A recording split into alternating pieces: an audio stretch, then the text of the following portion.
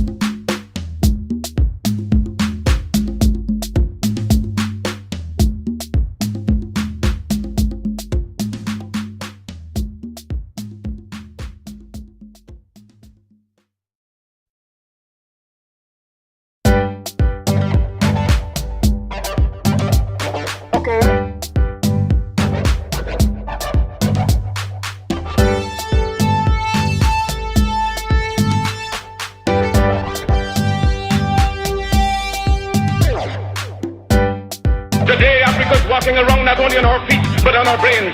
You can enslave as was done for 300 years the bodies of men. You can shackle the hands of men. You can shackle the feet of men. You can imprison the bodies of men, but you cannot shackle or imprison the minds of men.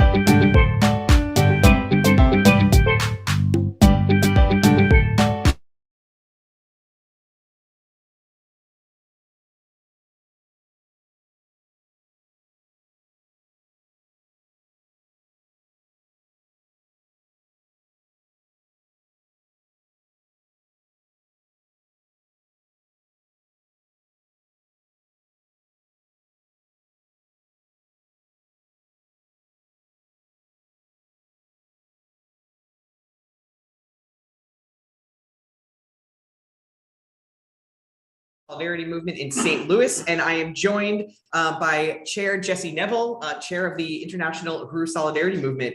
Uhuru, it means freedom in Swahili, and we are an organization of white people created by and working under the leadership of the African People's Socialist Party, and we are honored to have with us today the leader and the founder of the African People Socialist Party Chairman Omali Yeshitela. Salute to Chairman Omali Yeshitela. And I also just really want to salute Deputy Chair Onezene Yeshitela, who's the Deputy Chair of the African People Socialist Party, and is also the creative genius behind the Black Power Blueprint, which is one of the many institutions of Black Star Industries that is building political and economic power in the hands of the Black working class here and around the entire world. And yes, Uhuru, Deputy Chair. Yeah. And I just want to say that the point of this teach-in today, part of the reason is this is a national campaign to raise $30,000 for Black Star Industries, which is the independent, anti-colonial, African liberated economy that the African People's Socialist Party is building all around the world. And our goal for today is to raise $8,000 in reparations towards these amazing projects that are building power, and also to call on white people out there who unite with the right for African and all colonized people for liberation to join Uhuru Solidarity Movement, join under the leadership of the African Revolution. And you can do that at any time throughout the day by going to uhurusolidarity.org/join. And you can also pay reparations by going to uhurusolidarity.org/pay-reparations. I will now turn it over to you, Jesse. Uhuru, thank you, Len. Just want to unite with my comrade Len here and say that we're really excited to be here today for the Reparations Teach-In, and we are hosting this live from the Uhuru Solidarity Center, which is an incredible honor to be in this building owned by Black Star Industries, the African People's Socialist Party, here in the south side of St. Louis in the white community, where we are called on to use this space as a base of operations to build the movement for reparations to African people inside of the white community. And this was one of the buildings which came under attack by the US government and the FBI last July 29th. So it's really powerful to be here with Chairman Omali Yeshitela. I want to echo Len's salute of Chairman Omali Yeshitela, our leadership, as well as Deputy Chair Onezene Yeshitela, who I know is tuning in online. And I also want to appreciate Comrade Rage from the African National Women's Organization, who is here with us. Uhuru Rage. And we have other comrades here in the room. I want to appreciate Kitty Riley, who is a longtime veteran of the African People's Solidarity Committee. Uhuru, Kitty. And we also have John McCarthy from the Center for Political Innovation, who is here with us today and who was there with us yesterday at the March for Reparations, and who himself and whose organization has been there standing in defense of the Uhuru movement against these vicious attacks from the United States government from the very beginning. So we salute Comrade John. And I just want to welcome and also appreciate Comrade Akenge Mayele, the Chief of Staff of the Office of Chairman Omali Yeshitela, who is here. And of course, all of the other comrades who are here who worked to make this happen this powerful weekend. And I also want to extend a salute to our incredible lineup of speakers that we have in our Reparations Teach-In today. We have Chairwoman Penny Hess, the chair of the African People's Solidarity Committee. We have Director Akile Anai, and I want to give a special revolutionary birthday salute to Director Akile, who is sharing her birthday with us today to participate in this program. And Director Akile was born just 2 days before the heroic African uprisings in 1996 in St. Petersburg, Florida, after the brutal murder of 18-year-old Tyrone Lewis. So we're very honored to have Akile, who is the director of the Media and Communications Department of the African People's Socialist Party. We will have on with us the Secretary General of the African Socialist International, Luwezi Kinshasa, joining us from London. SG Luwezi, born in Congo, living in exile in London today, an incredible and brilliant leader in the African Revolution. And we will also have the chair of the Hands Off Uhuru campaign, Mwezi Odom, joining us live from San Diego, and our keynote speaker, Chairman Omali Yeshitela. So this is going to be a powerful, powerful day. And I also, before we jump into, first we have a spoken word poetry performance, and then our overview from Chairwoman Penny. I just want to say that the March for Reparations yesterday was historic. It was profound. We salute the march. We're going to pull up some photos of the march yesterday and some quick video clips just to show what an incredible stand it was from everybody who came out to stand under the leadership of the African Revolution, to unite with the Palestinian people through unity with the African Revolution, which is the genuine stand that white people can take to support and defend all oppressed and colonized peoples around the world.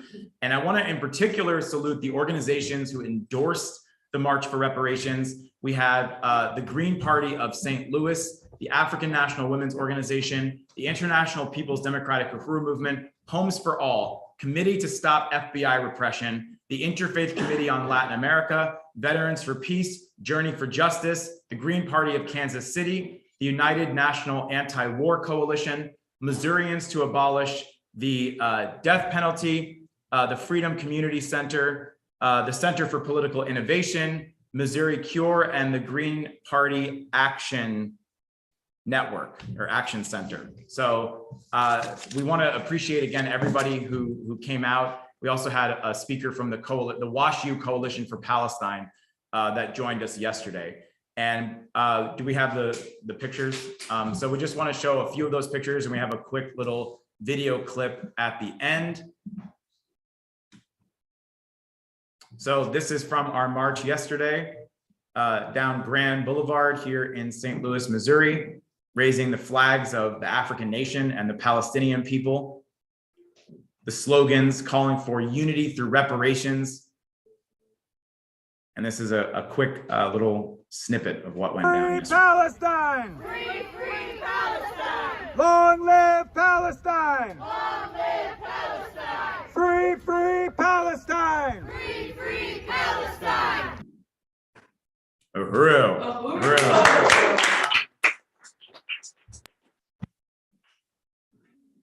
All right. And before we also move on, I just also really want to, again, salute all of those speakers and organizations who endorsed the March for Reparations to African people. And all right, and so we want to go ahead and get started. We want to bring up our first revolutionary poet, the amazing Grace be with you. Uhuru.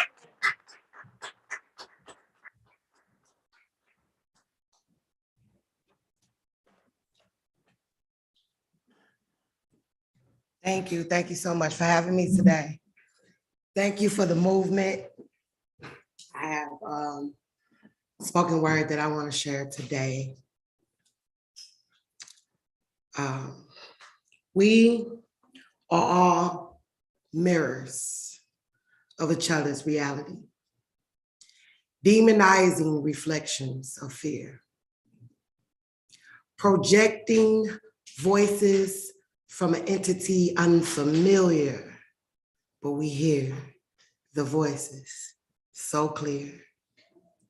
Looking for an answer, searching far and near, wherever we end up, guess what? There will always be a mirror. Dancing when the wind blows, rhythm of a rattlesnake, choosing a path to move along in this wicked world of hate, a spoonful of poison from somebody else's plate of tasteful desires, creating black and white pictures. But why? When we have many colors to show. We emulate others, but why? When we have our own abilities to rise like the sun in the morning. Tranquility in the sky like the gazing moon, we are connected. Our vessels to our soul have many faces, are ones that left us and went forth to set an example in this place. One more time, we must pay homage to our ancestors and say a prayer in the memory, pour libation to the trees, for it was their blood and sacrifice that we obtained the chemistry. We obtain the properties to be free like a prisoner locked away for 15. We all have the keys to unlock doors of misery. Will we not see the day that Martin Luther King said he had a dream? Only to be woken up with hollow red beams pointed at me while I sleep, R.I.P. Breonna Taylor. No more misery. No more mantras of I can't breathe, I can't breathe. No more early goodbyes, life taken from a mother's child due to police brutality, hearing cries, hearing screams.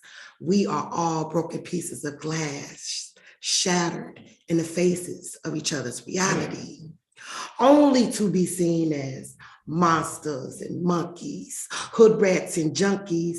Pass me that pen, please, so that I can ease my anger, put my pain to the pen and let it go on a piece of paper. See, that would be my weapon. That would be my transparency.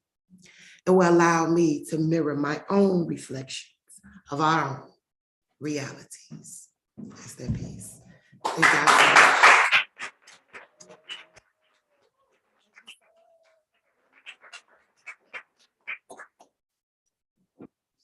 Uhuru. Thank you. Thank you. Let's give another round of applause for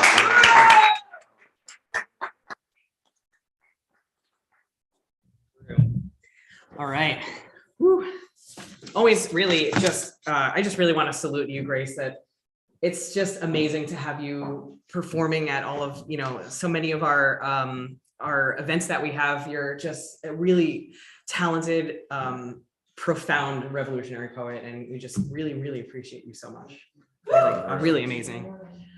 All right, so let me get back to it. So that was really great. And now we are going to switch gears a little, and we are going to turn it over to Chairwoman Penny Hess, the chairwoman of the African People's Solidarity Committee, who has been working under the leadership of the African People's Socialist Party since the party founded the African People's Solidarity Committee in 1976.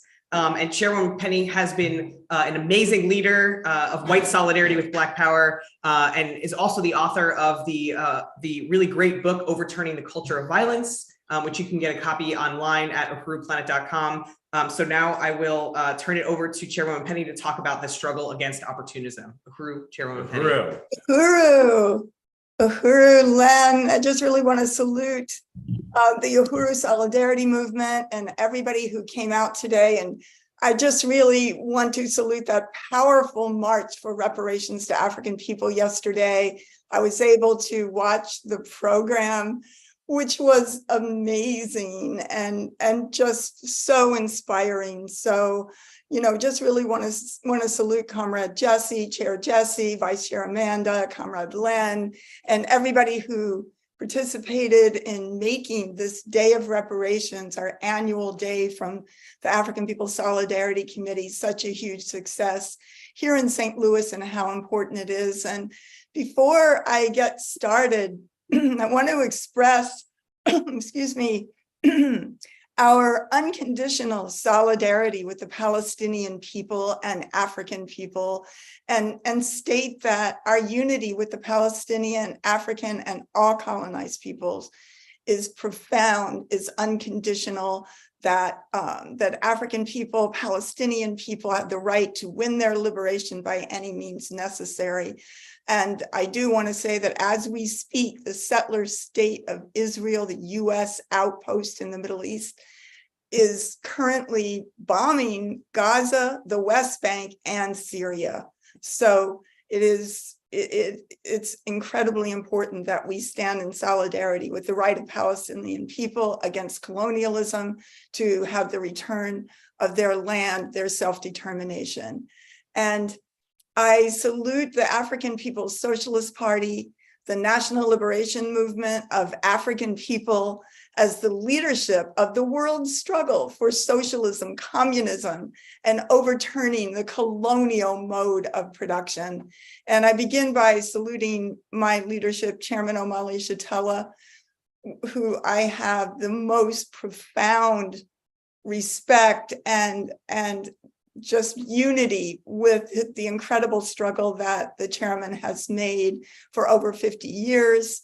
I salute the incredible work of Deputy Chair Onizine Yeshitela, who is building the liberated political economy of the African working class, actually putting it on the ground in absolutely beautiful and powerful way in North St. Louis, but in the over 50 institutions of the Uhuru movement. And I also want to say that I'm very honored to be here and salute Secretary General of the African Socialist International, Luwezi Kinshasa, who's going to be able to present today, the director of the African People's Socialist Party's agitprop and the editor of the Burning Spear newspaper, Director Akile, and the African People's Socialist Party's Secretary General, Muwezi Odom. So it's just an honor to be here today.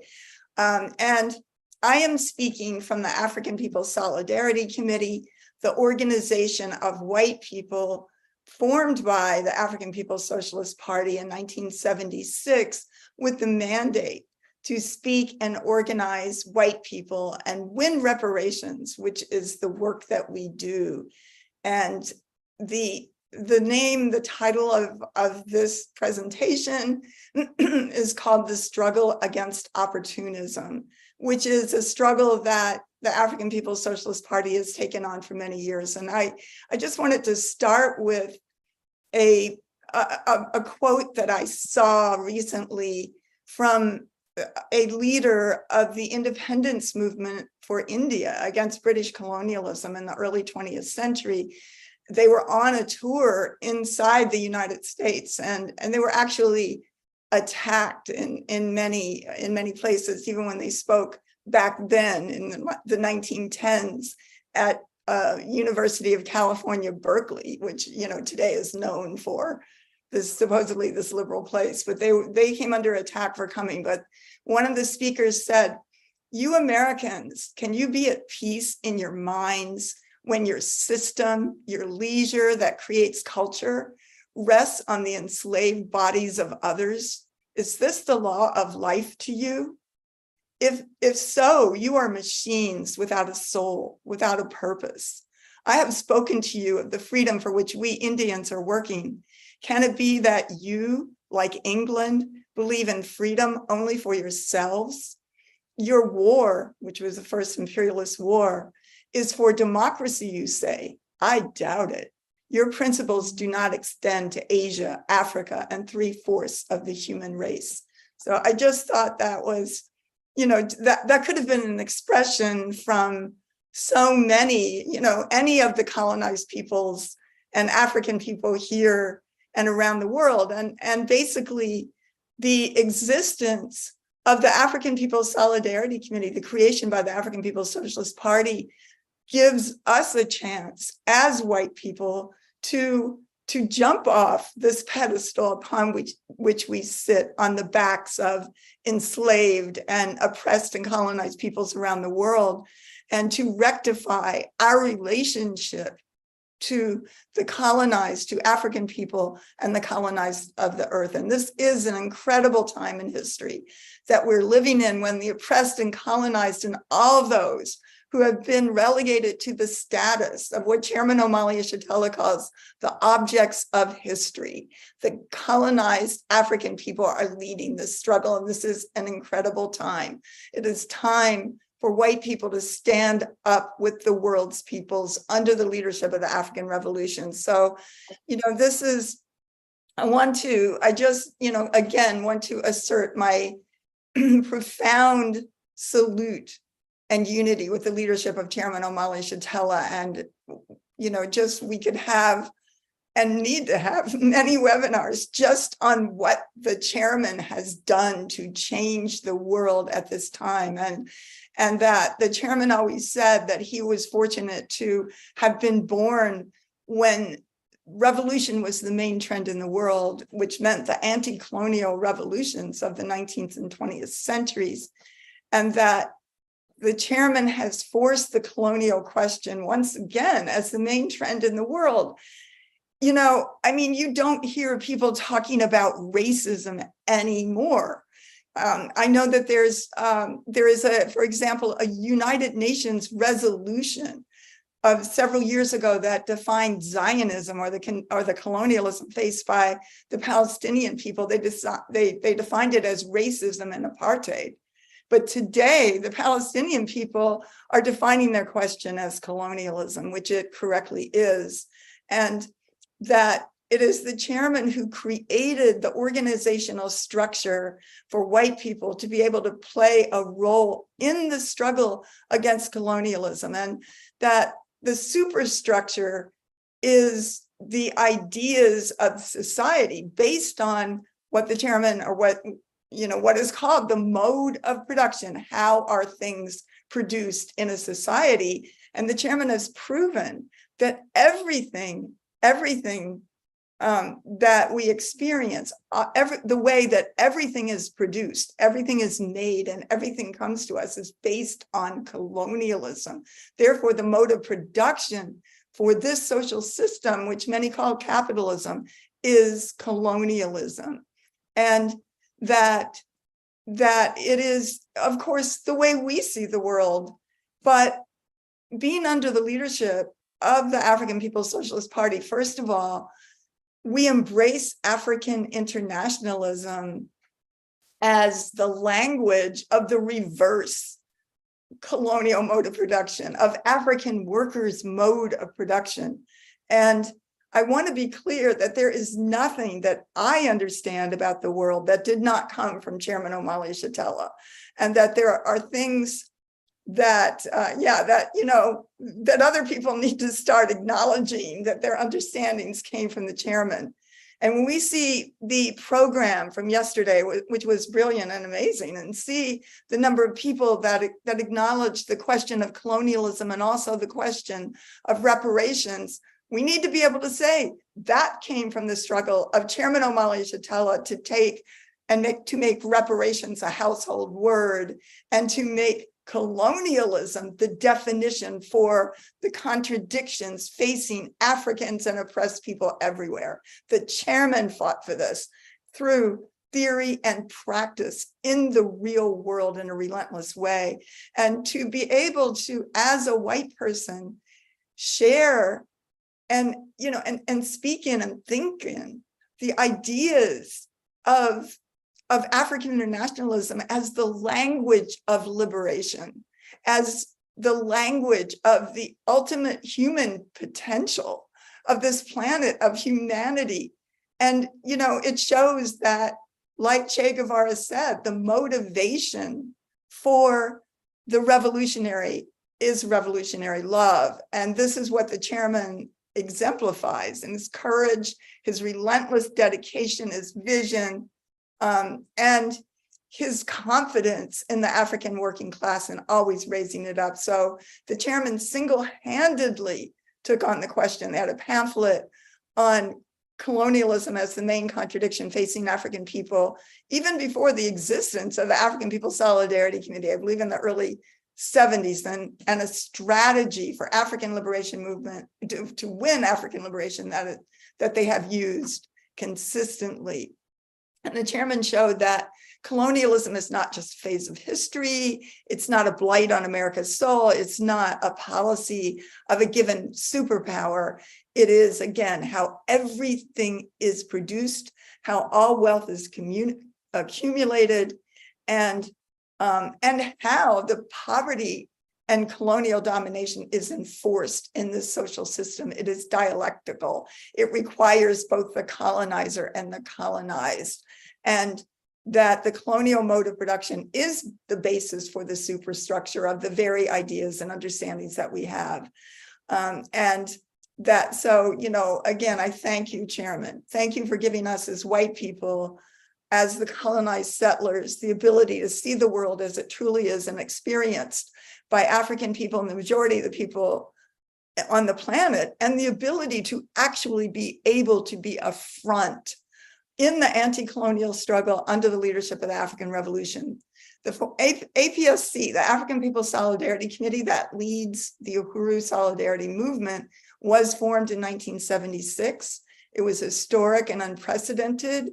the party put the colonizers under their leadership, understanding that the liberation of Africa and African people does not take place and cannot take place in a vacuum. It is part of a worldwide struggle of many fronts of including and embracing the anti-colonial struggle going on all around the world. And with the African People's Solidarity Committee, the party opened up the ability for white people to actually function as a front of the anti-colonial struggle. And I also want to say the African People's Socialist Party is the vanguard of the world revolution and the vanguard of the struggle for socialism and communism in this world. The African People's Socialist Party is a disciplined, extremely disciplined party of the African working class with the goal to totally liberate Africa and African people in the chairman's lifetime, and understanding that the liberation of Africa cannot, the liberation of Africa will not allow this colonial mode of production to exist side by side and parallel with it. It means the total destruction of this parasitic, vicious system that we live in. And the Vanguard Party means that it takes upon its shoulders the responsibility to lead the revolution, to solve the problems, to be out in front, to be on the front lines, paving the way, and to stay the revolutionary course, to never get off message, to keep going forward to what it is, to the liberation of African people and end an overturning of this vicious parasitic social system built on their backs, to fight counterinsurgency and to advance the worldwide struggle through political and organizational discipline. And it is a huge responsibility which the African People's Socialist Party takes very seriously and which it does carry out every single day. And that, sometimes we voice understandings without knowing exactly where they come from. But it is the party that's won the question of colonialism, won the question of reparations as a revolutionary demand that we're going to talk about a little bit later, and that the struggle for African people is a struggle for national liberation and power in their own hands, not a struggle against racism, the ideas coming from the superstructure of colonialism, the ideas in white people's heads.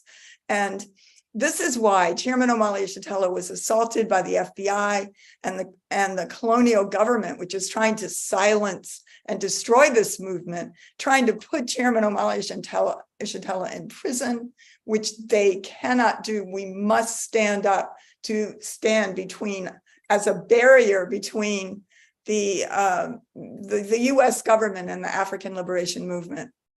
And the party sees that the struggle of the Palestinian people or Mexican people, indigenous people, the Sandinista Revolution or the Irish Revolution as another front of the same struggle of African people. It is one united anti-colonial struggle. The existence of APSC enables us as white people, as the colonizers, to join this worldwide anti-colonial struggle and play a role. It lets us enter into the liberated African workers' mode of production and take responsibility for the history and present crimes of the colonizers. The existence of APSC and USM allows us to join the future for the first time. And it lets us be not just well-wishers, not observers, not allies. We're not even solidarity in the general sense that it is used in the white left, like the Nicaraguan Solidarity Committee. But again, we are a strategic front of the African Revolution. And it took the chairman and the African People's Socialist Party years to struggle with us to win this. But we do understand that the African Revolution is our revolution too, and that Chairman Omali Yeshitela is our leadership too, that the road to socialism is painted black, as the chairman said, and that there's not going to be another white-led socialist movement that is parallel to the African Revolution. It is the African Revolution coming out of the pedestal upon which the system is built that leads the way. A lot of people talk about ending capitalism and they talk about the international working class, but they never mention colonialism as the central contradiction in the world. They liquidate the two different realities faced by white people and African people, the colonizers and the colonized, that everyone acknowledges is real here and around the world. We're talking about ending capitalism. They are talking about ending capitalism without mentioning that this country is a settler colony stolen from the indigenous people with wealth, stolen from the labor and geniuses and resources of African people who are still colonized today. The chairman has shown that Europe was not poor. The chairman has shown that Europe was poor and under feudalism, that there was no democracy or constitution assuring inalienable rights of citizens. There was no such thing as citizenship in Europe. White people were feudal subjects, were not citizens. And they were subjects of the nobility, not citizens with rights. And even the aristocracy was poor. As the chairman always says, Isabella had to hawk her jewels for money for Columbus to go out as and begin the genocide against the indigenous people. And the chairman always asks, well, what transformed Europe from a backwards, impoverished place? Not the guilds of the Middle Ages, the cobblers, the artisans, the merchants, and the traders that as the left says, or some people say, that pooled their money and suddenly got rich. What the chairman shows is the quote from Karl Marx about the primitive accumulation. This is something that the chairman read at the very first founding conference of the African People's Solidarity Committee in 1976. He quoted Marx as saying, the discovery of gold and silver in America, the extirpation, enslavement, and entombment in mines of the Aboriginal population, the beginning of the conquest and looting of the East Indies, the turning of Africa into a warren for the commercial hunting of black skins, signalized the rosy dawn of the era of capitalist production. These idyllic proceedings are the chief momenta of primitive accumulation, the first accumulation, the startup wealth of the system known as capitalism. That was, again, the assault on Africa, the massive kidnapping of hundreds of millions of African people, the theft of their labor, their genius, their resources, their gold, diamonds, oil for 600 years, the massive influx of resources into Europe, the European imposed genocide in the process of consolidating the colonial mode of production has been unprecedented in history. The creation of massive plantations for sugar, cotton, indigo, and tobacco, powered by the labor of stolen African human beings on stolen indigenous land, birthing the capitalist economy of Europe, with factories now building ships in Europe and processing these primary natural resources which were coming from enslaved labor in the colonies throughout Africa and throughout the world. This took massive violence. It took brutal, genocidal, colonial domination of the world, and there was resistance everywhere, from Lapu Lapu, the courageous Mactan fighter of what is by the colonizers called the Philippines, who killed the rapist colonizer Magellan, the Haiti Revolution, which actually put white people under their leadership for the first time, the Maroon uprisings, the courageous uprisings of enslaved African people everywhere, the resistance in Congo, Southern Africa, Namibia, the brilliant indigenous resistance fighters, anti-colonial fighters inside the US and this hemisphere, and the resistance in India, Vietnam, China, and Mexico.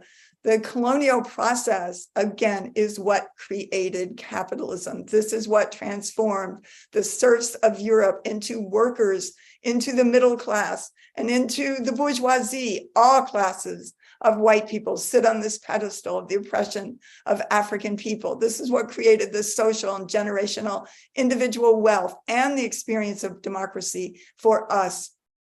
And white workers weren't passive and participated as the white people's colonial army, as the chairman has said, and for hundreds of years could murder, rape, torture, mutilate, steal from, demean, and generally terrorize African people as part of the amassing of white wealth and land, and paid no price in law or reparations or anything else.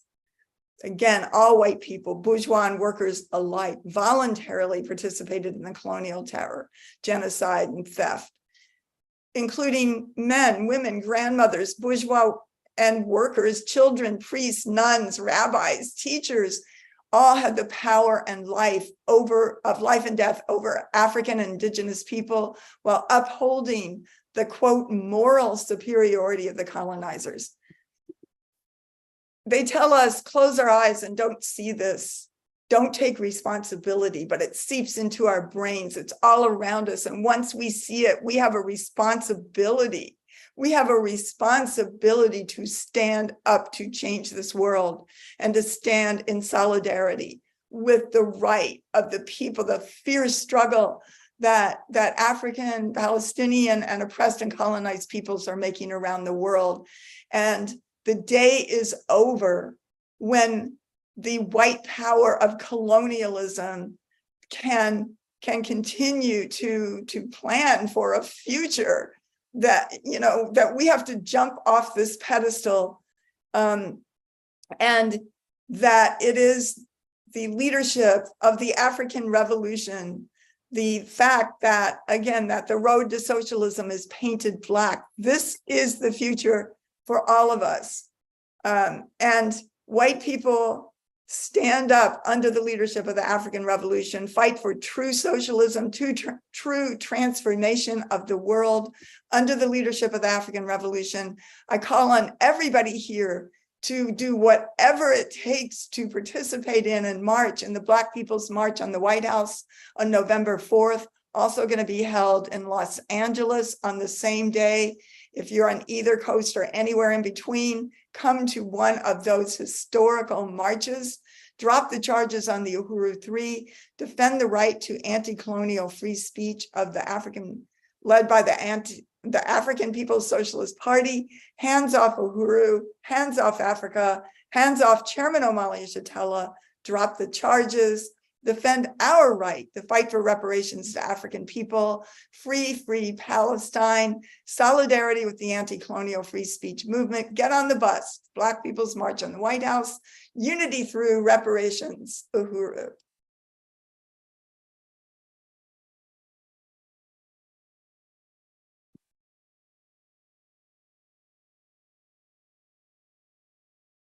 Thank you so much, Chairwoman Penny. And without further ado, I will pass it along to our main presentation here, Chairman Omali Yeshitela. Uhuru, comrades. I don't know about the main presentation, but I do appreciate being able to be here. And I want to express my appreciation also to the Uhuru Solidarity Movement, to African People's Solidarity Committee, to the ones who have organized this process, to the extraordinary presentations that's been made up to now by the comrades, the splendid culture that reflects the anti-colonial will of an African population, comes straight from the soul of Africa, demanding to be free, demanding to, in the process of winning our physical freedom, also culturally, spiritual freedom. And I want to express appreciation for that as well. Also, want to recognize that we do not have with us present in this room the Deputy Chair Onazene Yeshitela, but she's already been identified as such a critical force in this process, in this movement, generally speaking, globally, and specifically also the work that's done here in St. Louis. And of course, we cannot move forward without expressing the deepest, most profound solidarity with the revolutionary movement that's occurring now in occupied Palestine. There are butchers who are assaulting our people there. And we recognize that we are looking at one struggle that's occurring on different fronts, and that the colonial question is a profound question that afflicts the whole world. The planet Earth has suffered mightily as a consequence of colonialism. It has not only extracted value, human and material value, from people, and especially from Africa, the source, the initial, where the, excuse me, this mode of production was initiated like some 600 years ago by Portugal. But it is also something that, again, the peoples of the world have been locked into and have had to deal with. And there's suffering everywhere. Every contradiction that we look at in the world, the oppression of women, the ongoing assault, generally speaking, of homosexuals, the expropriation of value from working people, just the horrors that people experience under this social system, in this life, have their origin in the rise of the colonial mode of production. And we need to say that, because what it does also, colonialism, is it obscures for many people this reality, and especially for the colonizers. Because the truth of the matter is, when we talk about a colonial mode of production, we talk about a total system. We're not talking about something that simply afflicts Black people or Palestinians and other people. We're talking about a total system. And it locks the whole world into a parasitic, contradictory relationship, of parasitism. It's defined essentially by parasitism. And so white people who assume that somehow the workers can be free, white workers, or the white women can be free, or white homosexuals can go without being oppressed, et cetera, as long as this filthy foundation that all of this rests upon continues to exist, it's illusory. And especially, I'm talking about growing up with the perception that's being promoted historically, at least for the last several hundred years, of the genius of white people, more educated, smarter than everybody else, and doing the stupid stuff of sacrificing your own future to this contradiction, because you live in what could be considered a gilded cage. Because the fact is that we all exist in this same process. And despite the fact that it is a gilded cage, it's a cage, damn it. And the only way out of it is to work with the foundation of this whole system, and under the leadership of the foundation, because everything is obscure, because there seems to be a payday at the end of the day for the ongoing oppression of Palestinians, the ongoing oppression of Africans, the ongoing oppression of people in the Middle East. There seems to be a payday associated with it. You're looking for the gas prices to go down, and the gas prices can't go down because the people in the Middle East are fighting, or in Africa, fighting to control their own lives, which means that the profits are impacted in some way or another, or the perception of profit being impacted, that allows the major corporations to bleed the people. It's a social system resting on colonialism. I want to say this issue of Palestine is really important to us. And I want to say this also in the face of the November 4th mobilization that we and the African People's Socialist Party, the Black is Back Coalition for Social Justice, Peace, and Reparations, the 15th annual mobilization on the White House that we have done.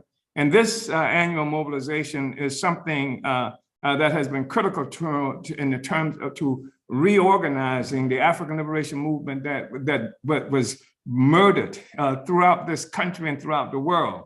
I'm talking about a period of the 1960s in particular.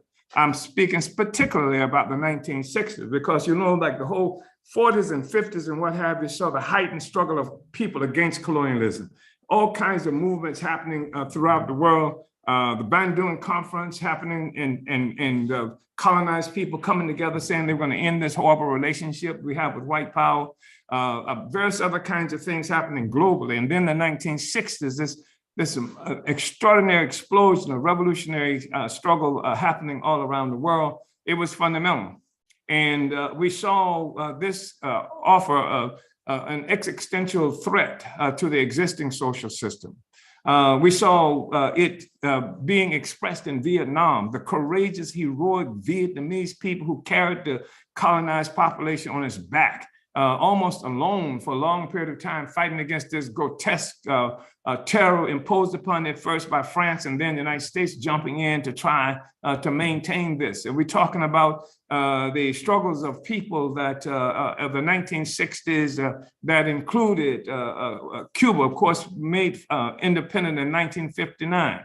1960s, we're talking about the murder in 1961 of Patrice Lumumba in Congo, because Lumumba was joining with Nkrumah and other people who were talking about uniting Africa so that African people could have control of our own resources. And the US government participating in overturning the government of Nkrumah.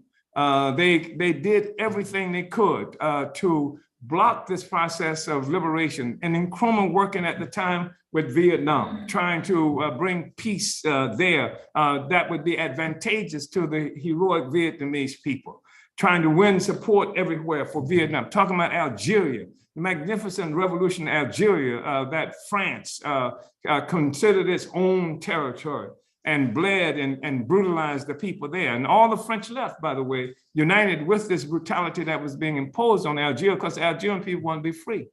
And they said that's ridiculous because Algeria, they characterize it as a part of France. And so it's a ridiculous assumption. This is the white left too. This is the French left that united with that. There's this kind of history associated with it. By the 1960s, the Palestinian movement expressed itself to the world in a certain way that Africans move quickly to unite with the struggle of Palestine. Malcolm X was in Gaza. Malcolm X was in Gaza in 1964, just a few months before he was killed. And I'm saying there is no coincidence that the work that he was doing in Gaza with the Palestinians, with the Arab people, generally speaking, there's no coincidence that they had to murder Malcolm because he made that kind of move. And part of what that move meant was the ending the isolation of the African Revolution and bringing all of the revolutionary forces of the world together. And Malcolm was there. And a Student Nonviolent Coordinating Committee. I was a member of SNCC, which in 1967 came out in support of the Palestinian Revolution. And yeah, I was just looking at something the other day.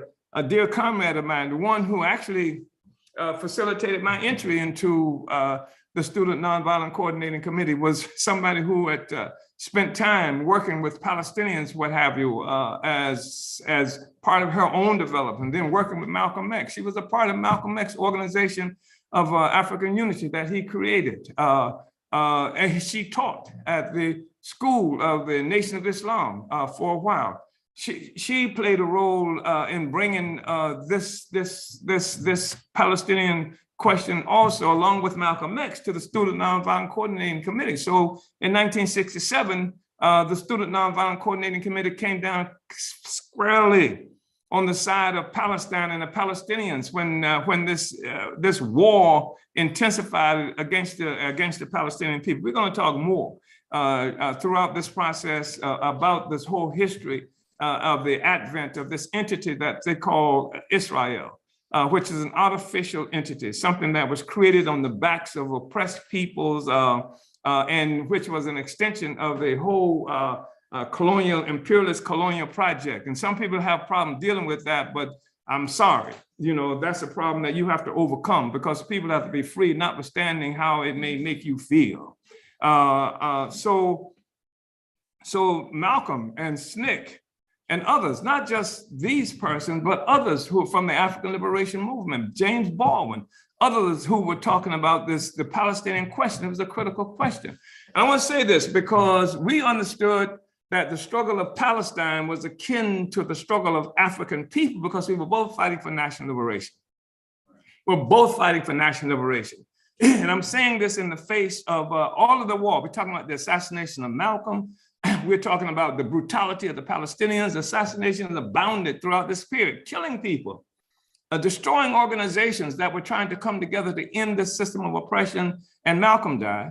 and the assault that's been made on the African People's Socialist Party, the Student Nonviolent Coordinating Committee paid a horrible price.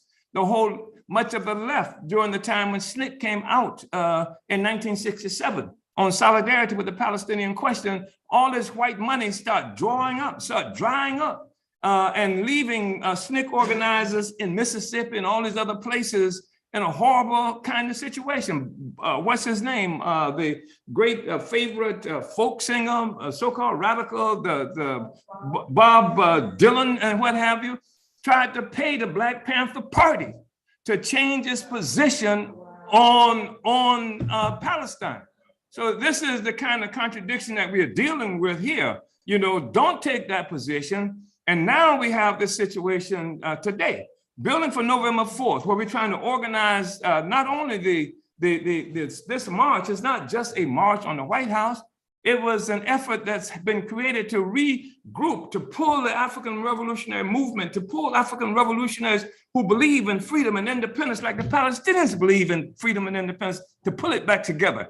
After the assassination of Malcolm, after the destruction of the Black Panther Party, after the putting so many militants in this country in prison, helping to destroy the revolutionary project of African people throughout the world. So we're trying to pull it all together. We've been successful. That's why this is the 15th year that we are making this happen. This is not a contest between who's got the most people to participate in an anti-war movement. This is not a contest between who's going to lead the anti-war movement. This is a contest around national liberation, Palestine and African people. That's the question. And somebody is trying to minimize that. And the move of the African People's Socialist Party. We were founded in 1972, coming out of the 1960s. My political involvement started in the 1960s in a really important kind of way. And from the very inception, we've been under attack, under assault, but we said what we're going to do is complete this revolution. Because the revolution was not just the military assault on our movement was not just the physical removal of us, but the ideas, the philosophy, the trajectory that we were involved in and uniting and being a part of the whole revolutionary struggle of the peoples of the world. That's what came under assault as well. That's why SNCC had to be attacked. That's why Malcolm had to be killed. That's why the attack on the Black Panther Party happened. It was an internationalist organization, not some local organization that's seeing who can get the most people to some kind of rally, some kind of march. The march and rallies were certain things that were done to facilitate the struggle for what? National liberation. That was our objective. In every instance, we saw forces trying to block that, trying to keep it from happening, killing people. And you know, most recently, just last year, July, the United States government attacked my home, attacked 7 different properties of our movement, stole equipment from us, tried to terrorize the people in our communities so they wouldn't be associated with us, stole money, diverting resources that we were using, just like they were using resources in Gaza to rebuild the community for the Palestinian people. We're doing the same thing here because every success we have in this arena negates colonialism. That's the contradiction. It's not just that we got a basketball court over here, a women's doula over here, a women's health center over here, a workforce program over here. That's part of it, but every success that we have, it exposes the colonial powers. Because if we could do it, if just a handful of us, we can make this happen, why doesn't the government do it? Right. And why would the government do that? So we reveal ourselves as an alternative to this relationship that we have with the colonial government. We don't need them. They're in our way. They are the ones who kill us and try to do everything they can to prevent us from being free. That's the thing that we are dealing with. And I'm just saying there's a nasty thing that's happened. You know, when we talk about they burn churches, they burn our institutions, the banks sanction us. All of this is a part of a process. And then the thing that happens is this white settler organization that calls itself the People's, what is the Party for Socialism and Liberation? And this at least this organization that calls itself Answer, when it's just as we are preparing to move, just as we won more people from all around, white people, militants, Palestinians, Mexicans, Filipinos, everybody now be involved in an anti-colonial movement, and it's telling them to drop the charges, because here is the center of the contradiction for everybody in the world. The contradiction of Palestine is located right here in the United States. The fact is the illegitimate white nationalist state of Israel could not last for 2 months without what they get from the United States. So any effort that would block an anti-colonial free speech movement, because this is not them attacking us because of dissent, as they like to say. This is attacking us because we are organizing and saying things that exposes the colonial contradiction, that works to organize people in the fight to defeat colonialism. And so they attacked us, and they attacked us on 1,000 different fronts. And I don't separate the thing that this white nationalist organization called the Party of Socialism and Liberation, that leads this other organization that's called ANSWER. I don't separate the attacks that came from the federal government on July 29th of last year from this attack that they're making on us as well.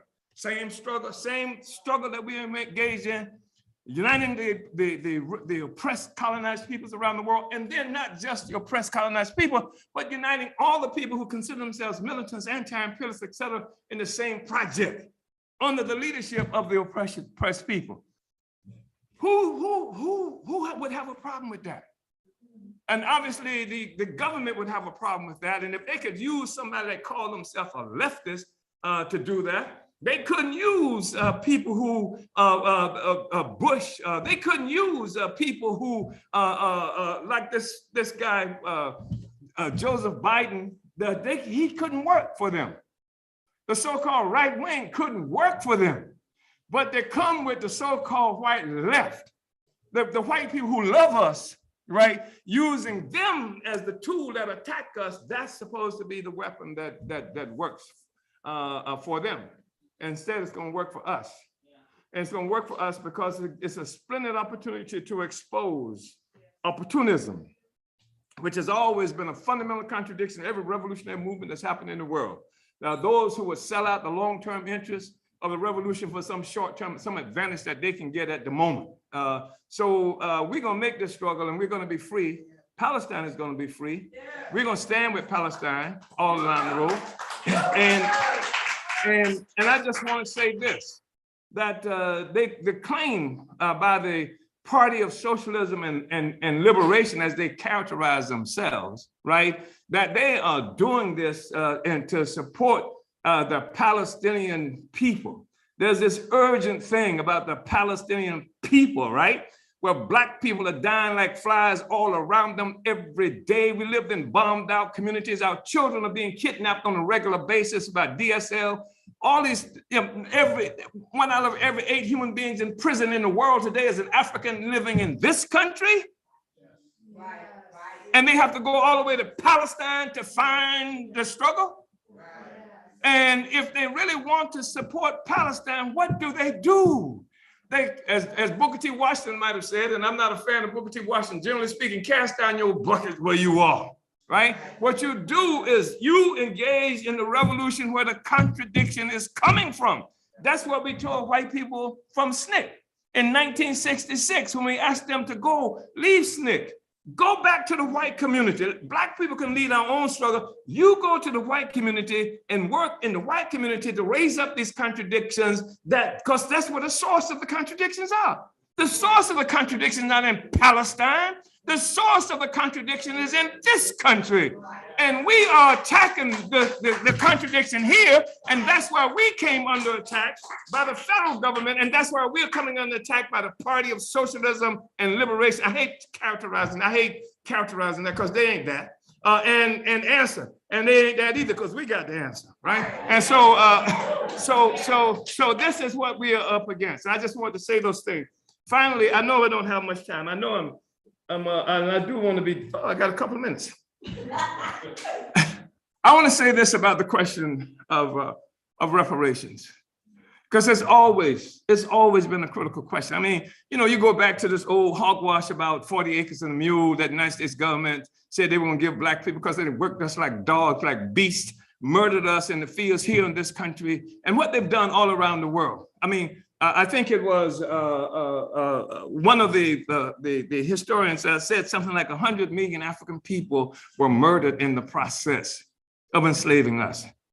100 million African people in the process of enslaving us. And then subsequent to that, how many Africans have died? I mean, something like from 12 to 15 million African people in Congo alone, killed by Leopold, right? This is the kind of reality that we have been confronted with. And here we're looking at the essential contradiction in the world.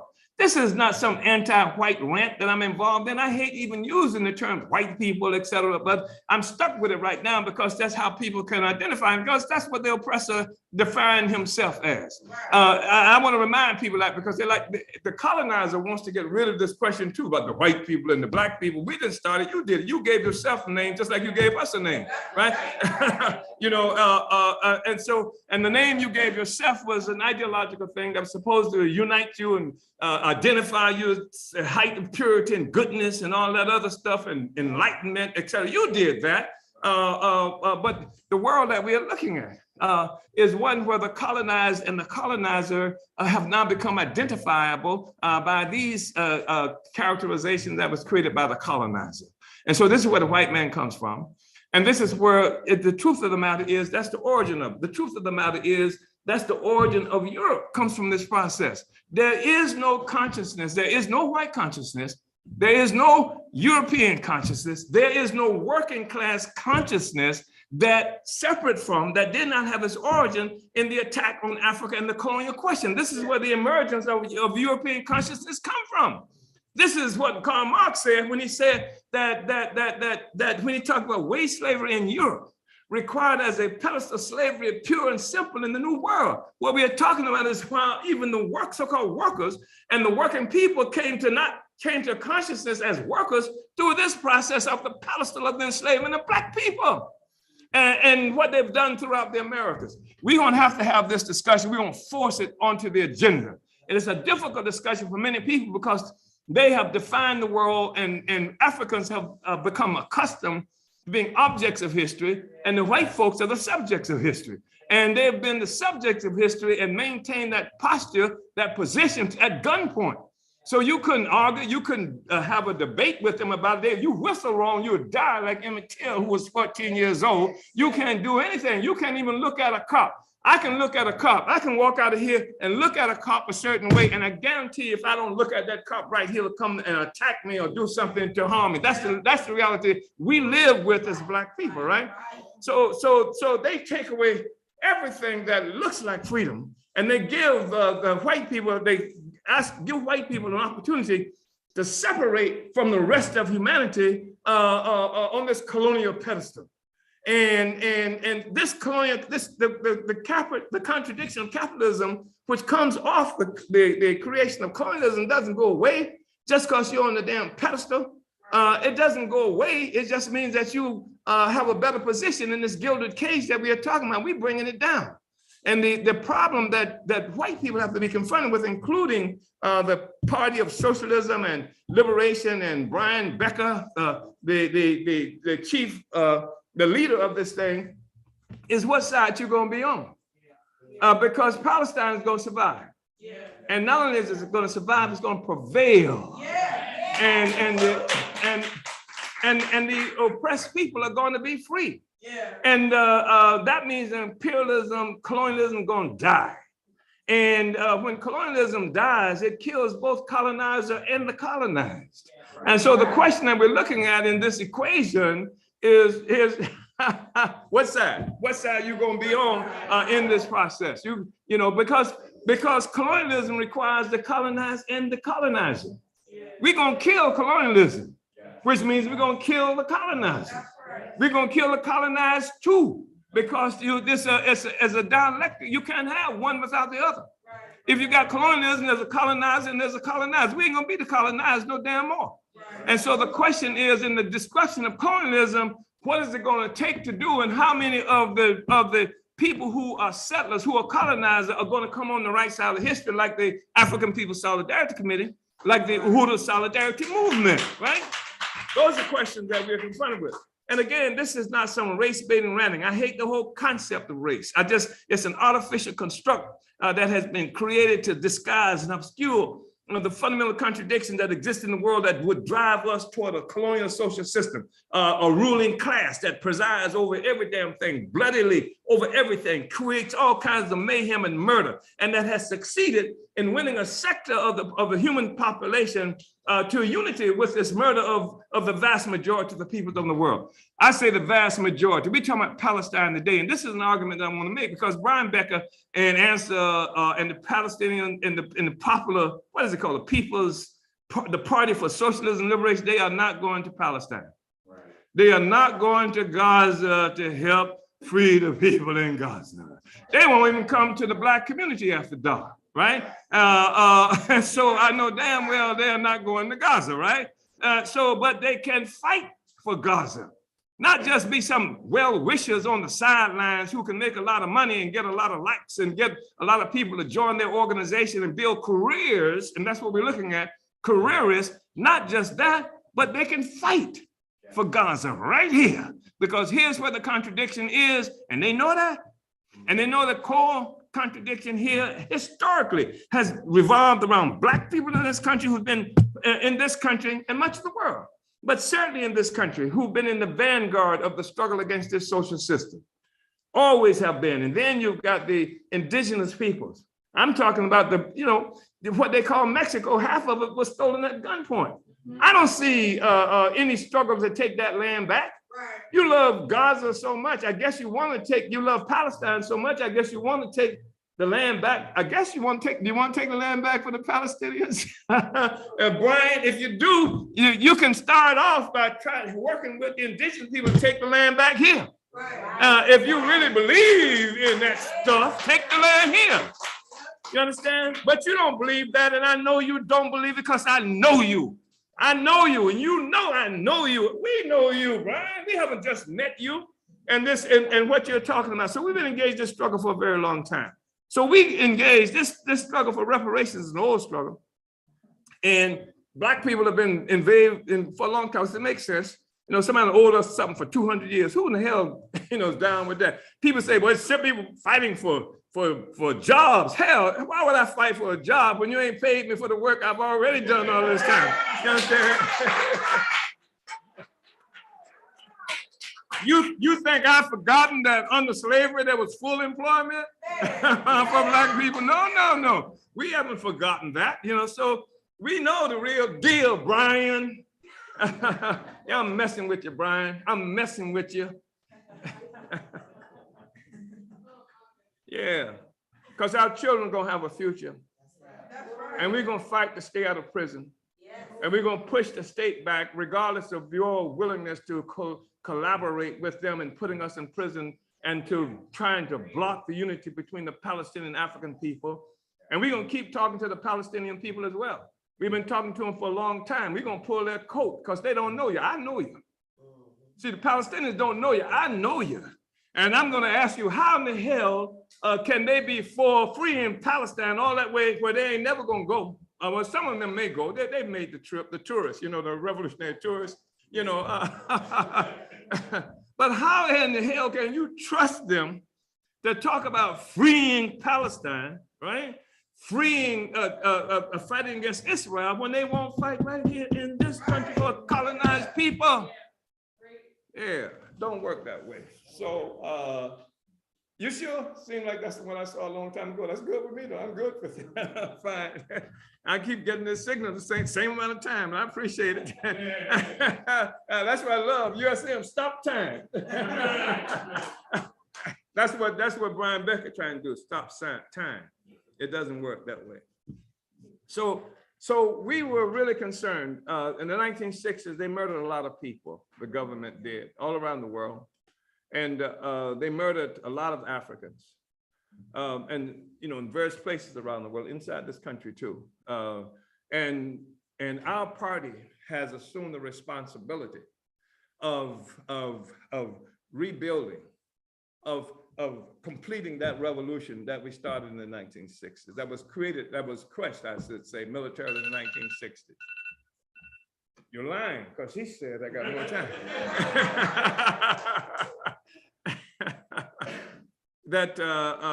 That's what has been a serious objective for us, because that's the thing they wanted us away from, the whole question of national liberation.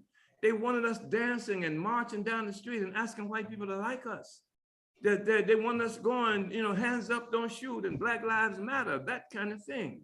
When the question is not whether Black Lives Matter, the question is whether Black people can come the possessors of our right to live, our ability to live, right? And so, and that's a struggle against colonialism. And so that's the thing that we've been struggling with all this time. They killed people. There were mass arrests in this country, people who, in this meeting perhaps, I mean, here and on social media, will perhaps not be aware of it. But there was mass arrests of militants, Black people throughout this country to crush this movement, genocidal assaults around this country. The co-founder of the African People's Socialist Party was killed. And there were other people who were killed all over the place, and many people still in prison today. I mean, I think Rochelle McGee, who just died, was in prison for something like 58 years. Sundiata Acoli, incredible heroic man, Assata Shakur hiding in Cuba, that the United States is trying to destroy also because this stands against this whole colonial project, right? So the thing is, we've been struggling to rebuild this movement and move away from this, the reason this whole anti-racism thing achieved such strength in the 1960s, because they killed the anti-colonial movement.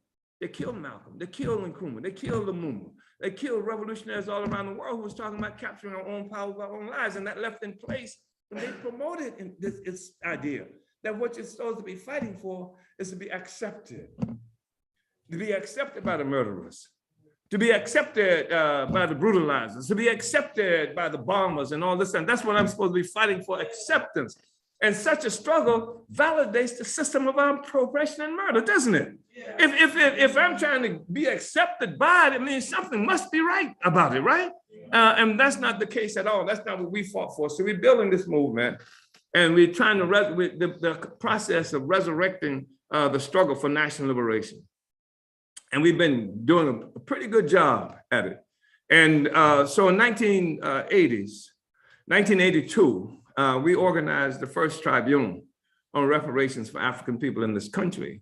And we did that in the 1980s because despite the fact that Africans have been dealing with this question for a long time, the 80s gave us a particularly significant opportunity to do this because this was the time of the advent of the Ronald Reagan administration.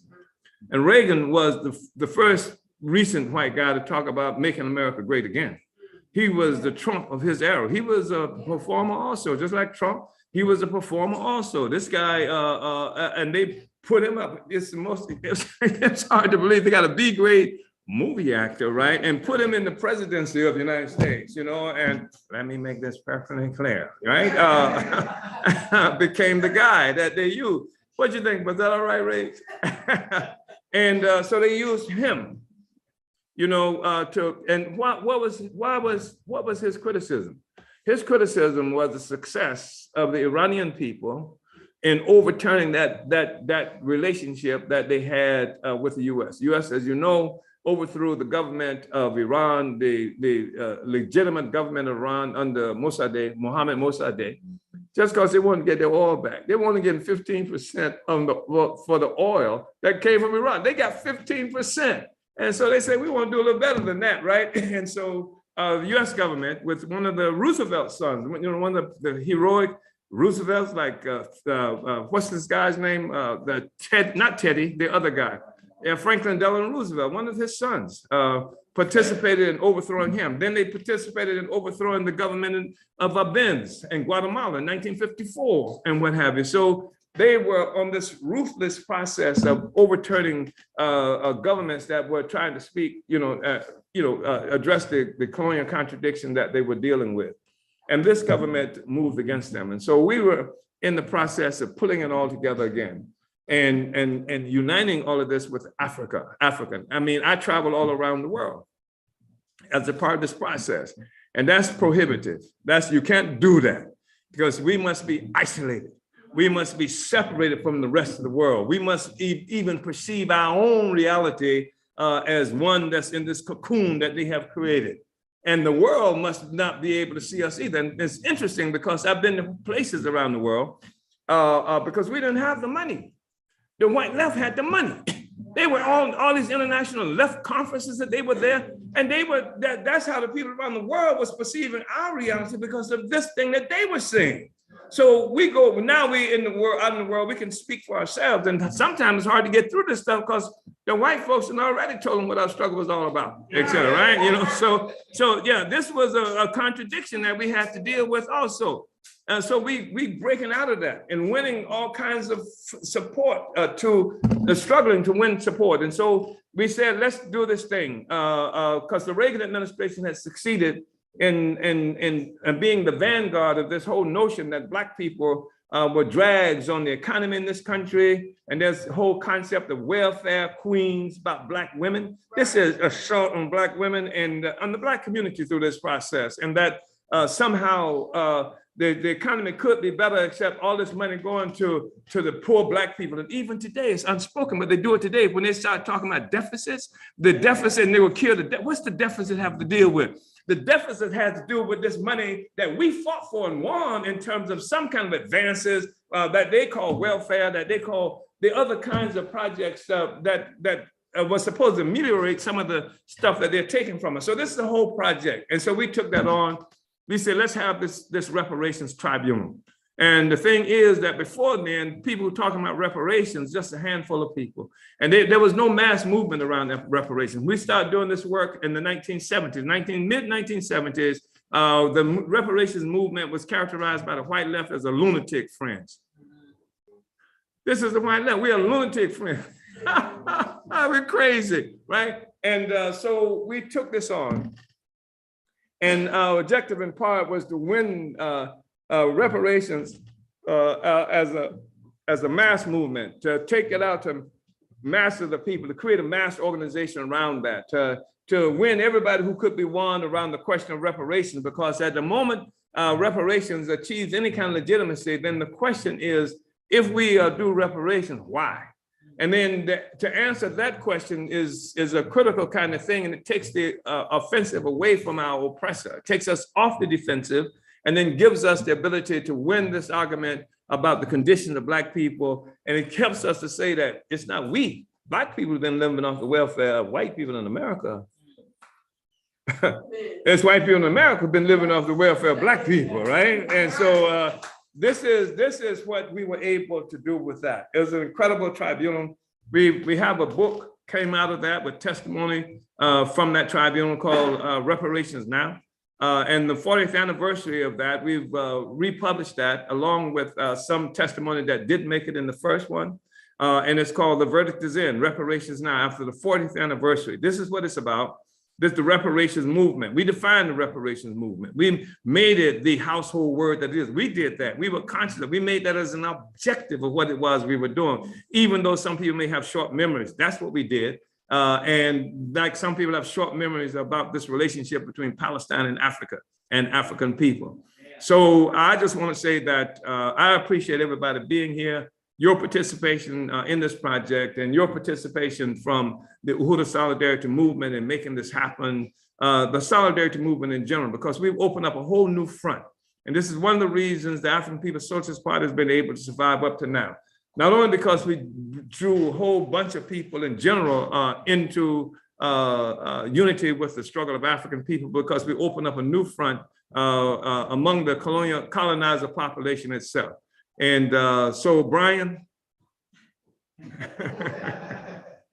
we're coming November 4th, and we're coming hard. And everything that we did before, we want to just reiterate the fact is that they put Obama in that seat to obscure the colonial contradiction, among other things, and to give colonial terror about the United States a blackface, just like they got a blackface now over the Pentagon, just like they got a blackface now over AFRICOM that's killing Black people in all over Africa right now, Just like they got a blackface over the Joint Chiefs of Staff. First time in history we've ever seen anything like that. But the entire military apparatus of the United States has a blackface, but we see through that, just like we see through the blackface of Answer Becker. We know who's working for whom. We know what the program is. And our program is for national liberation. And we're gonna win that. And you can't win it for us, Becca. It's something we have to win for ourselves. Just like you can't win it for the Palestinians, even if you want to. The Palestinians are doing that job for themselves. I want to say all power to the people and black power to the African nation. Uhuru.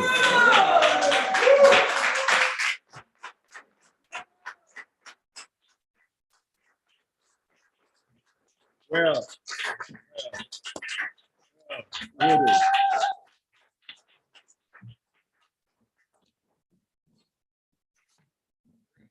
All right.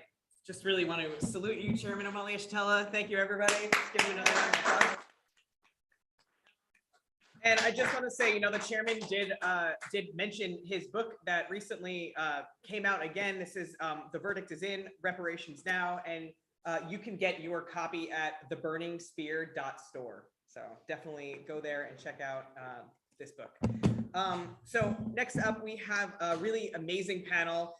Really quick before we get into that, I just really want to thanks everybody for tuning in, for being a part of this event today. And I just want to salute our comrade Casey, who upped her sustaining membership to $10 a month. So I just want to salute Casey for being a sustaining member of the Uhuru Solidarity Movement. And you can also, for people out online or people in the room, can become a member of the Uhuru Solidarity Movement at uhurusolidarity.org/join. And paying reparations to the Uhuru Solidarity Movement goes towards building independence and self-determination in the hands of the African working class. So just salute you, Casey. Next up, we have a really amazing panel that will have Chairwoman Penny Hess, Chair of the African People's Solidarity Committee, as well as Secretary General Louise Kinshasa of the African Socialist International, and Director Akile Anai as well. So first we will hear from Chairwoman Penny, who will be speaking on Europe's assaults on Africa and the world, and the onset of parasitism and the colonial mode of production, the leadership of the African Revolution. After that, we'll hear from S.G. Loezi about the world before the white man, Africa, African indigenous civilizations. And then we will hear from Director Akile about how democracy is for white people at the expense of Africans and colonized, and justifies genocide. So let's Uhuru, this is Penny. Yes, I believe S.G. Loezi is first, and then Director Akile, and then myself on this. Can you hear me? Yes. Okay, thank you. Okay, sounds good. Uhuru. So Secretary General Loezi.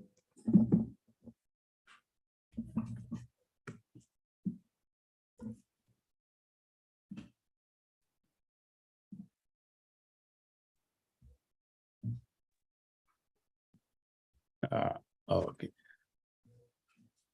Comrades, for everyone, I just want to salute Chairman Omali Yeshitela for being the answer to the defeat of the Black Revolution, not just in the US, but all over the world. So we don't have Nkrumah or Lumumba or all the great leaders of that time, but we have Chairman Omali Yeshitela, and you all know his historical contribution, ongoing contribution to bring Black people to political life, to complete the Black Revolution, as he always said, but also to bring the whole world in the same trajectory. And this in itself is just he's tremendous, just to bring the whole world to fight in the same trajectory, to recognize the centrality of colonialism as a most central question, that everything then has to be has to revolve around it. And when we say we are winning, we mean Chairman Omali Yeshitela is correct, and I can testify to that myself. I see evidence of it. Everywhere I go in Europe, I see flyers, leaflets of all sorts, repeating basically what we've been saying for years. Without putting our names, of course, but these ongoing. So I just want to salute that, and I want to salute Chairwoman Penny Hess, the chair of USM, Comrade Jason Neville. And I want to salute everyone who's watching this program because this is a tremendous program, and we all need to tune in and share it widely with all our friends and families, so we can maximize our views. So I have to be safe, good school, because this kind of presentation, you need a lot of pictures.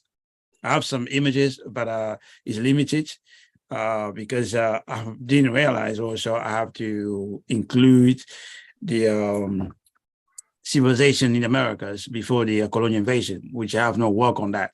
So I have to be self-critical for that.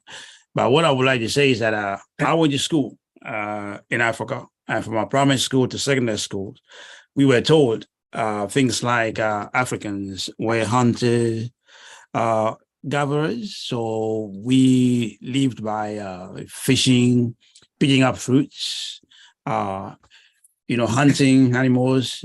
Basically, it's not a way of saying we were not civilized, because we didn't practice agriculture, we didn't practice farming. And I didn't know that was a lie at the time. It's such a nonsense, because Africa is the birth of agriculture. Africa is the birth of farming. And we don't even know when Africans started agriculture. Agriculture is fundamental to Africa. You cannot go to West Africa. You cannot go to Central Africa. You cannot go to Southern Africa. You cannot go even way back to ancient Egypt. Wherever you go, you see Africans, you will find agriculture being the basis of social organizing. And you can have civilization with agriculture. Agriculture is the foundation, is the guarantee that definitely you are into civilization. And so the colonizers, the scholars or the historians basically eradicate that page of our history, and they taught us. And I was born after Sogo independence. You will assume this something will be taught during during direct colonialism. No, it was taught in school. I remember that very well. And we were told things like Africa had no writing. This is just not a lie. Writing began in Africa. As I said, I don't have images to show you, but not only we're talking about writing that inspired people in the Middle East, the Phoenicians, and the Phoenicians worked very closely to the ancient Egyptian, and also the Greek got the alphabet indirectly from the Phoenicians. And you can definitely see the hieroglyphics, how it was transformed to Phoenician writings and then to Greek alphabet. All these things are documented. Maybe at another occasion, we'll bring you pictures. But to being taught in Africa, Africa didn't have writing. Even as I'm talking to you now, there are places in Africa where writings also existed independently of what I would say the colonizers brought with them at the time. You can take the Vai people in Sierra Leone, they have a writing. And the Bamun people in the Cameroon, they have a writing. In the Congo, I've seen at least two types of writings. You go to Eritrea, we've got a type of writing. You go to Ethiopia, we've got a type of writing. So all these, Africa had no writing system. Is just nonsense, just pure fabrication of the colonizers. And of course, we have to really also, you can't talk about African history without going to the beginning, the classical African civilization of ancient Egypt and Nubia, things like that. You just can't. As the great scholar Ante Diop said, if you do, you will be like suspended in the air with no foundation. And we cannot talk about history without talking about the calendar, because from the time you start counting, from the time you start naming the months, from the time you start, you begin basically to have a regular rituals, at the periodic dates, basically every year you're going to do that.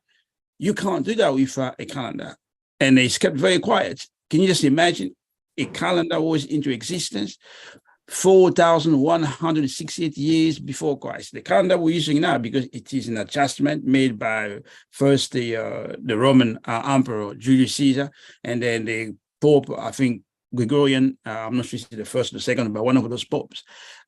They basically adopted the African calendar. So basically, the calendar we're using today is an adaptation, an adjustment, just a slight adjustment of an African calendar that was in use 4,168 years before Christ. You cannot come tell me, you don't know what civilization is, because when the calendar is being used, is a calendar that came from African people, and this is just something that is really fundamental. And we can talk about a lot of things. Just before the assault, in fact, before even I talk about the assault of Africa by the Portuguese in 1415, I think I have a book here, or where did I put that book? Here it is. You're all familiar. I'm not sure if we can see the slide, because I would like to share the image of Kanka Musa, the emperor of Mali, because not only this emperor made a pilgrimage to Mecca, and forcing the price of gold to go down in the Middle East on what was known the world at the time. So this Mansa Musa, as you can see, he made a pilgrimage to Mecca in 1329. This, you can see, it's just it's incredible. That's before, nearly 100 years before the 1415 aggression of Africa by the Portuguese. Not only he made that pilgrimage in Mecca and getting the price of gold to go down, he also exchanged embassies with Morocco, maintaining commercial and diplomatic ties with Egypt, Portugal, and Borno. And Borno is in Asia, right? But I'm talking here about Portugal. Think about it. Portugal is the one who initiated this assault. So Portugal was well aware of the wealth of Mali. And Mali was not limited to what is known as Mali today. It was bigger than that. But the point we're making here, Europe, what we call Europe, knew of the wealth of Africa, at least of the wealth of Kanka Musa. And that has to be told, because you all know these lies being told. They're looking for spices and things like that. They knew they were looking for wealth, for gold and things like that. And they have some ideas where that wealth was located, but they didn't have the means to track Africa at that time in 1329. So this basically is one thing. Africans in Mali produced or planted cotton. So you can assume Europeans knew all this because the Africans made clothes, and they are traditional clothes from Mali. If you look at some of those traditional clothes, I used to have a piece from there. You can tell it's very similar to what we call jeans in the US today, from cotton. So in Mali, and particularly the women work on that. They knew how to produce that, and also how to dye the clothes made from cotton. They made also using indigo and things like that. In the same time, all this before the invasion of Africa, in places like Senegal, African Senegal, they have a reputation for being great tailors. I'm not sure if you're using a word in the US, those who make clothes. And some places in Senegal, you had what do you call it? A lead tailor, someone who train younger people to become tailors, to do other jobs linked to, handling clothes. They could have even up to 1,000 young people doing apprenticeships, learning how to be tailors and things like that. These are things definitely that has nothing to do with the lies that Africans, we were hunter-gatherers and stupid things like that. When in reality, we already made tools, using iron. We produced iron. We were able to mix copper, tin, and other minerals like that to make basically two metals. These all before the Portuguese attacked Africa in 1415. So I just want people to be really aware of that. In a place like Congo, we produce Velcro. Velcro, nice clothes made of Velcro. You go to the Cuba right in the middle of Congo, the Cuba. They produce Velcro, and of a high quality. We didn't wait for the Portuguese or the English or whoever or Leopold II to come and tell us how to make a Velcro. And all these things I'm telling you, they are documented. You can see them in the museums, in the books, and things like that. They are documented.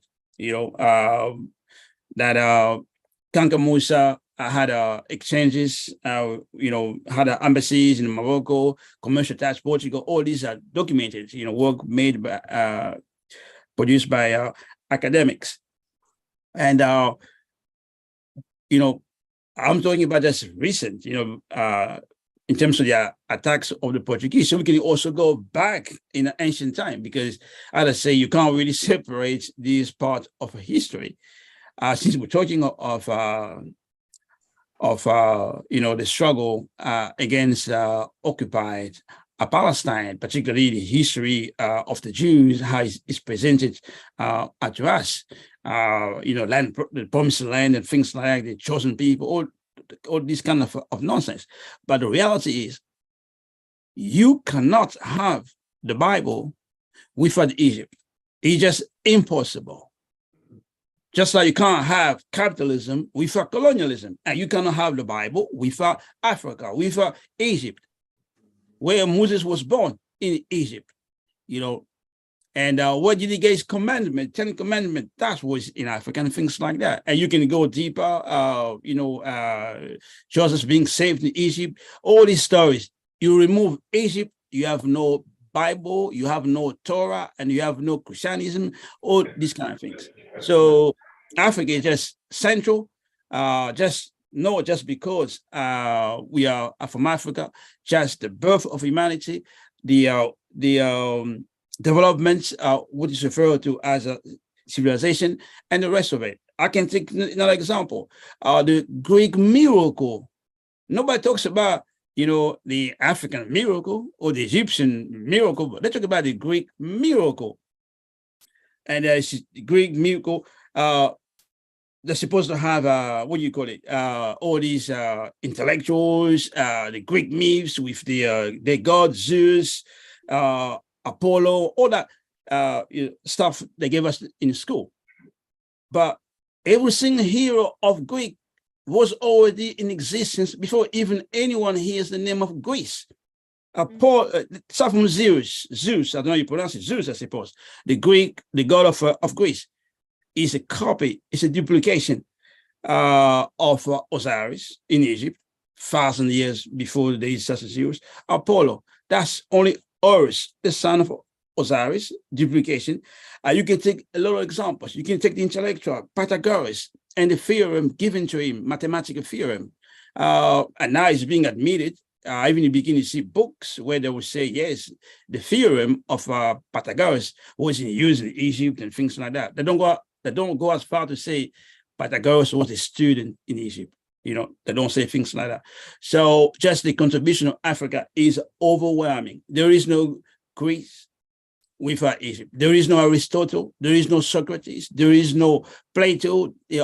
All these guys, there is no, all the names, supposed to represent their academia, the high, level for academia in Greece, they will not exist. And we have now some documented evidence also where they studied it. And all this is part of, the African working class is not aware for all those things. African people bourgeoisie, there are elements that people, African people bourgeoisie, who are aware of it, but the African working class is not always in a systematic way aware of the contribution of Africa in advance of a civilization, or make a civilization. What is the contribution of Rome and Greece and all that? The African working class is not always aware of it. And all these things are changing now because, before I forget, for a long time, people like Egyptologists or Egyptologists, they will write this stuff, and they will even tell us how to pronounce it, because the ancient Egyptians didn't use vowel, they only use consonants, and we would have difficulties to vocalize what the ancient Egyptian wrote. But and so the Egyptian would tell us, oh, I think this is, they give us a vocalization. It is arbitrary vocalization. But what they didn't realize, there is a Coptic language. And that Coptic language is no different from Bambara in Mali or Wolof in Senegal or Lingala, all these very, very similar. And if you know how to vocalize something in the Coptic language, you begin actually to unlock the mystery. Oh, yes, I know what you're talking about. We say in Israel like that. It's the same word. We say this way in Guinea, the same word. So, we have this phenomenon that gives you a clear cultural unity of Africa just based on Coptic language with hieroglyphics and the current African language. There's a unity with these three things that will change the course of history, how we understand the African contribution. In fact, we begin to even find out words in English and French and Latin. You find them in Bambara languages or Lingala languages or Swahili. You say, oh, this I know this word, it's the same. And these kind of things, the African working class, in terms of general knowledge, is going to increase, begin to know exactly what the world holds him.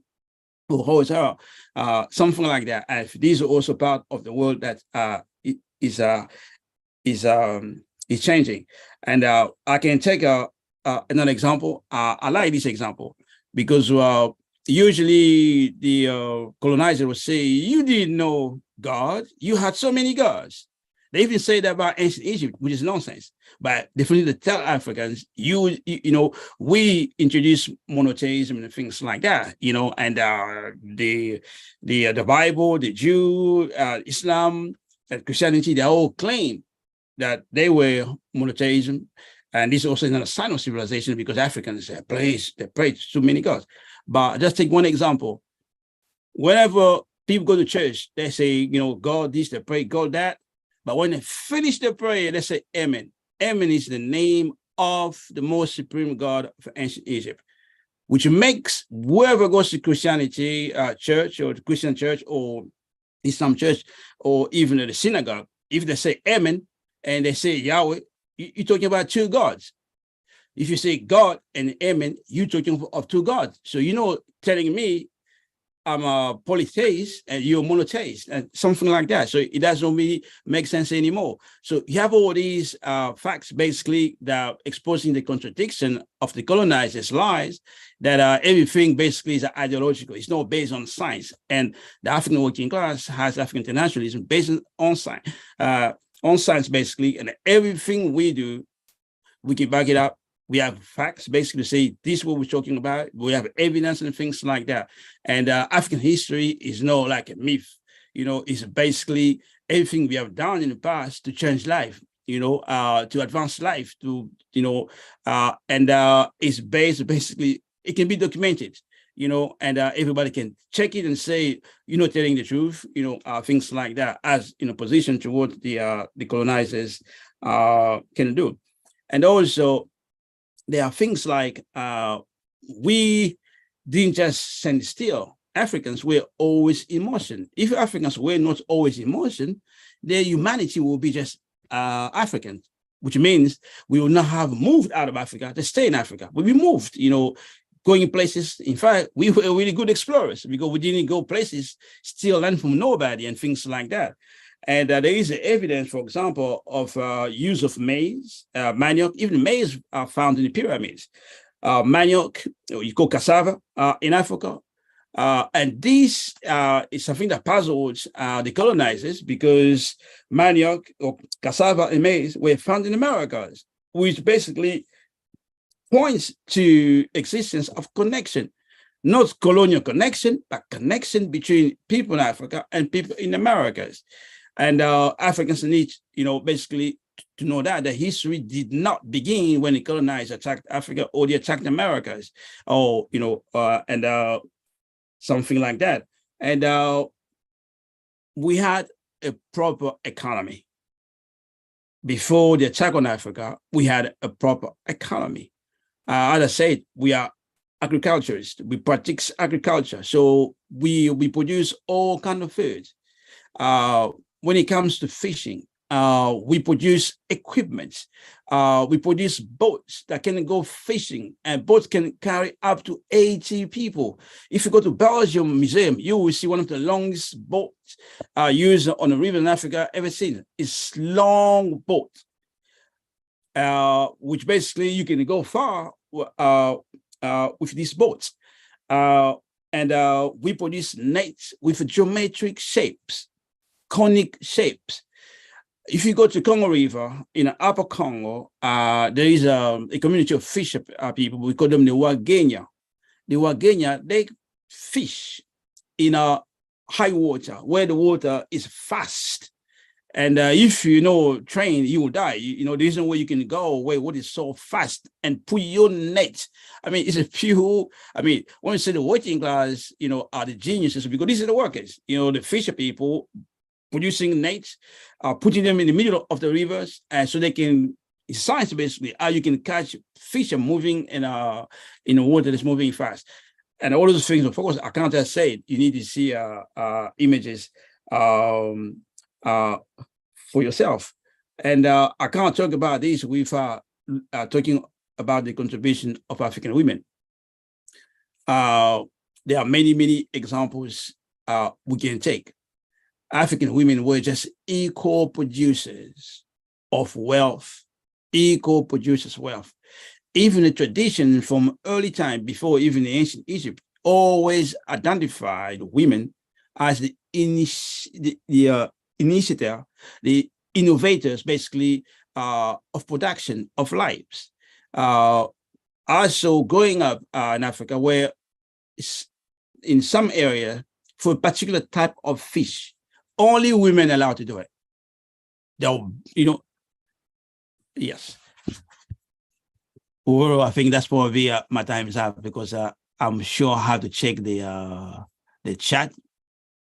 Okay, yeah. So I just want to salute everyone, for listening, and I think I appreciate being part of this program, and it's powerful teaching. And as the chairman said, free Palestine, free Africa. Welcome. Uhuru.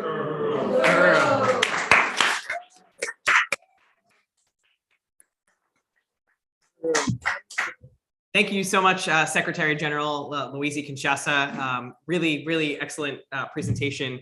So now I would like to welcome up Director Akile. Oh, okay. So I'm going to welcome up Chairwoman Penny Hess of the African People's Solidarity Committee. Uhuru, Chairwoman Penny.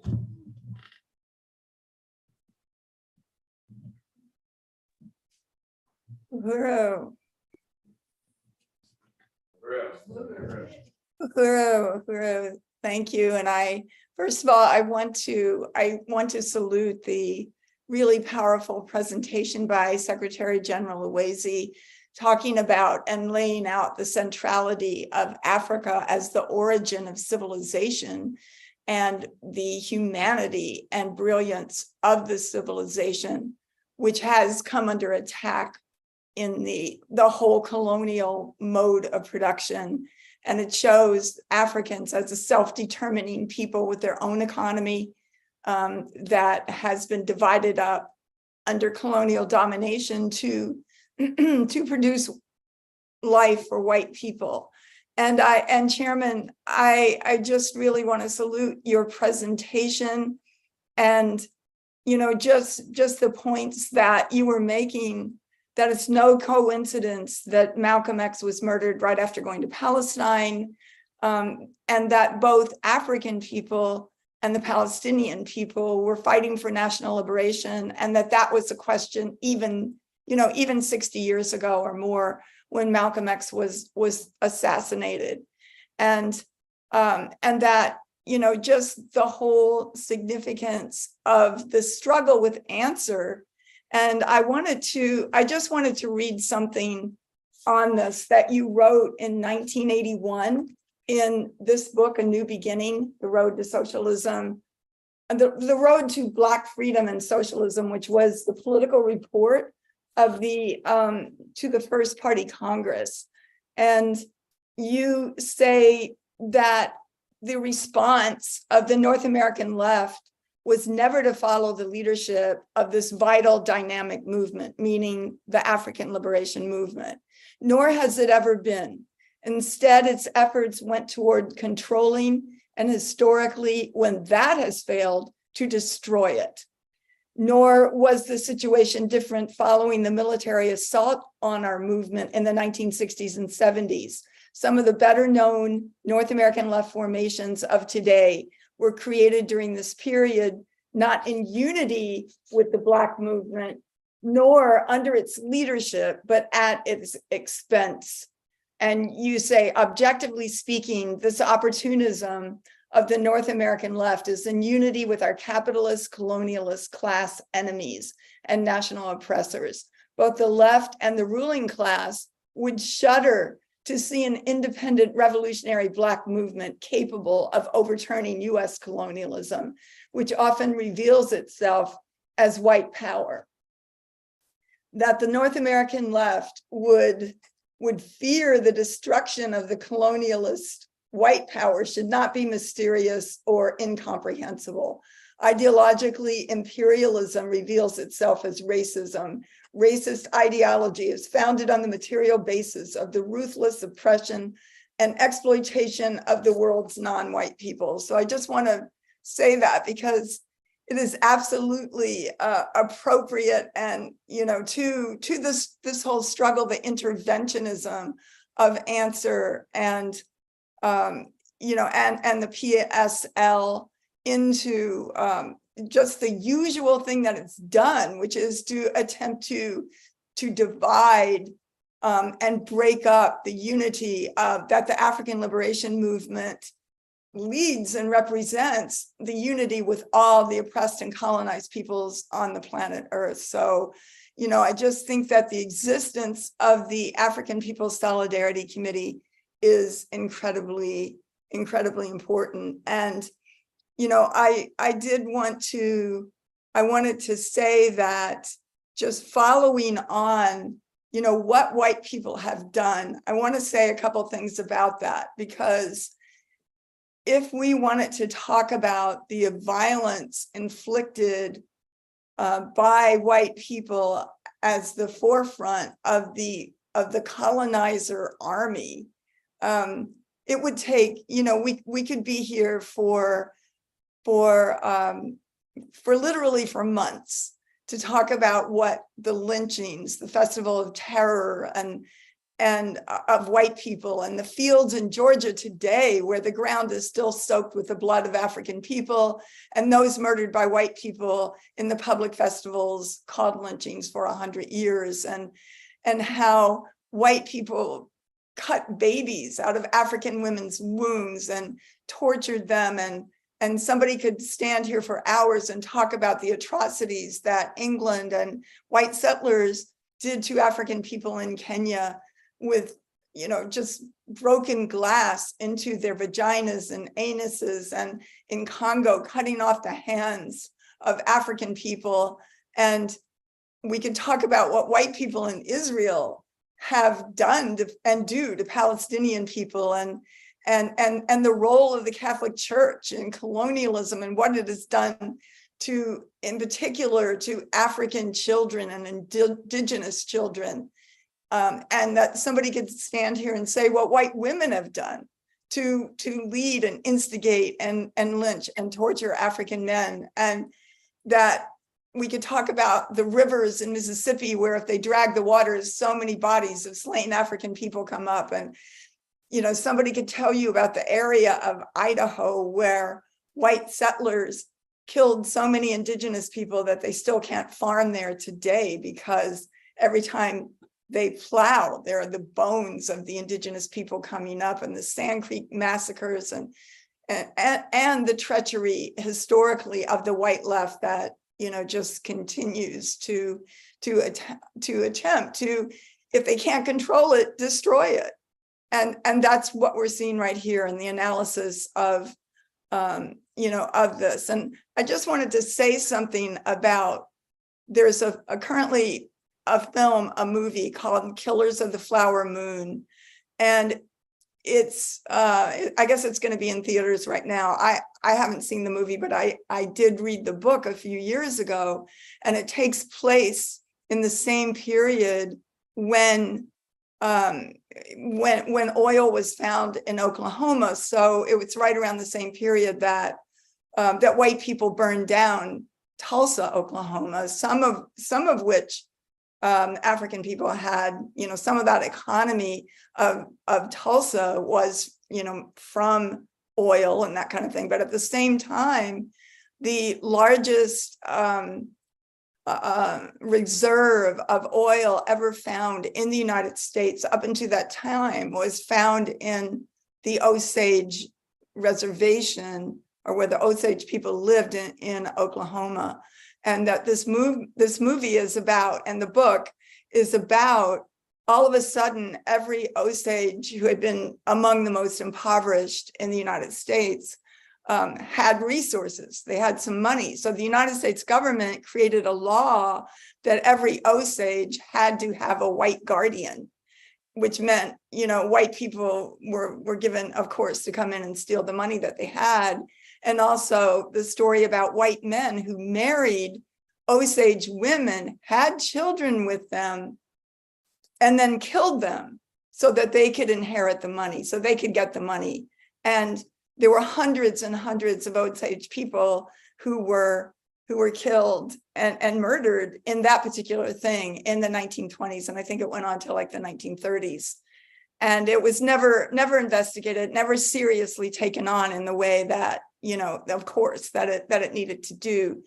And I just say that because I read an article about it today, and it was saying it was by, somebody from the Osage people, and they were saying, well, it's good, you're going to make $50 million or more on this movement. Are you going to give it to the Osage people? Which of course they're not going to do. But, I just wanted to say that the examples of the violence perpetrated by white people in the name of colonialism, in the name of perpetrating and just generating the colonial mode of production is long. And that's why we produced the book under the chairman's leadership, the Overturning the Culture of Violence.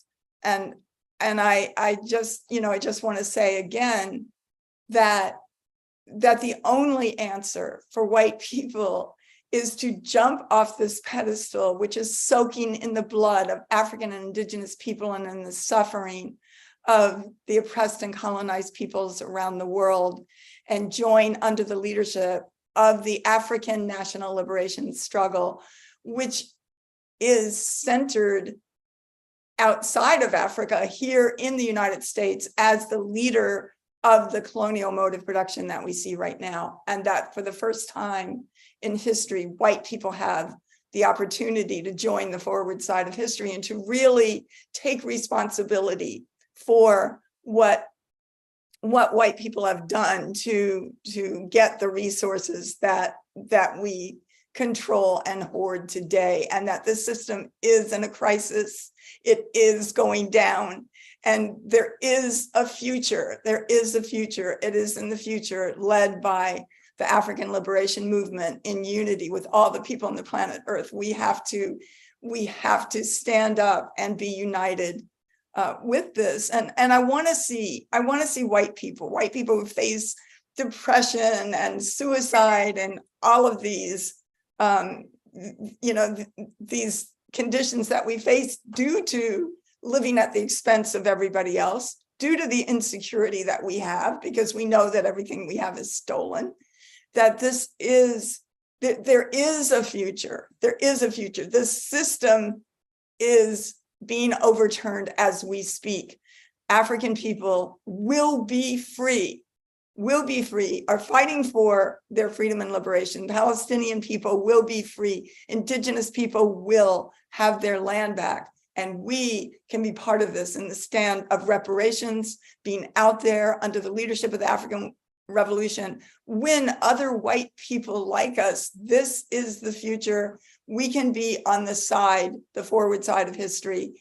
We can take this on, comrades. We have to be organized. We have to urgently go out there and win other white people to join. They're waiting to hear this. They want to hear this. I see, just off the march alone, there were like 3 or 4 people signing up, wanting to apply to the African People's Solidarity Committee, which is really, really exciting.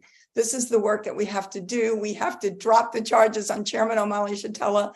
Don't let them silence the voice, the leading voice of the anti-colonial struggle of the world, the African liberation movement. We will stand between the US state and the attack on this movement. We will fight for reparations to African people and be able to join the future of the planet under the leadership of the African Revolution, which is the future of all humanity and this planet itself. Uhuru.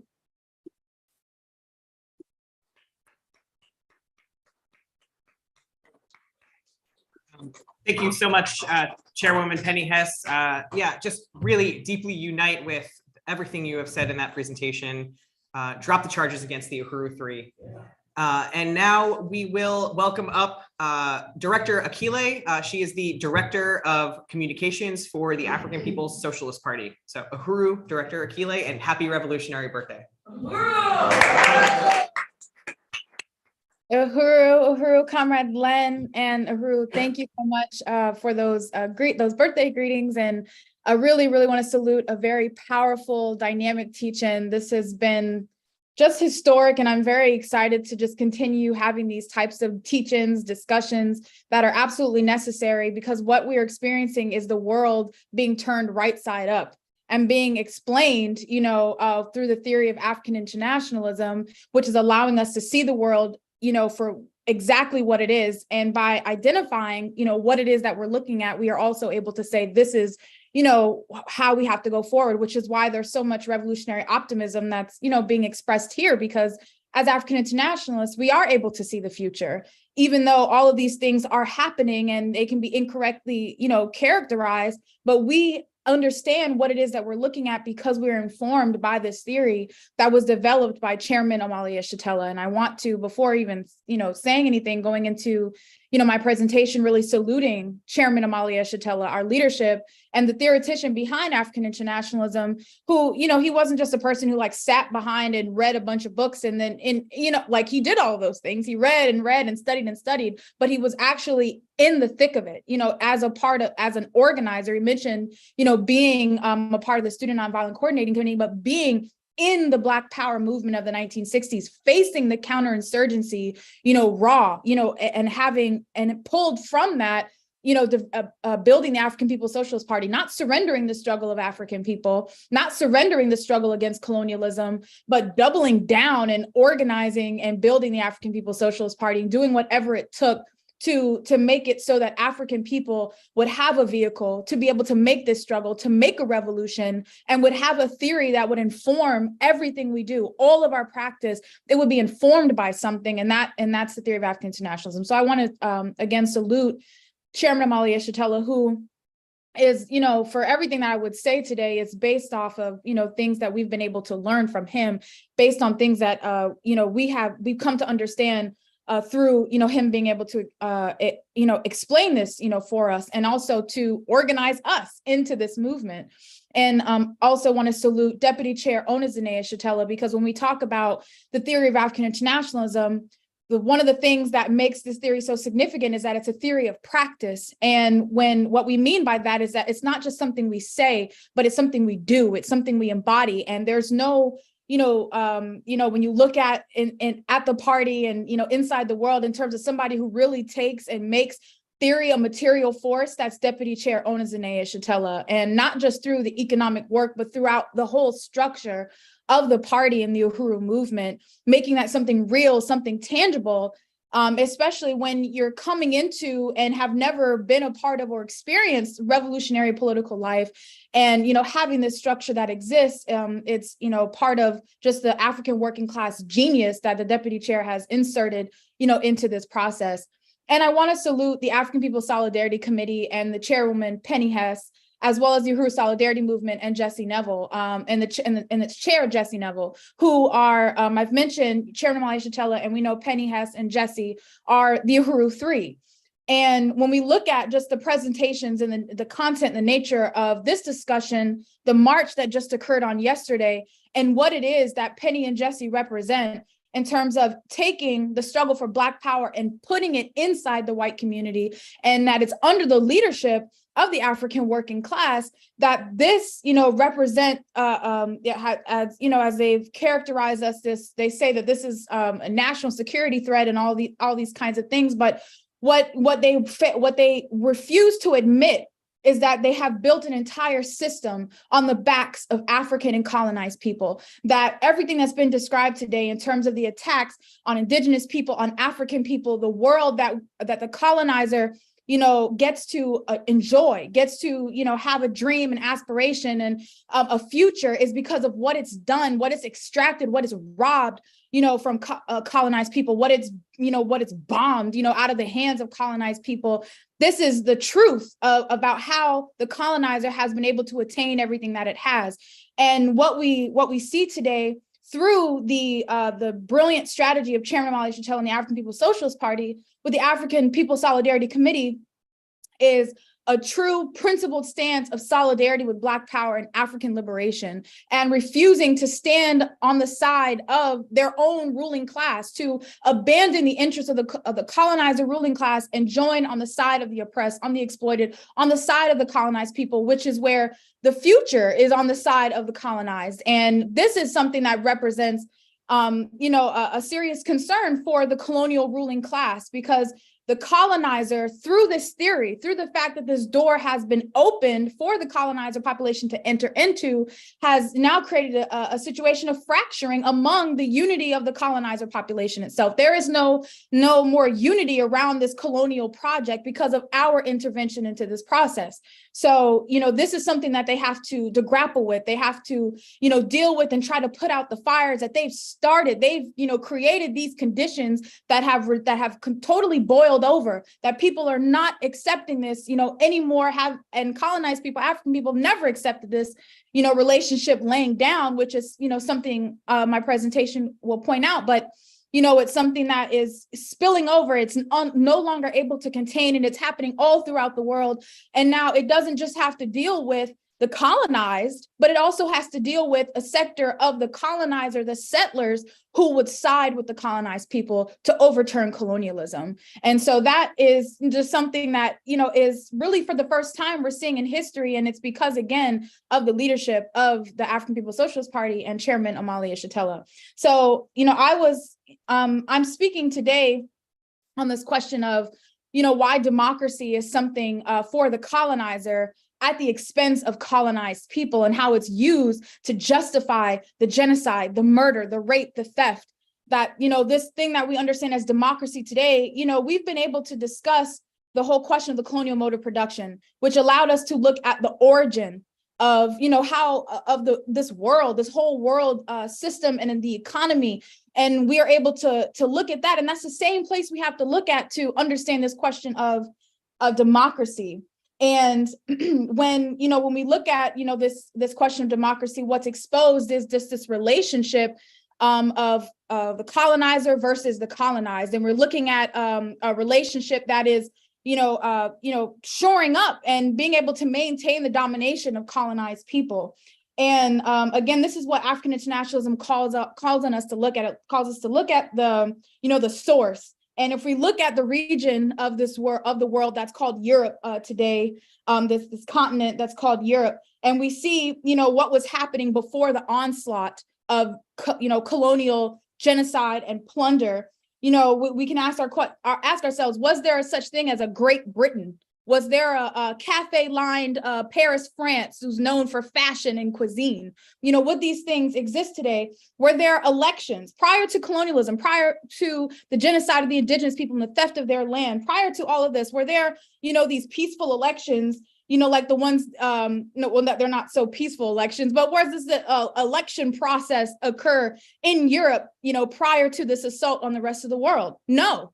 That process did not exist. And it's been explained that, in terms of what the situation was like in this place called Europe, that wasn't even called Europe, but at this place that's now called Europe, what was the situation there? And we know that there was the rule of kings, there was the rule of the priests, the church, and that there was feudalism, there was poverty, there was death, there was despair and disease, and there was no, and it was a situation where even the nobility, couldn't even escape that kind of reality. It was a very torturous kind of situation.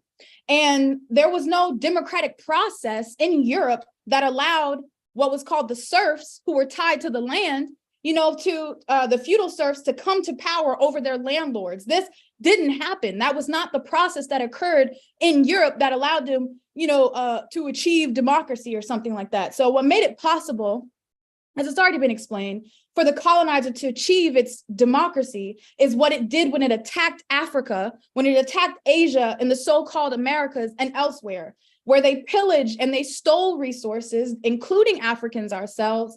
They stole us, they sold us, then they stole our labor to transform the colonial loot into material good. And it was through the forging of this colonial mode of production that feudalism could be replaced by a parasitic capitalist economy. So that's already been, discussed.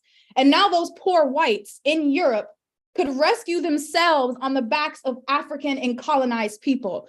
That's the starting point of their democracy. There was no serf revolt or revolution as such that allowed them to come to power over their landlords or something like that to stop their oppression in Europe. No, this was not that process. They inserted themselves into history on the backs of us. And, they would be able to achieve power, through the process of the wealth that was now being accumulated, the stolen wealth. They would be able to achieve power that would ultimately challenge the legitimacy of the existing feudal system in what's now called Europe. So again, this was not a consequence of some kind of revolt against the king or the church. It was the conquering, it was the killing, it was the raping, the genocide and colonial plunder that was responsible for this newfound wealth, the power and freedom that the colonizer was able to enjoy. For the colonizer, democracy was deciding how they would divide up the world for themselves. That was democracy for the colonizer. Democracy was the Berlin Conference in 1884 and 85, where a group of colonizers got together to determine how Africa would be divided. And all of these, world wars that we've, seen, what we've characterized correctly as imperialist wars, to be able to divide up the resources, in the stolen resources in the world. So democracy was the so-called, founding fathers of this settler colony, establishing a constitution following its split from its mother country, a constitution, a governing document that legalized the enslavement of African people, a constitution to establish recognition of a settler colony built on the stolen lands of the indigenous/Mexican people. And for the most part, to maintain this power, the colonizers set up different processes like elections, where the colonial ruling class could engage in a nonviolent contest for control of the colonial state. The chairman has long since defined what the elections are, what we're looking at, and that is it's a nonviolent contest between sectors of the ruling class for control of the state. And anything that I've described up to now, this so-called democracy, are all processes that happened against the will of African and colonized people. Africans didn't choose colonialism. We didn't choose the transatlantic slave trade. We didn't vote on the colonial borders in Africa or to endure the unfathomable violence imposed on us from formal chattel slavery all the way up until this period. Indigenous people weren't allowed a vote for being near decimated, being forced into concentration camps called reservations, having their land stolen at gunpoint. What kind of democracy is that? That is colonial democracy. It's democracy among the colonizers so that they can be able to maintain peace amongst themselves after wreaking havoc and destroying and, and stealing and killing, the majority of the peoples on the planet. That's what democracy is. And this is why it's, this question of democracy as defined by the colonizer works against colonized people. What happens when colonized people try to exercise real democracy? The colonizer doesn't allow democracy for the colonized. When Africans in this country fought to overturn slavery, we were put on trial and executed. When we look at the situation in Haiti today, a place that's still being punished because Haiti led the first successful workers' revolution to overturn colonialism. And this is what's in Haiti is in the desperate, economic situation it's in today as a consequence of an attack on this process that occurred, this what we would characterize as a real democratic process, the mass of people rising up to overturn their oppressor. And, so Haiti is still being punished for this. When we struggle for the right to vote in this country, as part of our struggle to achieve political power, our churches were bombed, our people were attacked by the colonial state and everyday colonizers. And let us not forget the lynchings that occurred here in this country, which was a national pastime that this day no one has paid a paid a price for. So African people thrust forward our own political agenda as early as the beginning of the 20th century. With the Garvey movement, Marcus Garvey led a process where Africans at home and abroad could chart our own course. And the US government, along with the white left, colonizers intervened and crushed the Garvey movement. They did the same with the Black Revolution of the 1960s. The counterinsurgency, famously known by the COINTEL program, was in direct response to the emergence of a true democratic struggle coming from the African liberation movement. For the colonizer, democracy meant the assassination of Malcolm X, King. It meant the destruction of the Black Panther Party. It continues to mean the imprisonment of African political prisoners. And this is because the colonizer is clear that power cannot belong to both them and the colonized. The colonial relationship is undermined by genuine anti-colonial, by genuine struggle for anti-colonial democracy, for self-determination, and for self-governing for colonized people. And the chairman, quotes this conference that happened in Stuttgart, Germany, among the most astute Marxists there was, and how they all came to this consensus that there had to be socialist colonialism, that they could not take their hands off the colonies, AKA Africa and the so-called Americas. They could not take their hands off of stealing these resources, that they were going to try to have this relationship of colonizer and colonized, but they would try to achieve socialism at our expense. So that's democracy for the colonizer. And this is why colonial democracy has resulted in coups of elected representatives that threaten their hold in any particular region. That's what Bolivia, Venezuela, Nicaragua, Afghanistan, Iran, Iraq, and what we see, happening right now in Palestine. They had to kill Patrice Lumumba. They disrupted Kwame Nkrumah's efforts to unify Africa. They had to put Cuba on a terrorist list. They had to invade Vietnam. They had to create and arm an Israel as their outpost in the so-called Middle East to be able to maintain this democracy. It characterizes our struggle for national liberation as terrorism, or they accuse us of being agents for Russia or some other place, which explains why the chairman in our party is being attacked today. So we can't exercise genuine democracy, which for us is self-determination. They cannot allow this. It's a competing process because our struggle for democracy is a struggle for power. And we lost power. We lost true democracy as a consequence of what it is that colonialism has done to the entire world, what the colonizer has done to the entire world. And the party believes that we must have democracy, but we don't romanticize this question. We know we're not saying the same thing when we say democracy. Our objective is to be free. It's to free up the world from colonial domination. And this is a true democratic process. It's the will of African and colonized peoples, and the majority of the people on the planet demand this. That's democracy right there. Majority of the people on the planet demand an end to the colonial mode of production, even if they can't necessarily identify that as the contradiction. They're struggling against colonialism. That's the masses of people on the planet struggling against that system. And a true democratic process is being a part of that anti-colonial struggle. It's a democracy that the colonizer can no longer define for us. Regardless of where the colonizer sits on the political spectrum, the colonizer must support the real democratic process taking the form of anti-colonial struggle. We have to be able to exercise our own agency, define and govern ourselves and our resources. And anyone believing or says they believe in the principles of democracy has to grapple with this question: whether or not democracy will continue to mean democracy for the colonizer at the expense of African and colonized people. So we've already determined the answer to that question. That's why we exist. And that's why we're having this discussion today. So I'm going to close, it's my time, and say free, free Africa, free, free Palestine, for whatever, backwards never, and drop the charges. Uhuru.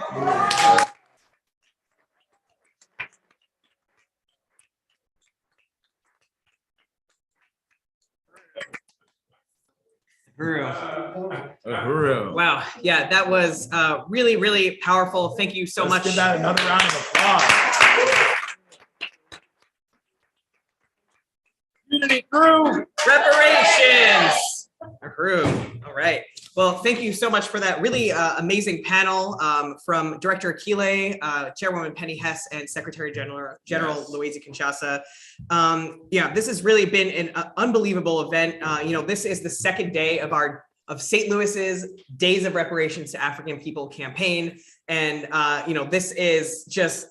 Yeah, it's been amazing. And I just want to, salute everybody who came out yesterday and salute all of you for being here, in person at the Uhuru Solidarity Center today. This is a building that is owned by the African People's Socialist Party and is really Black power in the white community. And this is, our post. This is where we have volunteers coming in and out and doing all kinds of work to organize, in the white community and raise reparations for the African Revolution, for Black Star Industries, which is why we're here today. I'll turn it over to you, Jesse. Thank you, Len. Before we go into our call for material solidarity with Black Star Industries, I just want to unite in appreciating the brilliant presentations that we've had up to this point, including that last one that we just heard from Director Akile. This has certainly been a teach-in, definitely one to be studied and played over and over again in every community that we're organizing as the Uhuru Solidarity Movement. So this is invaluable, the revolutionary education that we are getting today. And it's not just a talk fest or something to consume information. It's a call to arms. It's a call to action to those of us in the white colonizer population, showing us where to go, showing us where the future lies, where our true interest lies, and where our leadership is located. And that's in the leadership of the African working class, the anti-colonial struggle. So I just want to appreciate Chairman Omali Yeshitela's presentation from earlier today, Uhuru, and also Chairwoman Penny Hess, both of those incredible presentations from Chairwoman Penny.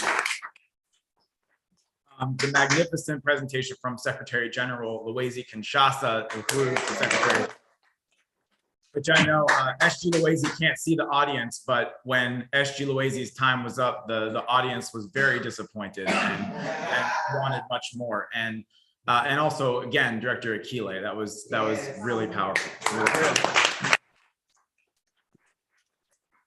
We're going to talk about now just for a few minutes, and we want to be quick because we still have a lot more to go in this program today. And I also want to appreciate Grace. Grace be with you, the poet earlier. I'm self-critical for almost moving on without saying that. That was, as always, just a really powerful and moving performance of incredible poetry from Grace. And we have V Queen here with us today as well. I want to salute, shout out V Queen who's here with us. And I want to get out of the way so that we can hear from V Queen and continue on with our program. But what we want to do now is talk about how we can take everything we've learned up to this point and turn it into concrete, tangible, practical, real reparations to African people.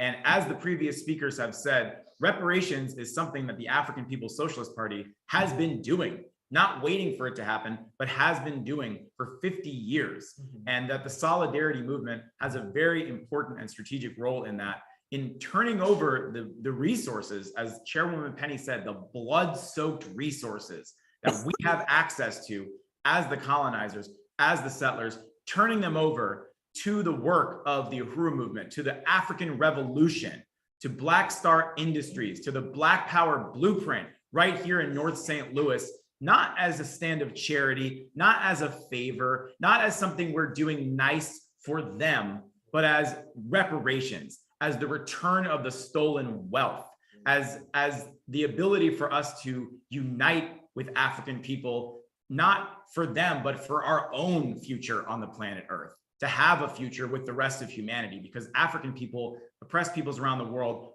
are going to be victorious, as Director Akile and everybody else said today, in winning and achieving their liberation in Chairman Omali Yeshitela's lifetime. So we want to talk now about what we are involved in doing with this Days of Reparations campaign. We can't have a Day of Reparations campaign without raising reparations. So that's what this is about now. We can go to the next slide. So this is what we're talking about, the repairing of the damage. We can go to the next slide. And specifically today, what we are called on to do is to pay reparations for Black Star Industries. Yesterday, Chairman Omali Yeshitela talked to us about the fact that when the FBI came to raid Chairman's home and Deputy Chair's home on July 29th, that morning, the Uhuru movement was planning, Deputy Chair was planning to go to the Uhuru house to preside over a doula training, 15 African women training to become doulas to address the genocidal disparities imposed on African women and mothers and children and babies under this colonial social system. And it is a testament. It tells everything you need to know about the Uhuru movement, for me, is concentrated in this fact right here, that literally while the FBI's armored vehicles were still in front of Chairman Omali and Deputy Chair Ona's house, that doula training went on.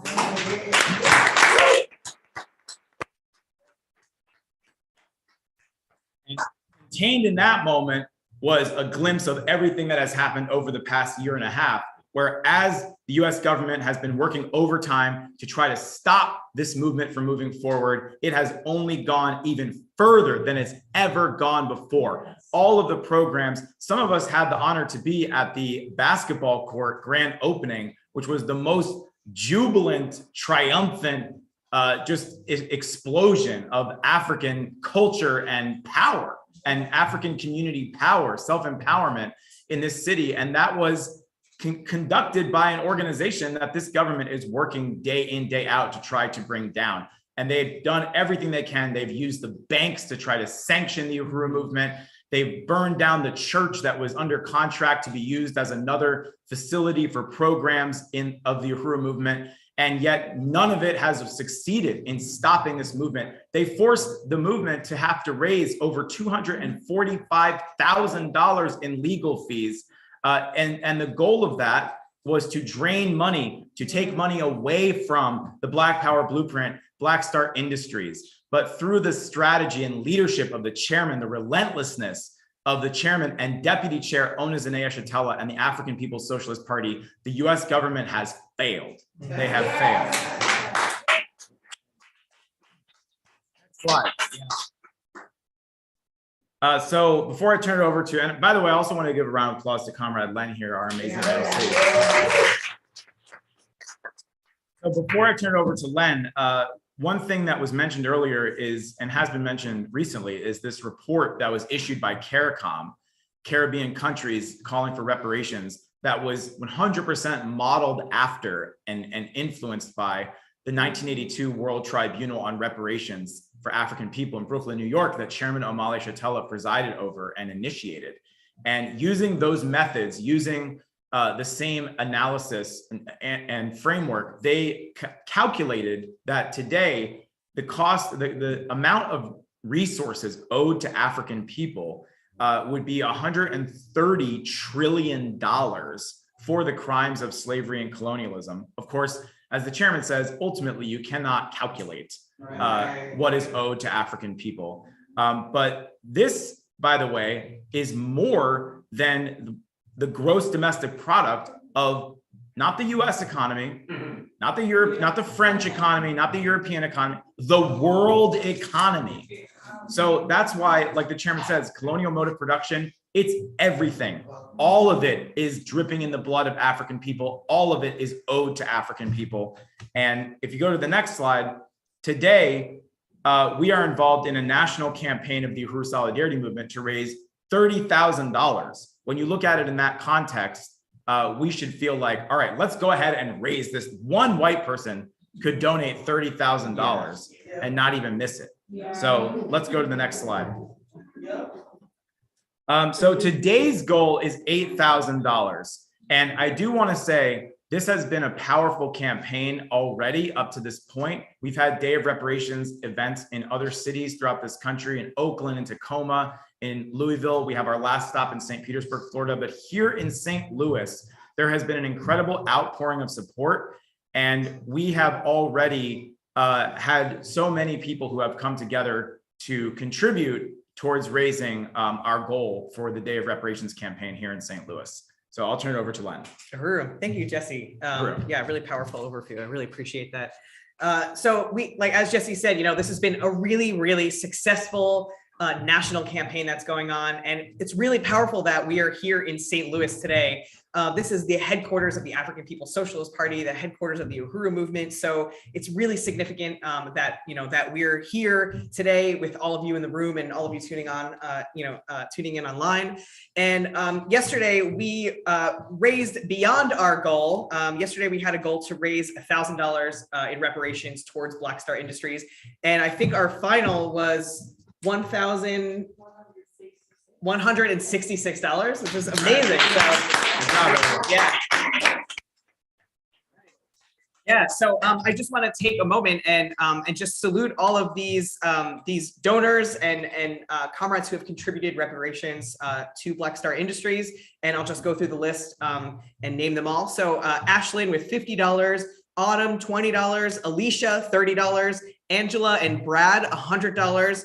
Barb $100, Alex $50, Angelica $100, Amelia $20, John $40, Savannah $50, Raya $50, James $100, Jesse $100, the chairman, Chairman Omali Yeshitela $100, Uhuru, and Chairwoman Penny Hess, who contributed $250 yesterday, and that was in addition to a $250 that she contributed at the previous Oakland Days of Reparations event on October 2nd. So salute to Chairwoman Penny Hess. Uhuru. Chairwoman Penny Hess.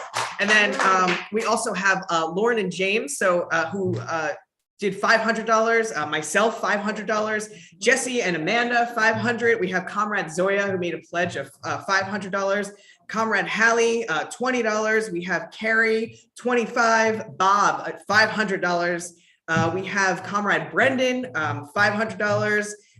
Let's see, where am I? I'm almost losing track in my list here. There are so many people. Carpani with 25. Chairwoman Penny did another 25. Comrade Leah in Minneapolis, 50. Comrade Brendan did another 50. Becky with $30. Carpani did another 25. Comrade Janet, who is in Oakland, is in Tacoma, Washington, $10. Mary with $50, Comrade Nell with 25, Carrie did another 25, and then we did Tower Grove Pride here in St. Louis last month, and for hundreds of people donated that day, that weekend. It was amazing, and we raised over $1,000 in reparations for Tower Grove Pride. So just thank you everybody to contributing so far up to this point. Really salute you. It's amazing. And yes, so, and also Comrade Casey did $100. Casey, who's on AV today. Right. So, we're really getting close to our goal here. And yeah, we want to keep it going. So thank you, Len, and salute and shout out to everybody who's contributed up to this point. So we want to call on people, if you haven't, or even if you have already contributed, to go to uhurusolidarity.org/pay-reparations. In the room here, we're also going to have a comrade here pass the basket with the pledge cards and envelope. Even if we know you, please fill out the pledge card. We want to make sure we have the most updated info so we can thank you and be in touch with you. You can contribute by cash, you can contribute by check, make checks out to Uhuru, and also go on your phone to uhurusolidarity.org/pay-reparations. If you're watching online, go to uhurusolidarity.org/pay-reparations and make your contribution today. And we will thank you and announce your donation before we close out this appeal today. So next slide. All right, so now what we're going to do is very quickly go through what these reparations are funding. These reparations go directly towards the programs of Black Star Industries, which was created by Chairman Omali Yeshitela, and also want to deeply salute the leadership of Deputy Chair Onizine Yeshitela. And the theme and mission of this program is that it is building the independent anti-colonial African economy. Next slide. Building Black power through a collective organization. Next slide. And as Deputy Chair Onizine Yeshitela said, nothing will stop the Uhuru movement from building the independent anti-colonial African economy. Next slide. Yeah, Uhuru. So these are just some of the amazing institutions of the worldwide Uhuru movement and Black Star Industries. We have the One Africa, One Nation markets. This is, in Philadelphia, this is in St. Louis, St. Petersburg, Florida, and elsewhere. There are farmers markets, there are flea markets, bringing together African, African people who are selling things and really keeping the funds, selling to each other and selling to the world, really creating economic development in the community. Next slide. And of course, Chair Jesse was talking about the Black Power Blueprint. This is here in North St. Louis, and this is really an anti-gentrification program. The African People's Socialist Party has been acquiring all these very dilapidated properties on the north side of St. Louis, which there are many of them, and that is a very intentional thing done by the city of St. Louis, to really bring all of the resources here on the south side, the predominantly white side of St. Louis. Taking all of those resources from the north side, and the party is, doing the opposite of gentrification. They are taking back those properties and turning them into institutions that are building political and economic power in their own hands. Next slide. So we're gonna skip this video for the sake of Black Power Blueprint. But we also want to say that Black Star Industries includes Burning Spear Media, the publications, the Burning Spear newspaper, the line of African internationalism distributed to Africans and oppressed peoples and others around the world. Next slide. Uhuru Foods and Pies, which is building power over the means of food production and distribution in the hands of African people in Oakland, California, in St. Petersburg, Florida, and in St. Louis, Missouri. Next slide.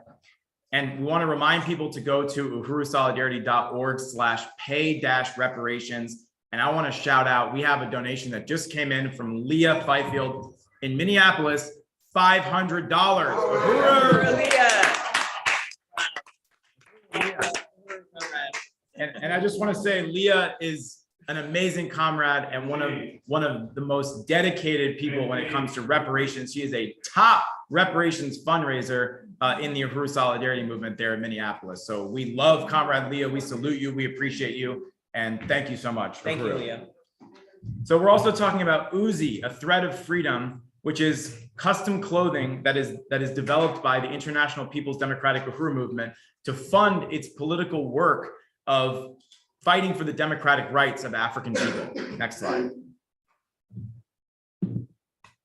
Decolonize, revolution for your hair and body. These are products developed by the African National Women's Organization that are part of economic self-reliance for ANWO, with its extremely important campaigns fighting for the interests of African women, including exposing this colonial kidnapping agency known as CPS. Next slide. Uhuru. I just want to take a pause real quick and just salute Chairman Omali Yeshitela and Deputy Onizine Yeshitela for their contribution of $1,000. Whoa.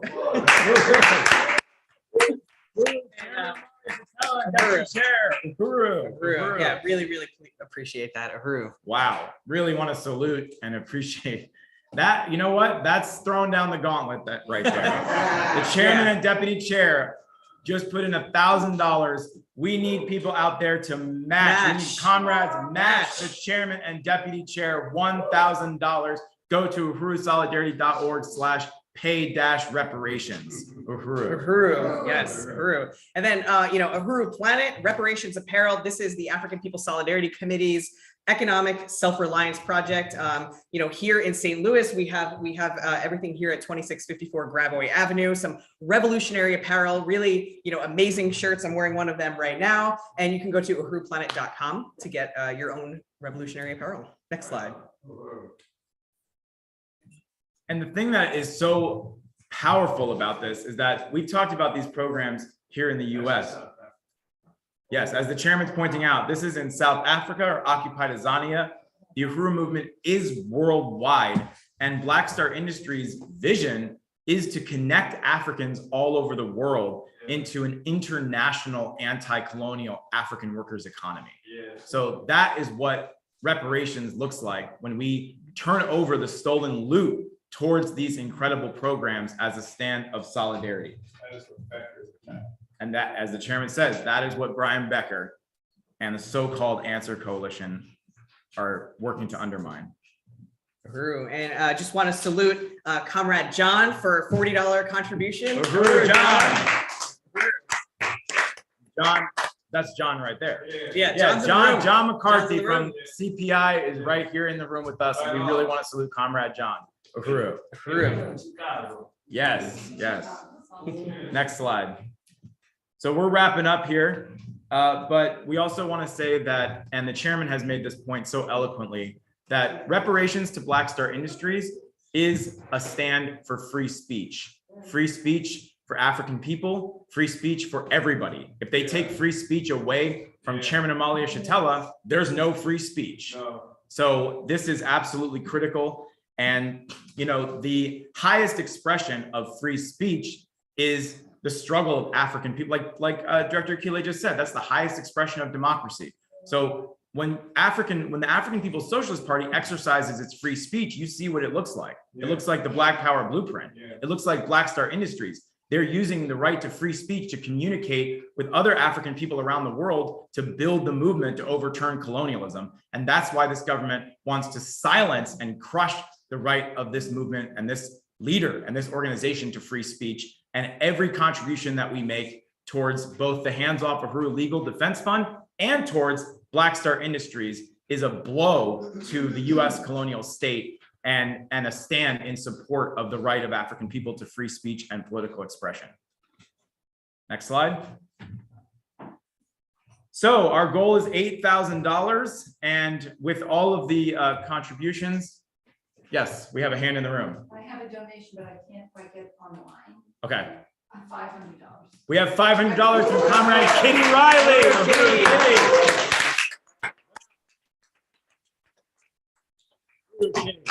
Really salute that stand of reparations to African people. And we have our calculator over here, I believe. Yes, that's you, right? Yes. Okay, we have our calculator. Salute to Comrade Hallie, multitasking, getting our calculations done. So we'll be able to let you know, but we do want to make the call, in particular to white people who are out there watching. Go ahead and put in $8,000. Go ahead and put in $8,000. It's a drop in the bucket. That's right. Go to uhurusolidarity.org/pay-reparations. And, you know, every time we get up in front of an audience of white people, we ask for someone to put in the whole amount, and we don't do that as a joke. I mean, we know. I mean, we've seen the statistics, the material reality. In the city of Boston, the average white family has 33,000 times the wealth of the average African family. I mean, you have the average white family having assets of at least $275,000. You have the average African family in Boston having the average assets of $8. So this is just the reality. So we know that there are white people whose monthly income exceeds the budget of some of these programs, and that is the colonial mode of production that we are looking at. And that's why we're saying we've got this money. It is a stand of reparations to African people, a stand of solidarity with the African liberation movement. And if that's you, let's say you want to do it anonymously. Let's say you've got $80,000 you want to contribute, or you don't want to announce it. We've got a program called the Reparations Legacy Project just for you. And we want to talk to you. We want to meet you. We want to work with you to see how you can become a reparations legacy donor. So you can contact us at info@uhurusolidarity.org. And get in touch, and we can set up a meeting with you so you can learn how you can take that step. So in the meantime, we want to go ahead and see if there's anybody else in the room or online that would like to contribute any amount that we have not announced up to this point. Yes, Uhuru, Fofi. $10? Uhuru, Fofi, Comrade Fofi's putting in $10. So we'll come back up and announce the goal. I know there's a lot of work going on to get the total, but I just want to salute everybody who's contributed. Next slide. We have Raya Fogarty in Chicago, longtime powerful comrade with the African People's Solidarity Committee, pledging $50 towards today's goal. Uhuru, Raya. Uhuru. And you know, there's also a way, if you become a member of the Uhuru Solidarity Movement, a card-carrying member of the Uhuru Solidarity Movement, that is also one of the best ways that you could get involved in the reparations fight back, you know, being under the leadership of the African Revolution and paying reparations. So what it means to become a member of the Uhuru Solidarity Movement means, it means that you are uniting with the right for African people and all colonized people to have the right to fight for their liberation. And it means working under the leadership of the African Revolution, of the African People's Socialist Party, while they lead their fight to liberation. And when you become a member, you are not just you are becoming a member, which means paying reparations monthly, or you could also pay $25 a year. And it also means joining an international organization of white people under the leadership of the African People's Socialist Party, who no longer want to be the white ruling class's lynch mob. They don't want to live at the expense of anybody else. So, you know, you can become a member of the Uhuru Solidarity Movement by going to uhurusolidarity.org/join. Uhuru. So we're going to close it out there. I just want to, and we'll let you. Yes. Yes. All right, here it is, the big moment. Well, I'll tell you and then.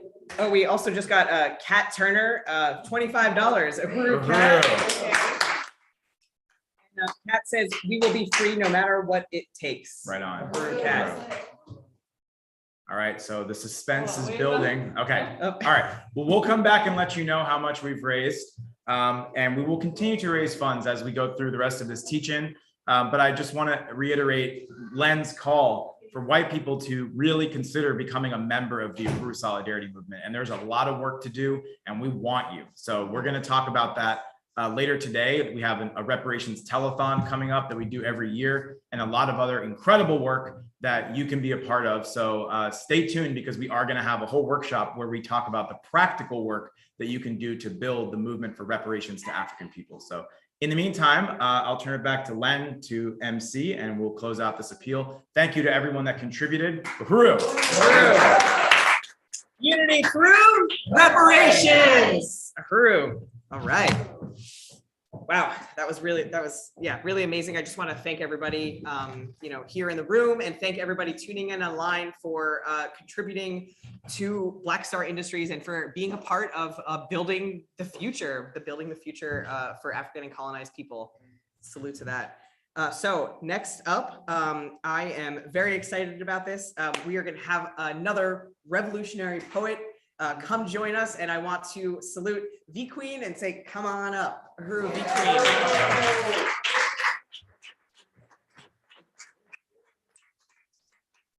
You guys got me coming out for money, huh? I mean, Uhuru, everyone. I go by V Queen, which is basically virtuous queen, basically. All right, I just wrote this poem. All right. This is called Reparations, Not Charity. Reparations now. African revolution, excuse me, let me go again. Reparation now. Revolution forever. Not talking nonsense, not now nor never. The agenda is clear. Leave our chairman alone. Let's go of that negative energy in which you have shown. The mission is not complete, but it will be televised. Marching for justice, just us as one, and do our duty regardless if it's criticized. Touch one, touch one, touch all. United we stand, divided we fall. We will remain in our community to answer the beck and call. Reparations mean to make amends for a wrong. Reparations versus charity, similar in giving, but contextually all wrong.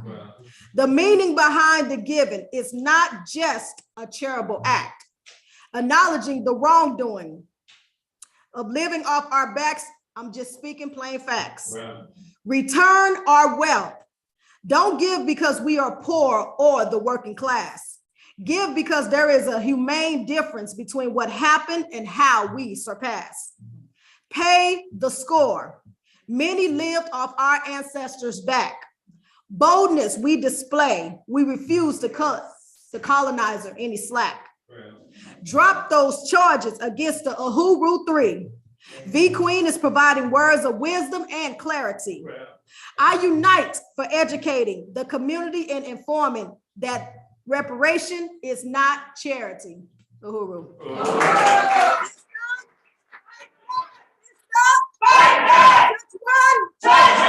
Uhuru.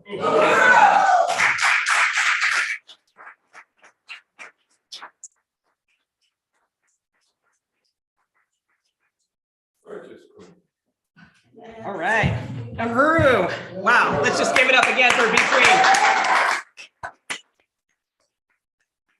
So good. I really just salute our poets. And yesterday, Faux Feet and Ray laid down the truth. It was, and Artemis, who's not here.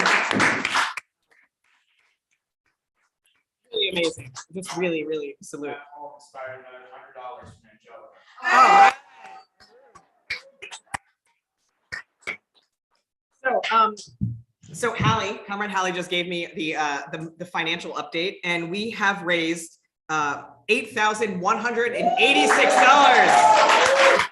Wow.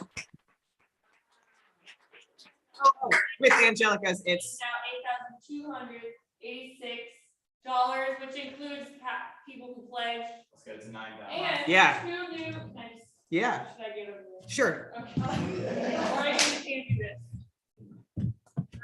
Hallie, we have 2 new sustainers from the room here at $5 a month. Our Steve Biko level, Grace Jones and Ray Lay. So thank you for joining. Really love your support, and just it's so great to have you both here. So Uhuru, thank you. Uhuru. I'm gonna go back. Thank you all. Thanks, Hallie. Wow. Yeah. So I am very confident that by the end of this, we can easily get to 9,000. No doubt. Yeah, 10,000 even, says Chair Jesse. Yeah, this has really just been an amazing event. Just thank you, everybody. And so we're going to move along now in our program. Who is Artemis? Oh, I said that. I said who is Artemis? Yes. Yeah. Yes. Yes. Oh, yeah. Yeah. That was amazing. It was amazing. Yeah. So I will now bring up Chair Jesse, who will talk to us about Jews, Zionism, Israel, Palestine, genocide modeled off the United States. Chair Jesse. All right. Uhuru.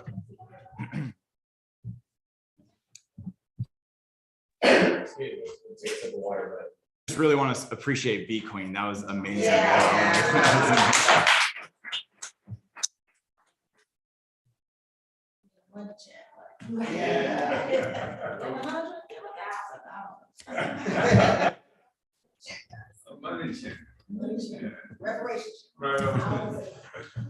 Uhuru. All right. Well, I appreciate the opportunity to speak on this teach-in, on this subject. I was asked to speak specifically about the question of Israel, which the chairman and others have talked about a lot today, and colonialism and Zionism, and in particular, the question of Jewish people, referred to as the Jewish question, the role and responsibility of Jews as it relates to the struggle against oppression. And I want to start off by saying that every presentation that I've given about this has been 100% based on the understandings that I've had the honor and opportunity to gain from working under the leadership of Chairman Omali Yeshitela. And I actually remember the day it started on this particular subject. It was in the summer of 2011. We were involved in something called the Freedom Summer Project. And we organized an event at the University of South Florida where the chairman spoke. And during the Q&A portion, the question and answer, someone went to the podium, the microphone to ask a question, a Jewish person, and asked the chairman if he had any thoughts on the question of, you know, the role of Jewish people in relationship to Israel, Palestine, and just the struggle overall. And I'll never forget what the chairman said. That was 12 years ago, and it has stuck with me ever since.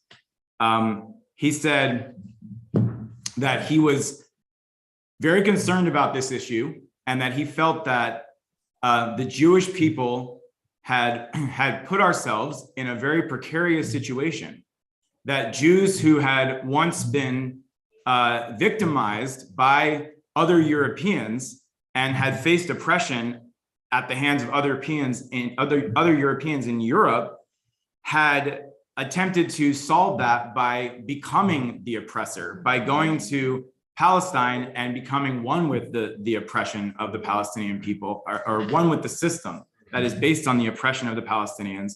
And what the chairman was saying is that what he's calling for is actually the salvation of Jewish people. That if Jewish people expect to have a future, it's not going to be as the colonizer and the oppressor of the Palestinians. It's only going to be in solidarity with the Palestinians, in unity with the Palestinians and with Africans and with all oppressed peoples around the world. And I remember specifically that the chairman said that that's the only future for the Jewish people. And if Jews cannot come to that conclusion, cannot be awakened to that conclusion, then Jews in Israel will find themselves swimming their way out of Palestine in a river of their own blood. So that was 2011. That was 2011. 2011, yes. Those were words that were burned into my being forever. And what I want to win in this section of the teach-in is that the political organization for all white Jewish people, and indeed for all white people in general, who want to take a principled stand in solidarity with the Palestinians and with Africans and with all oppressed peoples, is the African People's Solidarity Committee and our mass organization, the Uhuru Solidarity Movement. APSC and the Uhuru Solidarity Movement stands in full unity with the position of the African People's Socialist Party in solidarity with the Palestinian people to liberate themselves and their land from US-backed, illegitimate, white nationalist, colonial settler Jewish state of Israel. And I also want to recognize again, Chairwoman Penny Hess, the leader of the African People's Solidarity Committee under the leadership of Chairman Omali Yeshitela. And I think that Chairman Omali Yeshitela he always says a white nationalist settler state of Israel. I feel like that's really important because it's no different from the United States, from Canada, from South Africa, from Australia, and it calls itself the Jewish state, but it should call itself the Jewish white state, because it's a Jewish state only for European white people who call themselves Jews. Look at what African Jews in Israel go through. They're Jews in the Jewish state. And they have sterilization forced on them. African women from Ethiopia have sterilization enforced on them. There are actually videos of white Israeli Jews gathering around African Jews from Ethiopia, like in a lynch mob kind of way, chanting, "Drive out the darkness," saying they don't want them in Israel. And then even African Jews who are forced to join the Israeli military. So here they are wearing the uniform of the Israeli Defense Force, so-called, and holding the gun to presumably defend Israel. And yet 40% of African Jews in the Israeli military go to military prison before the end of their service. So I think that's important that the chairman always says a white nationalist colonial settler state. So what I'm going to talk about is Zionism and a little bit about the history of Zionism and the state of Israel. And again, that the entire basis for understanding this is African internationalism, the teachings and political theory of Chairman Omali Yeshitela. So the first thing I want to say is that Zionism is the ideological justification for the state of Israel. And a Zionist is someone who adheres to the Zionist ideology, or sometimes Zionist is used to refer to basically anybody who defends Israel, because there are some people who may not really care about Jewish people or the homeland of Jewish people, but they see, like Joe Biden. I don't know if Joe Biden really cares about the Bible and Jewish people going to, but he does believe that Israel is strategically incredibly important to advancing US imperialist interests. In fact, he said it recently to Netanyahu. He said, Israel is so important to American interests that if Israel didn't exist, the United States would have to invent it, which is very revealing statement, as Joe Biden is wont to make from time to time, because they did invent it. So, Zionist ideology is defined by the belief in a Jewish colonial settler state created through the expulsion and extermination of the Palestinians. It's not actually an ideology born out of religious conviction, even though sometimes you hear them talk about this thing in Palestine, like, oh, the Jews and Muslims, and it's just this religious conflict going back millennia. It's not. That's garbage. There's a few things that you can say about that. One, the early Zionists who developed the Zionist movement were not religious. They were atheists. They were secular, petty bourgeois Jewish atheists. Palestine had religious significance, but they considered putting Israel in Uganda. They considered putting it in Kenya. They considered Australia. They considered Argentina. They settled on Palestine and wrapped the justification for that in Jewish religious mythology, that God had given the land to his chosen people thousands of years ago. But underlying that religious mythology were material interests, colonialism. So again, the Zionists were mostly secular atheist Jews, which has led to this joke that the Zionists didn't believe in God, but did believe that God gave them Israel 2,000 years ago. So the mythology of Zionism is like the ideology of racism, as the chairman teaches us, part of the superstructure created to justify and reinforce the economic base of colonialism. And we often talk about 75 years of occupation, but it's longer than that. The story of the European colonization of Palestine is woven into the whole European colonial project in Africa, in the so-called Middle East, and the rest of the world. The cause of Jewish colonization of Palestine was championed as early as the mid-1800s. So just think of that when they say that it was because of Hitler that they created the state of Israel. I mean, I don't think Hitler was born in the mid-1800s. British, American, and French imperialists, many of them Christian, advanced the idea that Jews should return to Palestine, to Israel, because it actually fed into their end of times scenario, and also their material interests. And this included people like Lord Shaftesbury, who was a leading British politician, Napoleon, who wanted to enlist Jews in Palestine to help him occupy the Arab world, and John Adams, US president. Many prominent Christians supported the idea of Jews returning to the Holy Land, because along with the resurrection of the dead and the second coming of the Messiah, it constituted a divine scheme for the end times. And it was also, again, motivated by imperialist economic interests. So, but to be clear, the Zionist movement really took off in the late 1800s, when it was formally launched and spearheaded by European Jewish colonial opportunists who were looking for a way to advance the interests of Jews, as the chairman has said, who were oppressed in Europe, not by uniting with the rest of the peoples of the world who were being oppressed by Europe, but by fighting to become one with European imperialism. And the chairman has explained that Jews in Europe were a people with class divisions like anyone else. There were Jewish Marxists, socialists, anarchists. Some Jews believed that the way out of the contradictions they were facing in Europe was to assimilate fully to look and talk less Jewish and to be Jewish in private and European in public. And as the chairman explains, there were workers amongst Jews, there were petty bourgeois forces, and there were those who wanted to pursue their interests within colonial capitalism. And it was the latter group of Jewish capitalists who advanced the cause of Zionism.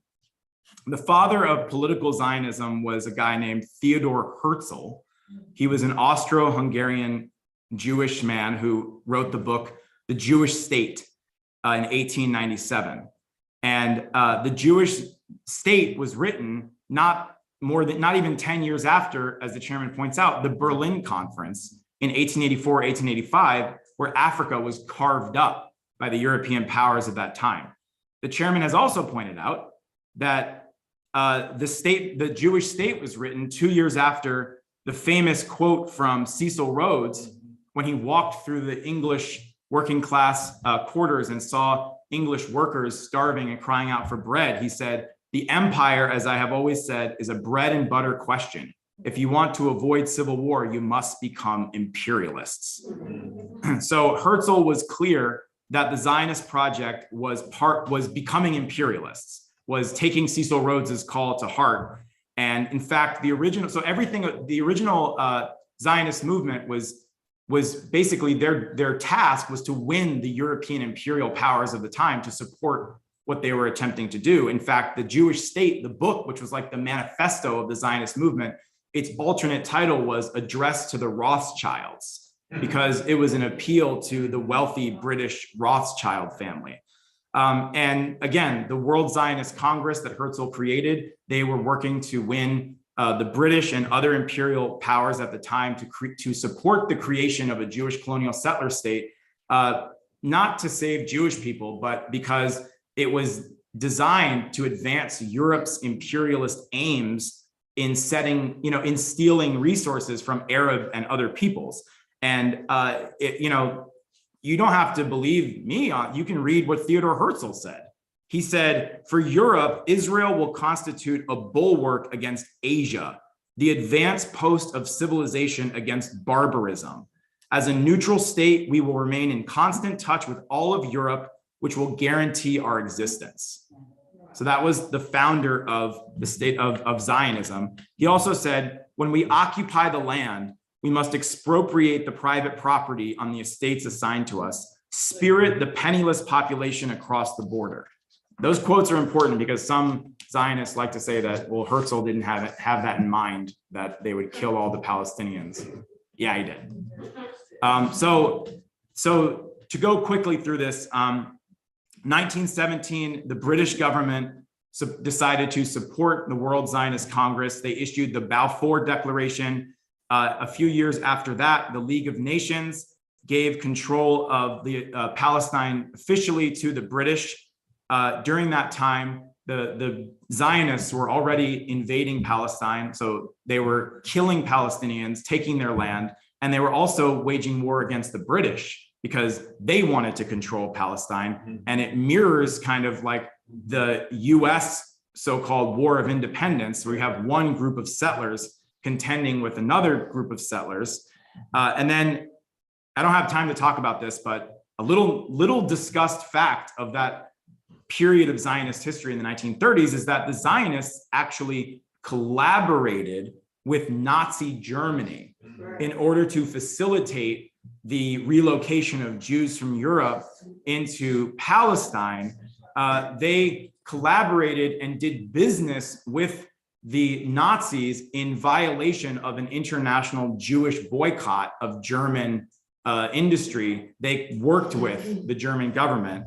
And there's a whole thing that you can look it up. It's called the Havara Agreement, which means the transfer agreement. So 1947, the British withdrew from Palestine, turned Palestine over to the United Nations, which then partitioned Palestine, giving the majority of the land to the Jewish settlers. The Jewish settlers wanted more, so they carried out what became known as the Nakba, killing tens of thousands of people, expelling 800,000 Palestinian people from their land, just committing slaughter and genocide. And then in 1967, the state of Israel launched another war this time to take even more land. In this instance, they occupied the West Bank, Gaza Strip, East Jerusalem, and the Syrian Golan Heights. So when you hear people today talk about a two-state solution, what they're talking about is what they say returning to the pre-1967 borders. Yeah. So they just want the stolen, Palestinian territory to be slightly less stolen, or it's an absurd concept. It's not actually a solution for anyone. So this history is the basis for the genocidal violence and the heroic resistance of the Palestinian people happening in Gaza today.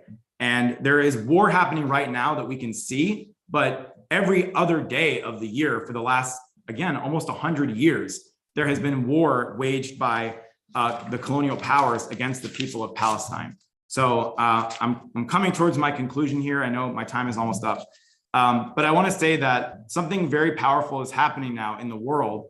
While Jewish enthusiasm for Israel was not unanimous at the beginning, and they had to work to create a widespread sentiment of wanting to go to Palestine. I mean, most European Jews went to the United States, not to Palestine.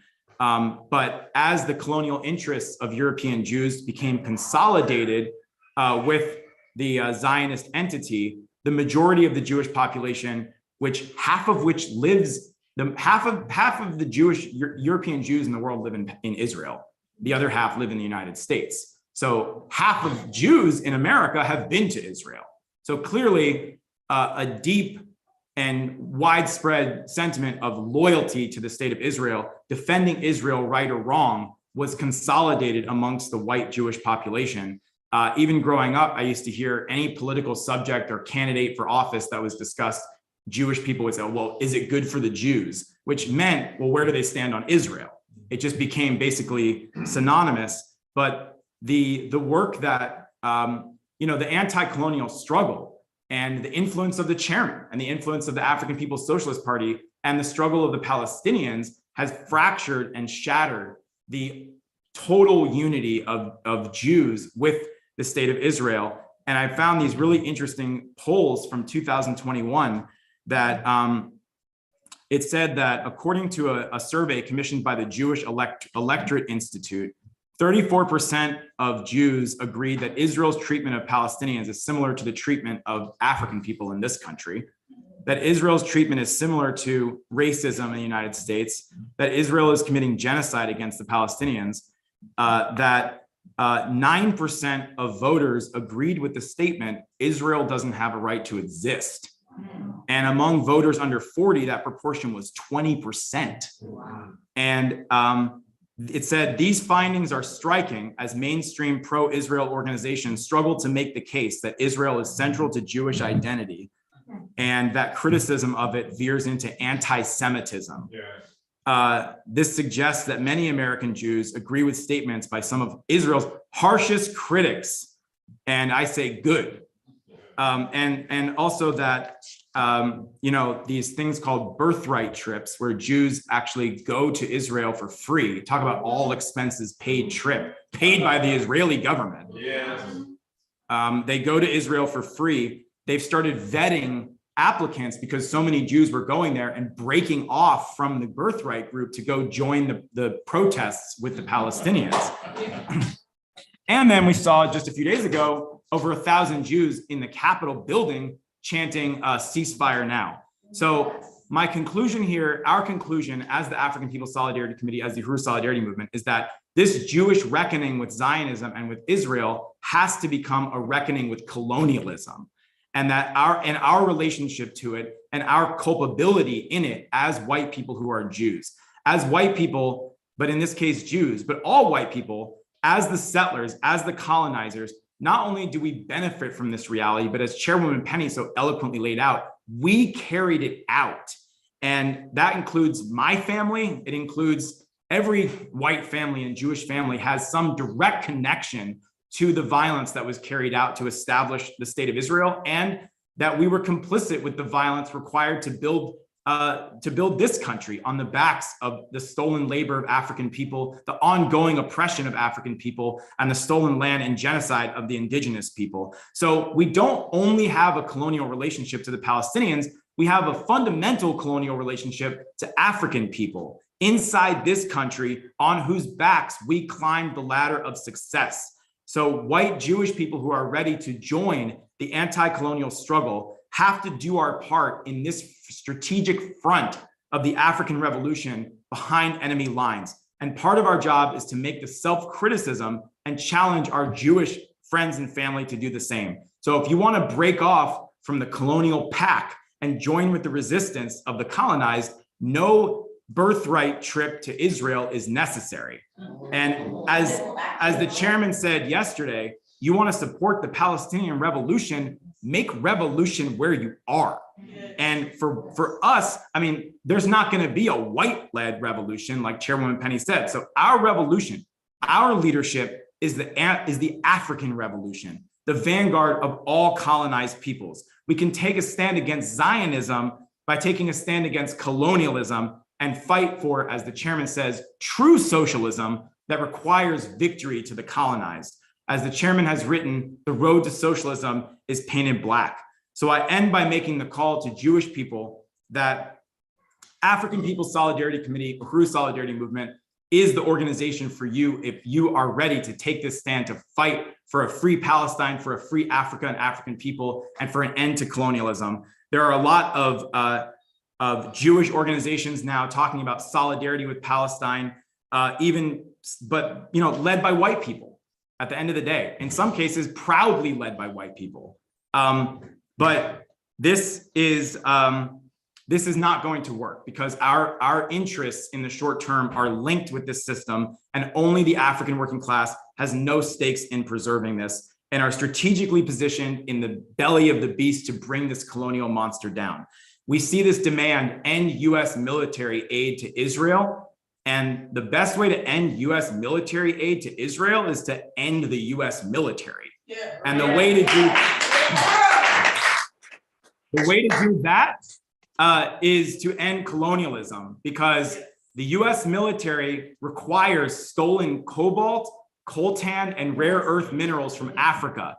As the chairman has said, the state of Israel would not survive for 48 hours without support from the United States military. And the United States military would not survive for 24 hours without the stolen resources of Africa and African people. So the African revolution is the solution, is the leadership. We have to be organized under the leadership of the African working class. Join the African People's Solidarity Committee, join the Uhuru Solidarity Movement, stand in solidarity with the African anti-colonial revolution. The stand of solidarity with African people in the US and around the world aligns us in true solidarity with the Palestinian people and other colonized peoples. So go to uhurusolidarity.org, become a member of the Uhuru Solidarity Movement today. Free Palestine, hands off Chairman Omali Yeshitela, and unity through reparations. Uhuru.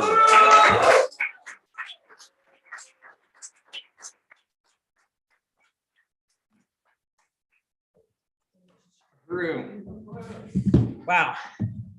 Thank you so much, Chair Jesse. Really articulate and profound presentation as usual. And, as a white Jew myself, I 100% unite with that call to other white Jews out there to join under the leadership of the African Revolution. If you are just so angry about what is happening and you are completely against oppression of all people, then join the Uhuru Solidarity Movement, uhurusolidarity.org/join. All right, so I also just want to take a moment and thank MQ for their donation of $10 in reparations. Uhuru, MQ. So that brings and Amanda, Comrade Amanda, also pledged $100. Uhuru, Amanda. So this brings our new total to 8,396. Uhuru. So we will now bring up the Hands Off Uhuru Fight Back Committee Chair, who is also the Secretary General of the African People's Socialist Party, Chair Mwezi, who will talk about building the anti-colonial free speech movement. Uhuru, Chair Mwezi. Uhuru. Wow.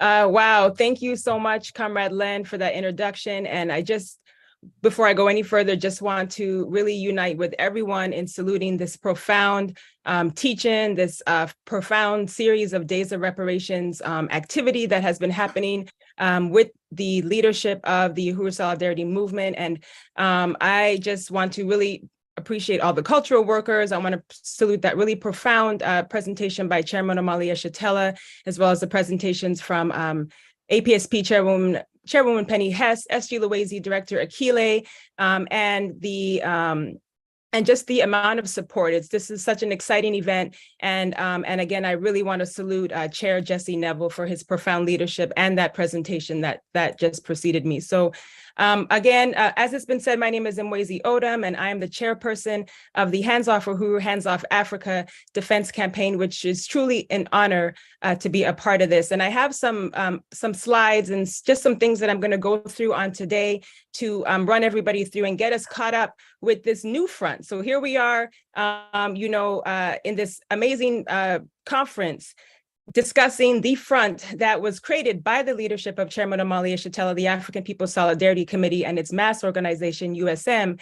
And here we are today to let's reintroduce ourselves as the Fight Back Coalition, which is another front of this anti-colonial revolution. This is to build the anti-colonial free speech movement. So before I go any further, I want to just take a moment to salute the profound leadership of Chairman Omali Yeshitela and echo everyone in this convention who has stated that how we see the world and how I see the world and how I can even begin to explain it in a clear, direct manner is through the leadership of Chairman Omali Yeshitela.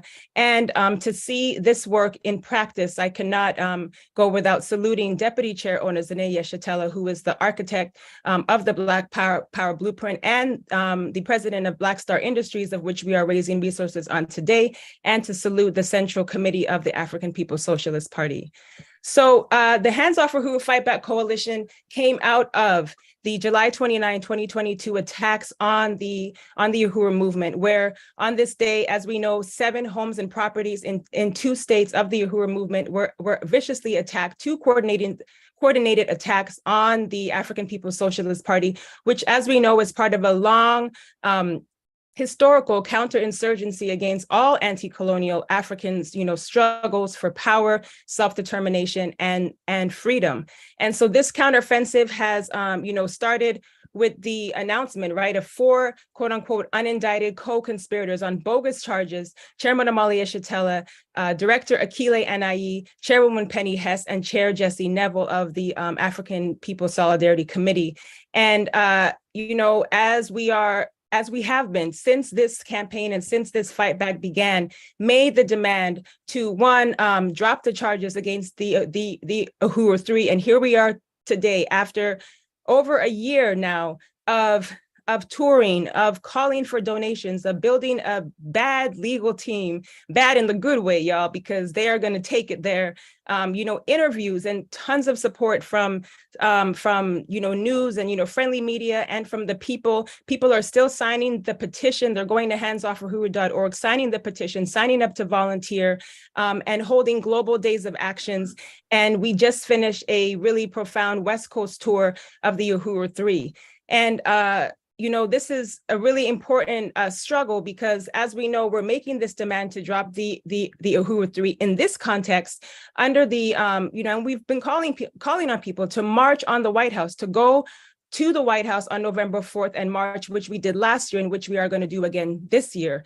And part of what we are bringing this year to the November 4th mobilization is the Hands Off Uhuru Fight Back Coalition. So what is the Hands Off Uhuru Fight Back Coalition? You can go to the website handsoffuhuru.org/coalition.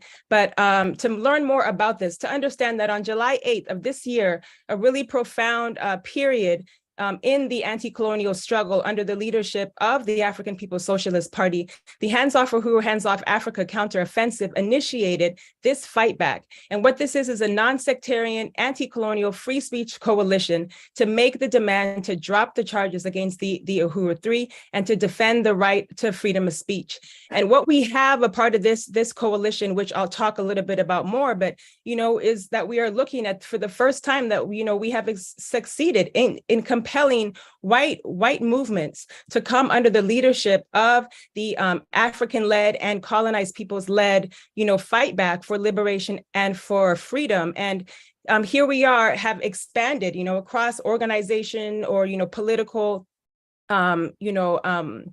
understandings of how people shape the world to develop practical political unity that has been achieved on July 8th that we are taking to the November 4th mobilization. And what this does is that it gives us the potential to make a difference in what has typically happened in the past with the historical attacks on the African liberation movement by the white movement. And here is this, struggle against opportunism, sellouts and selfish interests concentrated within this coalition. And this coalition united on July 8th that we would say all out to the Black People's March on the White House on November 4th. And so this is, coming under the leadership of an organization like the Black is Back Coalition, which has been leading this march for the past 14 years. And, to understand that the Black is Back Coalition was developed to again, expose the opportunism around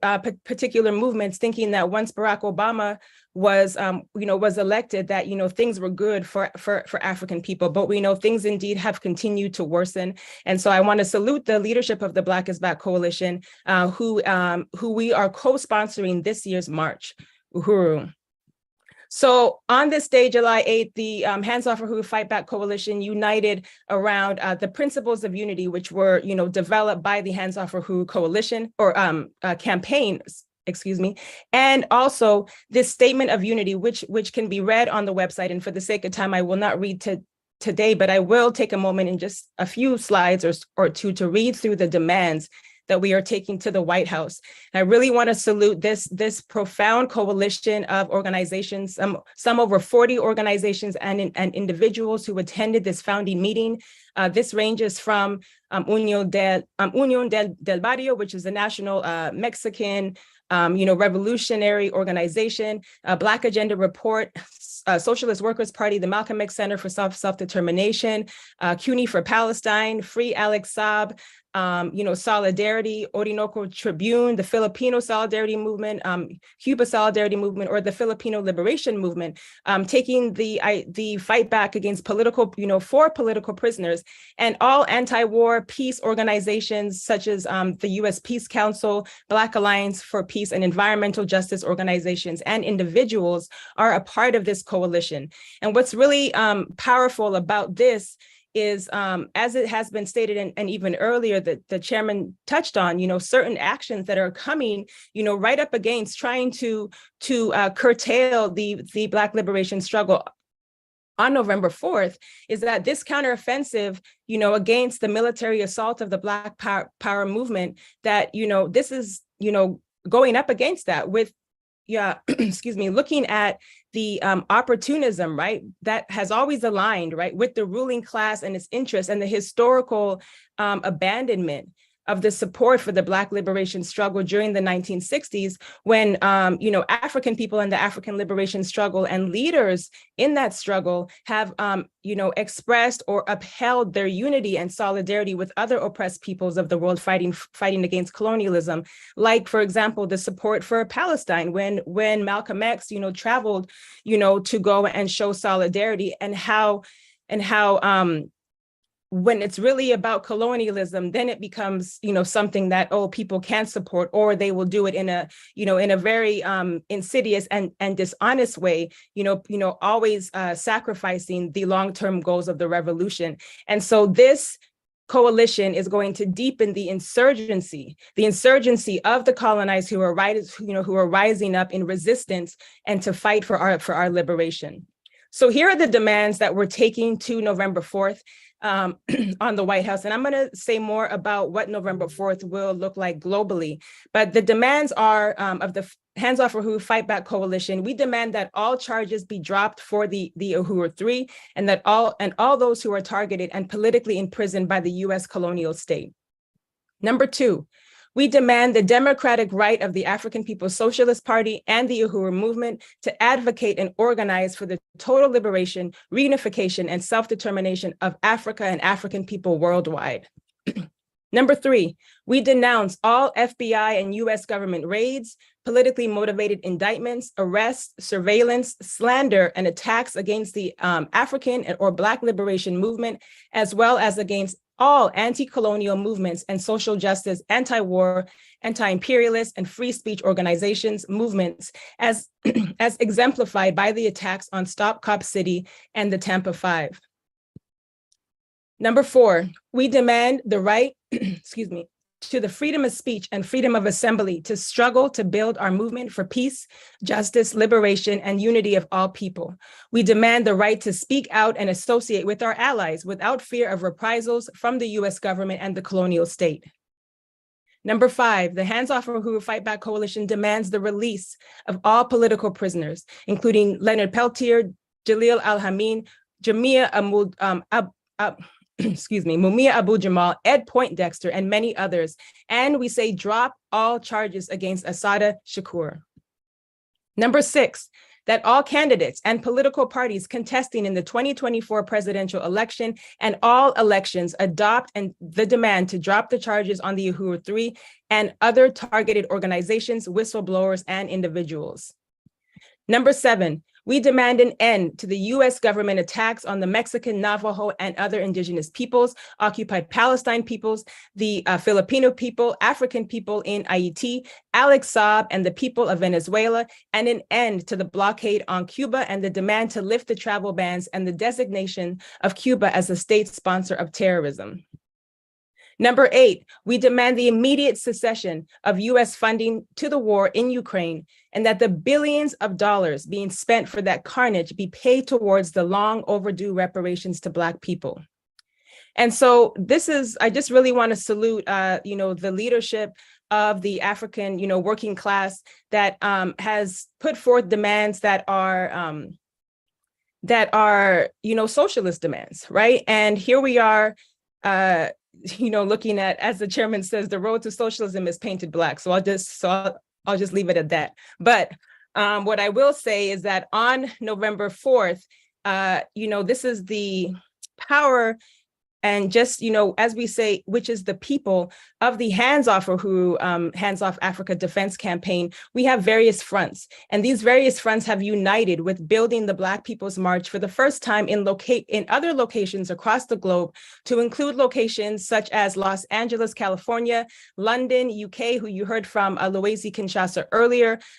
He is helping to organize a really profound rally and march and conference in London, as well as Pretoria in occupied Tanzania or South Africa, and other forces who have united to, that we have called on, who are other commitments in South America as well. And we believe, and we know that together we will make a statement for this White House and the US embassies that they will have to hear, whether they're Democrats, Republicans or whatever, because we got all of that in this coalition and we're taking it there.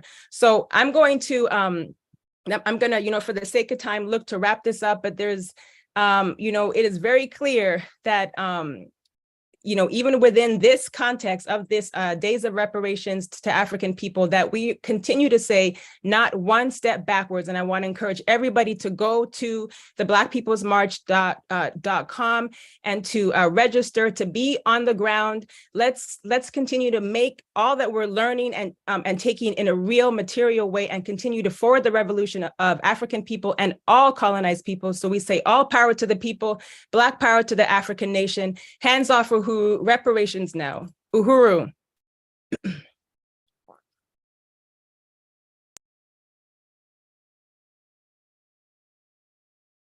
Round of applause to Chair Mwezi Odom.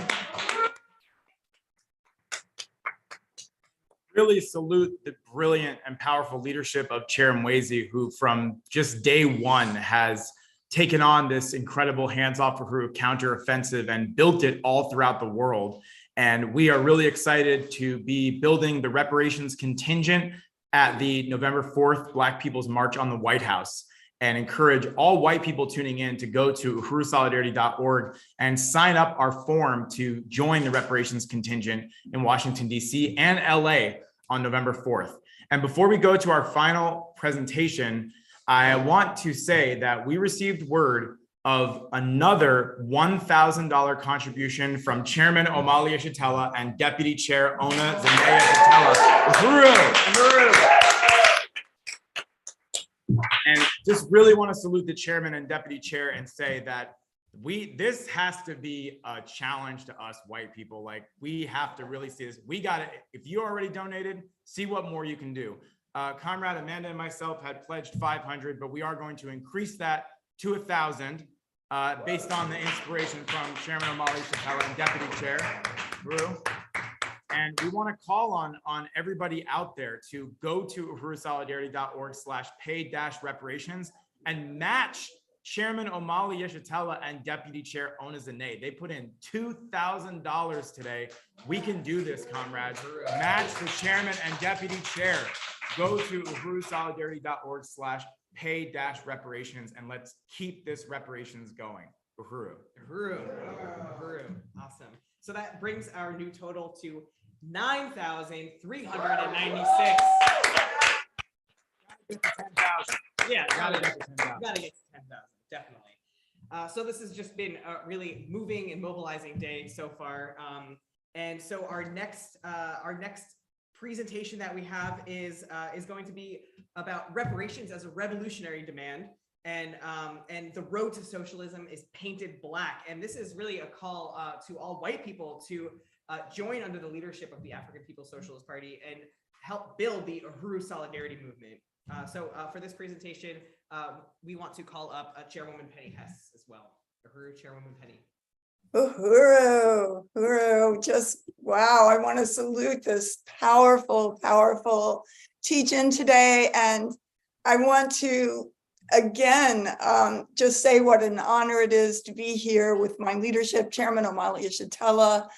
That was an amazing presentation. I want to salute again, Secretary General Luwezi Kinshasa and the party Secretary General Muwezi, as well as the fiery and brilliant presentation on exposing and tearing apart this whole question of democracy and showing that for African people, the true democracy is self-determination. And, you know, just really want to salute that and the powerful presentation of Secretary General Muwezi.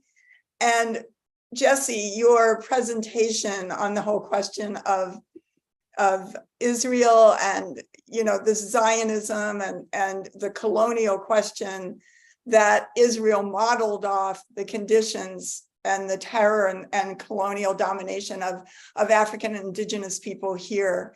And I just want to say that I did see on YouTube or somewhere, I saw some, maybe on Twitter, some ultra-Orthodox Jewish people in occupied Palestine holding up signs in solidarity with the Palestinian people. But I also want to say that ultra-Orthodox in Brooklyn are unite with the colonial attack on African people. So, you know, this whole question of that can't be separated that with the whole colonial question, the colonial domination of African people here inside the borders of the United States and the struggle for political and economic power in their hands. I just wanted to talk a little bit about, the significance, first of all, of the tribunal, the First World Tribunal on Reparations to African People. That was so amazing. And the book that the Department of Agitprop has just put out in the last few months called The Verdict is In, Reparations Now.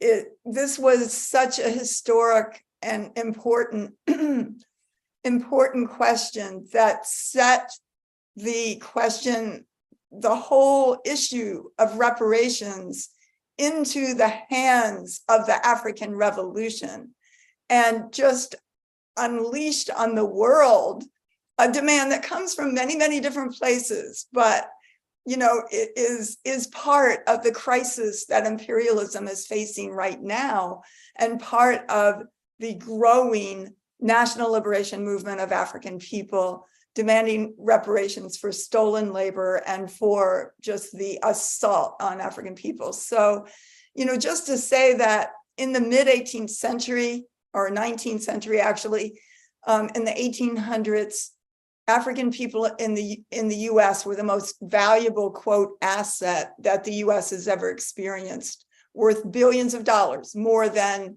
the land, more than the railroads, more than the banks. African people were, I had never looked up the word chattel before.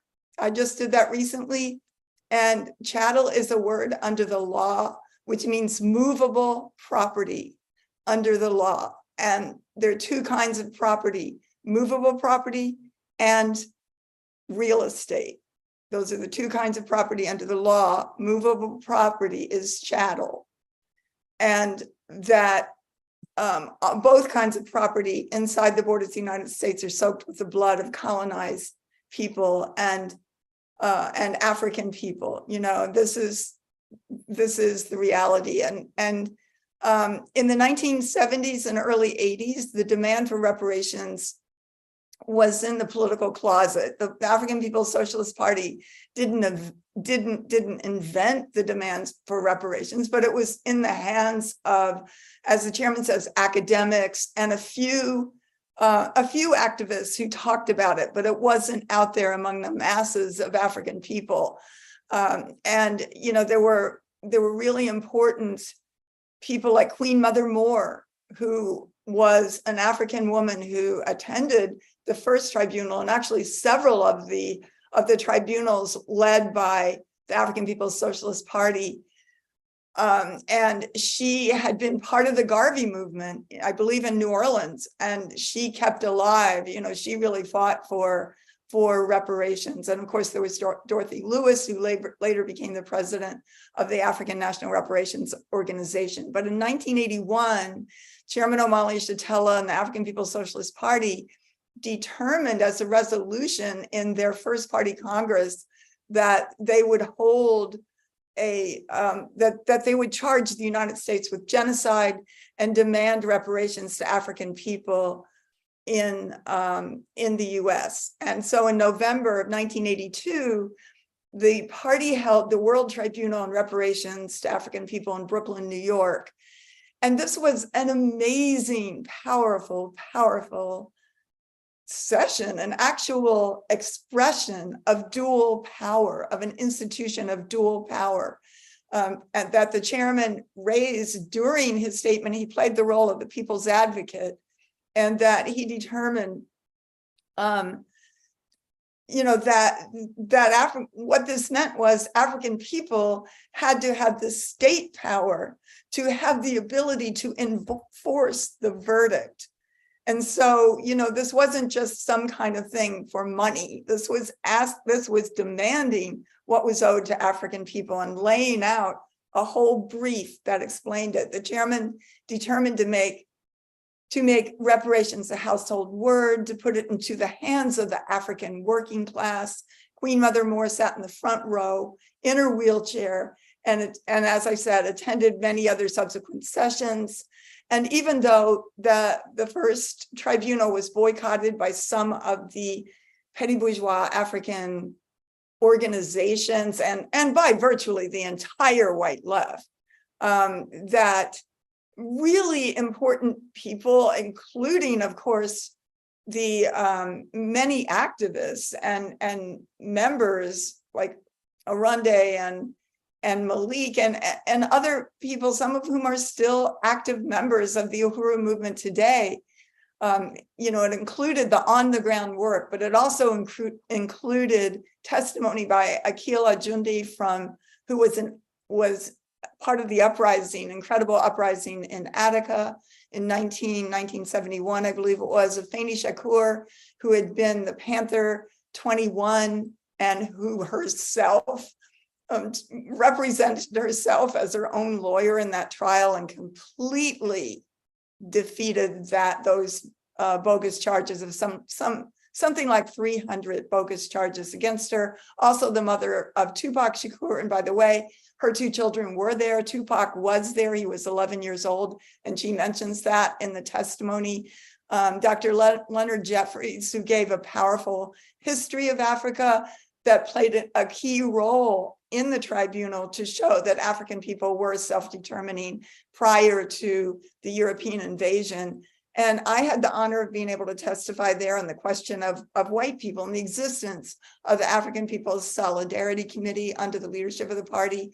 There were judges from Congo, Senegal, Chile, and from Rick Ayers, actually, from the African People's Solidarity Committee. The chairman, as the people's advocate, was brilliant and used for the first time international law, including the UN Convention on the Prevention and Punishment of the Crime of Genocide, which had been said by many people of the Zionist movement or Israel that was not to be used. African people couldn't use that, but the party did use that, and Human Rights Convention, the right to self-determination of oppressed people, and other accepted law of the United States to take this on, and that it was based again on tied to the understanding of the colonial mode of production, the struggle for state power for African people to enforce the verdict. The U.S. was found guilty on all the charges of genocide against the United States government, and stating that the U.S. owed $4.1 trillion to African people for stolen labor in the U.S. alone. And the chairman stated, we'll calculate the damages later. So APSC was called on to go to New York City and build for the tribunal and the white community to help raise resources. As part of that, we took tour packets to all the embassies, Cuba, Iran, and many others. We contacted over 100 white left organizations. I'm not sure that any of them, I don't really remember if any of them actually supported it, but I'm pretty sure none of them came. And 2 books were published afterwards, Stolen Black Labor and Reparations Now, and the party formed the African National Reparations Organization. And the whole question, basically, this led to a struggle a couple of years later inside of APSC about whether the question of reparations and the commitment to building white solidarity and reparations under the leadership of the African Revolution would be there against another faction that was in APSC that wanted to build a, quote, parallel white organization in the white community. So this whole question, is just tied to everything that's been the party strategy. And I just want to say really quickly that since that time when when nobody knew what reparations is, that the Japanese, I just saw, are saying that who got reparations, by the way, and some people use the Japanese reparations against the Africans. I saw an article recently where some of the Japanese committee that worked for reparations to Japanese people for being put into camps during the Second Imperialist War and received something like $20,000 a person or whatever. But some of them have come out saying that they want to support reparations for African people and recognize the centrality of that, which I think is very powerful. California and New York and many other states now have reparations commissions and endorsed reparations for African people. An article coming out in Essence magazine this past year quotes New York City Councilman Charles Barron as saying, and this is straight from the chairman, when we talk about reparations, it's important to talk about revolution and the radical systemic change needed, because reparations without a change to the colonial capitalist system means we're just going in circles. The United Nations had a conference against racism in 2001, which members of the African People's Socialist Party attended. And in March 2022, the United Nations held a day of testimony on reparations to African people, which I believe Afia and Gwanza and perhaps others of the Black is Back coalition were part of. There have been countless lawsuits to corporations for reparations that played a role in the enslavement of African people. Many churches have endorsed reparations to African people, including the Episcopal and many other churches, but not the Catholic Church, by the way, which played a huge role in the enslavement of African people.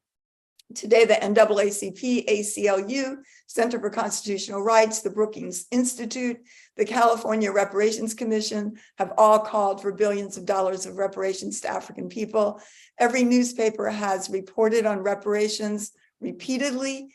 Ghana and countries in Africa for the first time now are demanding reparations, something never heard of before. And this all came out of the demand raised by Chairman Omali Yeshitela. And I just wanted to say, one of the most powerful and to me, sort of in a direct line from the original tribunal and all of the briefs, the legal briefs built around that, is the CARICOM reparations demand and their brief, which is over 100 pages long, that is demanding 131 trillion in reparations to African people from the colonial countries.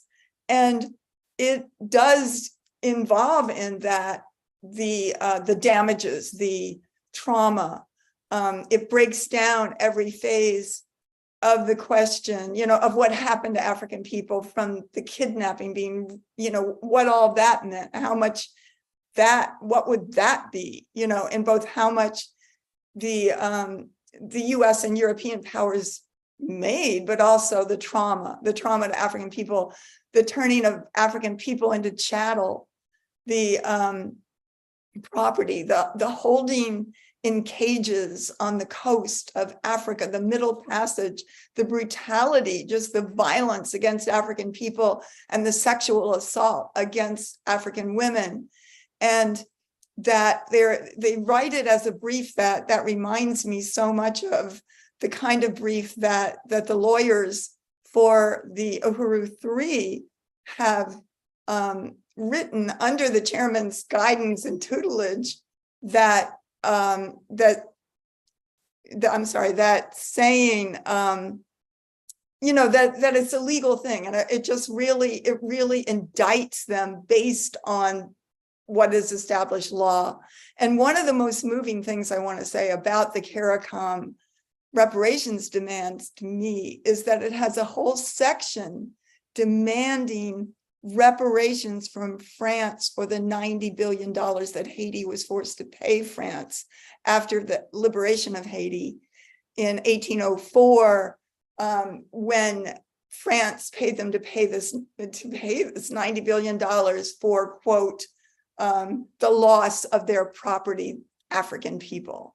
And so, it's a powerful document, and it's incredibly influenced by the leadership of Chairman Omali Yeshitela, who again took this out of academics and put it into the hands of the African working class, made it a household word, which reparations is indeed a household word now. I don't think there's anybody who, wouldn't agree with it in terms of being in the hands of the masses of African people in 2020. During the period of uprisings in response to the brutal police murder of George Floyd, a young African woman in Chicago was quoted as saying, quote, "I don't care if somebody decides to loot a Gucci or a Macy's or a Nike, because that makes sure that a person eats. That makes sure that a person has clothes. That makes sure that a person can make some kind of money, because this city obviously doesn't care about them. Not only that, that's reparations." And this was from just, somebody on the street. And in Ohio, an African woman went into Target and demanded $1,000 in reparations from Target.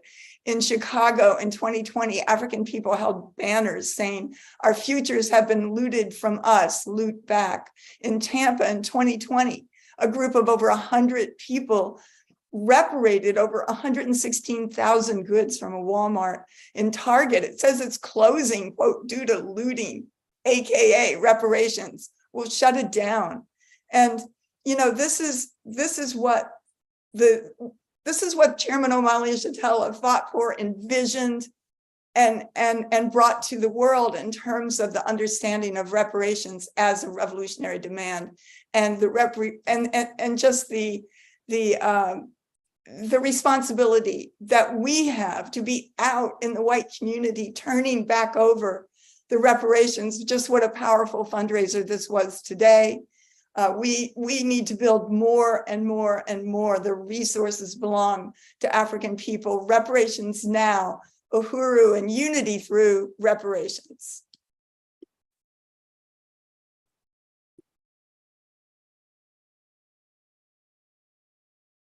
Thank you, Chairwoman Penny. That was a brilliant, brilliant summation and presentation on the historic role that Chairman Omali Yeshitela and the African People's Socialist Party have played in bringing reparations to the world as a revolutionary demand. So thank you so much to Chairwoman Penny Hess. And we are going to be coming to the end of our program in just a little bit.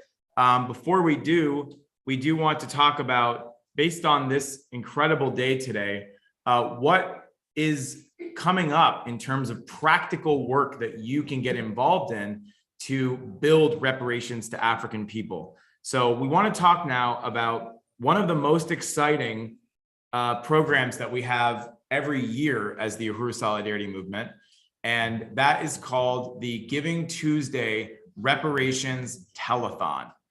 And this is the 5th annual reparations telethon for Giving Tuesday. And I want to salute the leadership of Deputy Chair Onizine Yeshitela, who we're going to be talking about. Oh, there we are. Okay, great. And Chairman Omali Yeshitela for everything that's been summed up today, but in particular for this telethon and this campaign to massively win reparations for the programs of the Black Power Blueprint, APEDF, the African People's Education and Defense Fund, of which Deputy Chair is the board president. And this campaign is, if you go to the next slide, some of you in this room have actually experienced the telethon before. It's fun, it's exciting, it's a revolutionary Uhuru tradition. So what is the Giving Tuesday Reparations Telethon, you ask?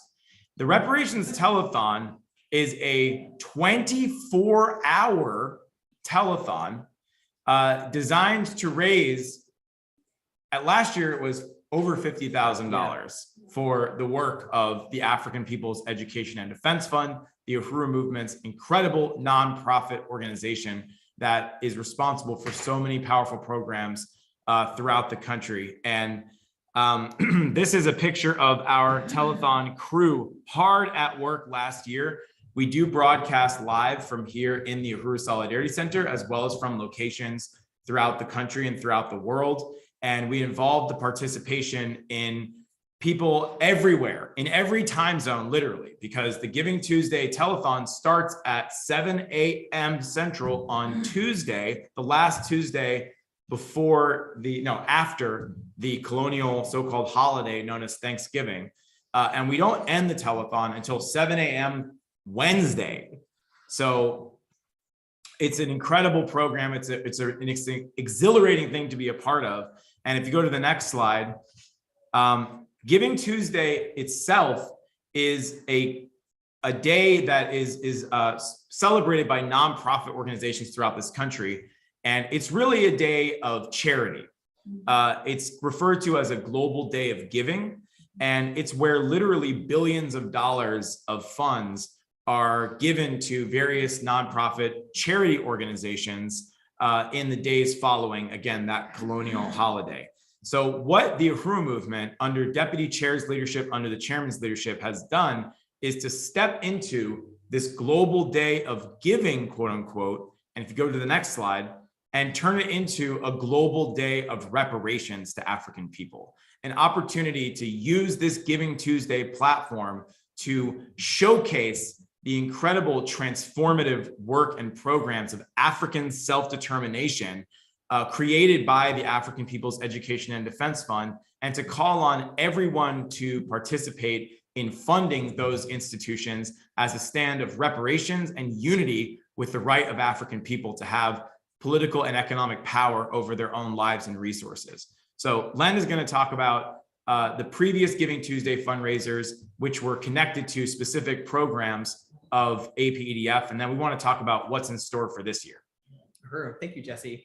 Yeah, so our previous Giving Tuesday telethons have been amazing and successful and so much fun. And some of the ones that we've had, like last year, was a fundraiser for the Uhuru Wakulia Health Center. Uhuru Wakulia means the Freedom to Nurture African Women's Health Center. The year before that, we raised funds for the community basketball court, which you can see here. We had our grand opening earlier this summer, and it was just exhilarating. It was amazing. And then the year before that, we had our telethon to raise funds for the African Independence Workforce Program, which is this amazing home that is next to the community basketball court in North St. Louis. And this will be the home of Africans coming out of the colonial prison system who will be part of the African Independence Workforce Program.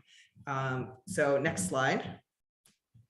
And this year's Giving Tuesday campaign, we will be raising at least $50,000 for the African People's Education and Defense Fund. Uhuru. And I have no doubt that that we cannot go way beyond that, like we have, previously in almost every single Giving Tuesday campaign that we've had. Next slide. And part of what we're going to be doing with this year's Giving Tuesday Reparations Telethon is celebrating and paying tribute to the incredible legacy of the Uhuru furniture stores in Oakland. After more than 30 years, the furniture stores are closing in Philadelphia and in Oakland, but the African People's Education and Defense Fund is moving forward.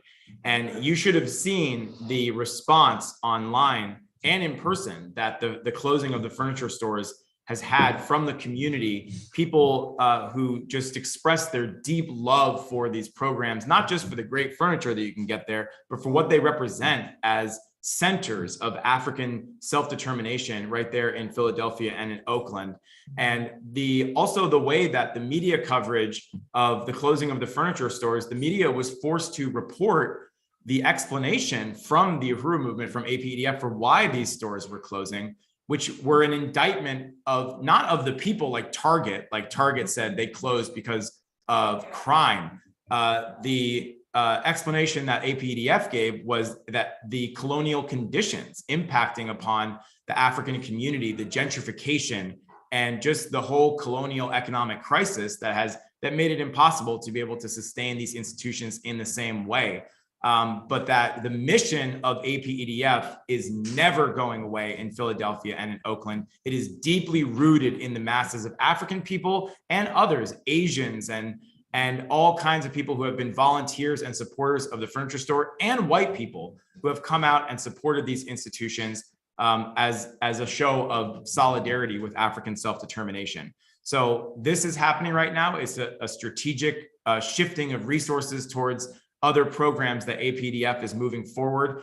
And the telethon this year because the telethons of previous years were actually co-hosted by the furniture stores, and segments of the telethons were broadcast from the furniture stores. So this year, we want to use the telethon to truly lift up the incredible legacy of Uhuru furniture, what it has meant, what it continues to mean, and what APEDF is looking forward to in the coming years as it continues to move ahead with its incredible mission. And what is its mission? Its mission is to defend the human and civil rights of African people, to end the disparities faced by African people in health, healthcare, education, and economic development. So these are just some pictures from previous years' telethons, including images hosted from the furniture stores. There is Ruby and comrade Karen, who's an amazing drummer and supporter of the Uhuru movement. Next slide, we have Janine and Stephanie there in the Uhuru furniture store in Oakland. Next slide. And, you know, Africans outside of the, this is actually the Uhuru house, right? Yeah. Okay. So that's just an image from the telethon. There was work going on. Representative Bakri was out there live on the scene reporting from work that was happening there at the Oakland Uhuru house. Next slide. So we want to call on you to join the telethon team today. Joining the telethon team is how you can get involved in making reparations a reality. And this picture is from our primetime segment. Every year, we have the honor to have Chairman Omali Yeshitela, Deputy Chair Onizane Yeshitela, and for the last 2 years, we've actually had Charles Barron and Inez Barron joining us during the primetime hour as well. I love that picture. Everybody's just smiling. It just shows you, this is like, that's the telethon. This is the telethon. Yeah, this is it summed up in this picture.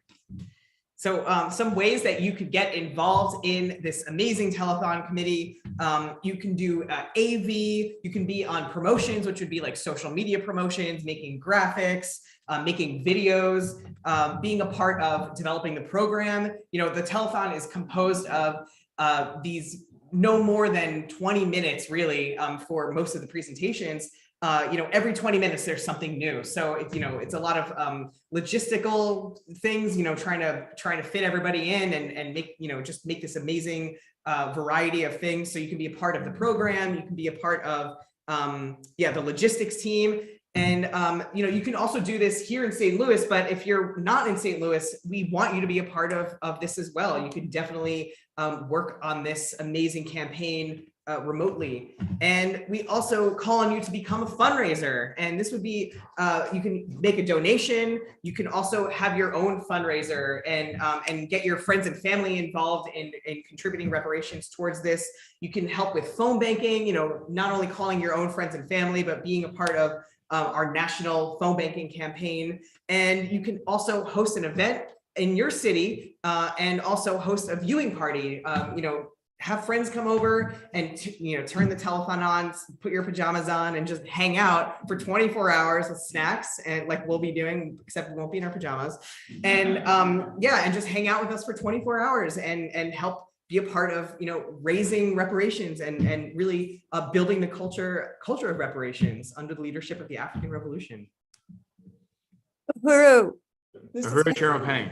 Yeah, I just wanted to make sure that we can put forward our comrade coordinator for the telethon, who just got out of the hospital, Comrade Brendan. Uhuru. Uhuru, Brendan. Let's go, Brendan. Let's go. Yeah, I appreciate that intervention from Chairwoman Penny, and I want to say a quick word about Comrade Brendan. He was in a pretty serious car crash. He is recovering. He's getting better, and he was tuned in to every second of the March for Reparations today. I'm sure he's watching right now as well. But Brendan, even though he couldn't be there physically, he was there yesterday at the March for Reparations. This comrade put so much incredible work into making that march happen, including recruiting his brother and sister to be on the security team. So, I mean, that's an organizer right there. Like, he was going to be on security, but he was in a car crash. So he replaced himself. He recruited somebody to replace him on security. So 2 people to replace him. Yeah, that's right. That's right. 2 siblings. Exactly. And I kid you not, I visited this comrade when he was in the hospital, and he's in his hospital bed, bandaged up, IV, you know, sitting there, and he's like, yeah, I contacted Wendy about the telethon. He's following up on action items. So we got to be as tenacious and relentless as our comrade Brendan, and just send our love and appreciation. And as the chairman always says, let's go, Brendan. Let's go, Brendan. All right. So speaking of which, Brendan's committee will be coming together on October 30th, Monday, 7 p.m. Eastern, 6 p.m. Central, 4 p.m. Pacific. We will be meeting our telethon planning committee. We'll be meeting for the first time, so you can join us, get involved right from the ground level in making the telethon happen this year. Register at tinyurl.com/telethonplan. So, Len? Uhuru. Yeah, so this is just a fun slide. I just wanted to just give you a little taste of what the telethon is going to be about. It's in this font here. You too can be on the telethon committee, help build the telethon, star in the telethon, and like Jesse said, register at tinyurl.com/telethonplan. And yeah, we're just really looking forward to this really fun campaign, and we're looking forward to just continuing our tradition of beating our pledge of $50,000 towards the African People's Education and Defense Fund.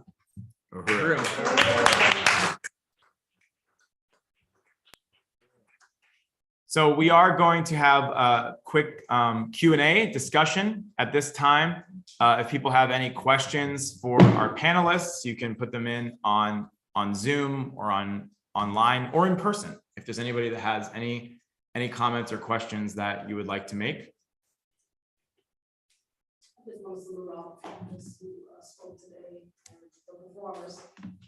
Uhuru. Thank you, Be Queen.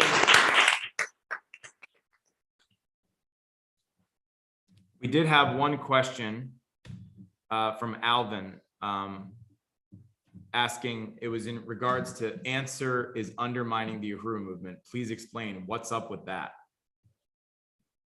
I don't know, Chairman, if you wanted to. Okay, so what this is in reference to is a really important struggle that, and Chairwoman Penny, if you want to jump in on this as well. I can jump in. Okay, yes, Chairman.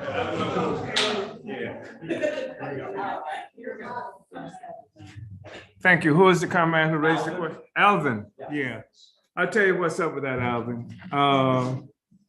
That the African People's Socialist Party and the Black is Back Coalition have been working for years to rebuild our movement for national liberation. And part of that has included, for the last 14 years, this would be the 15th one, a march on the White House every November. And this year, what we had determined is that we built an anti-colonial free speech movement that involved all kinds of colonial people who suffer colonial oppression, from Palestinians to Filipinos to Africans here, to various peoples around the world, to people like Venezuela, where the United States kidnapped a diplomat and actually threw him in prison illegally, that kind of thing.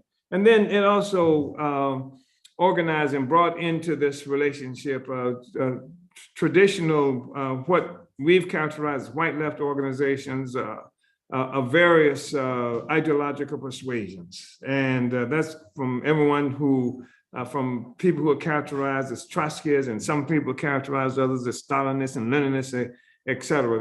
They've all come together, Maoists, just an incredible thing, working, marching against colonialism and demanding that the United States government drop the charges against the three of us in the Uhuru movement, which was a part of the attack on the people's struggle for colonialism everywhere around the world, and the role historically that the African People's Socialist Party has played in that. And at a critical moment in history, when peoples all around the world, and especially colonized people, are making increasing struggles against colonial domination. And so the federal government attacked my home, handcuffed me, my wife, attacked the Solidarity Center, attacked Uhuru House in St. Petersburg, Florida, another in St. Louis, in Missouri, where we're located, stole thousands of dollars worth of materials from us, destroyed property, et cetera, and accused us of working for Russia because we were demanding reparations, which is what this tribunal does, and which is what this mobilization does, because we were had initiated a process, or reinitiated a process of demanding people's support calling on people to support the demand that the United States be taken before the United Nations for violation of the Convention on the Prevention and Punishment of the Crime of Genocide. And because we had a different position, we opposed this war that the United States is waging against Russia, using both Russians and Ukrainians as fodder, cannon fodder for this struggle. So we were attacked for that. That's what happened. And so we said that this march also would demand dropping the charges, not only against us, but all of the other people, because after they attacked us, this was the canary in the coal mine. They were attacking movements all around the country. There some people in Atlanta, Georgia, the Stop Cop City, some 61 charges, federal indictments against them. You have people in Tampa, Florida, who've come under indictment because these are students, because they protested the governor's disallowing any Black history and things like that to be taught. These are some of the things that happened in the wake of what they did to us. And of course, they attacked us and opened the door on attacks for everybody. So we pulled together this incredible mobilization, recognizing that, calling for the release of all these people, the opposition to drop the charges against all these people, and to drop the charges against the three of us. That is to say, me, Comrades Penny Hess and Comrade Jesse Neville, who are charged with being Russian agents and could actually be sentenced up to 15 years in prison. So this is what this movement was about.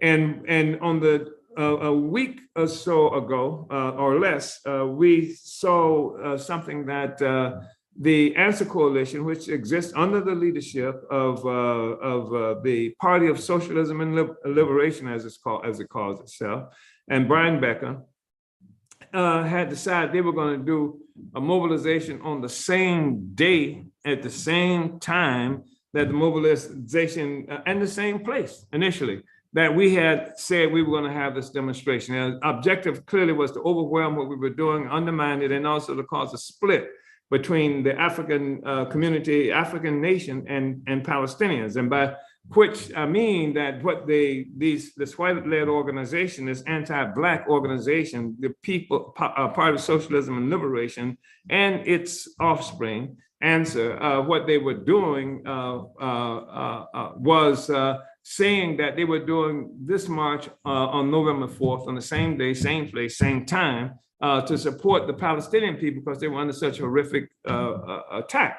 Of course, we unite with that. Of course, our coalition has been fighting and advancing the cause of the Palestinians since its inception almost. And we had already planned and put forth the liberation of the Palestinian people as demands that we were organizing and dealing with. So it was a traditional kind of opportunist move by this instance, the white left. In this instance, we're talking about the people, Party of Socialism and Liberation. I hate saying that. And the Answer Coalition, when of course they don't have any answers at all. That's the only problem we have.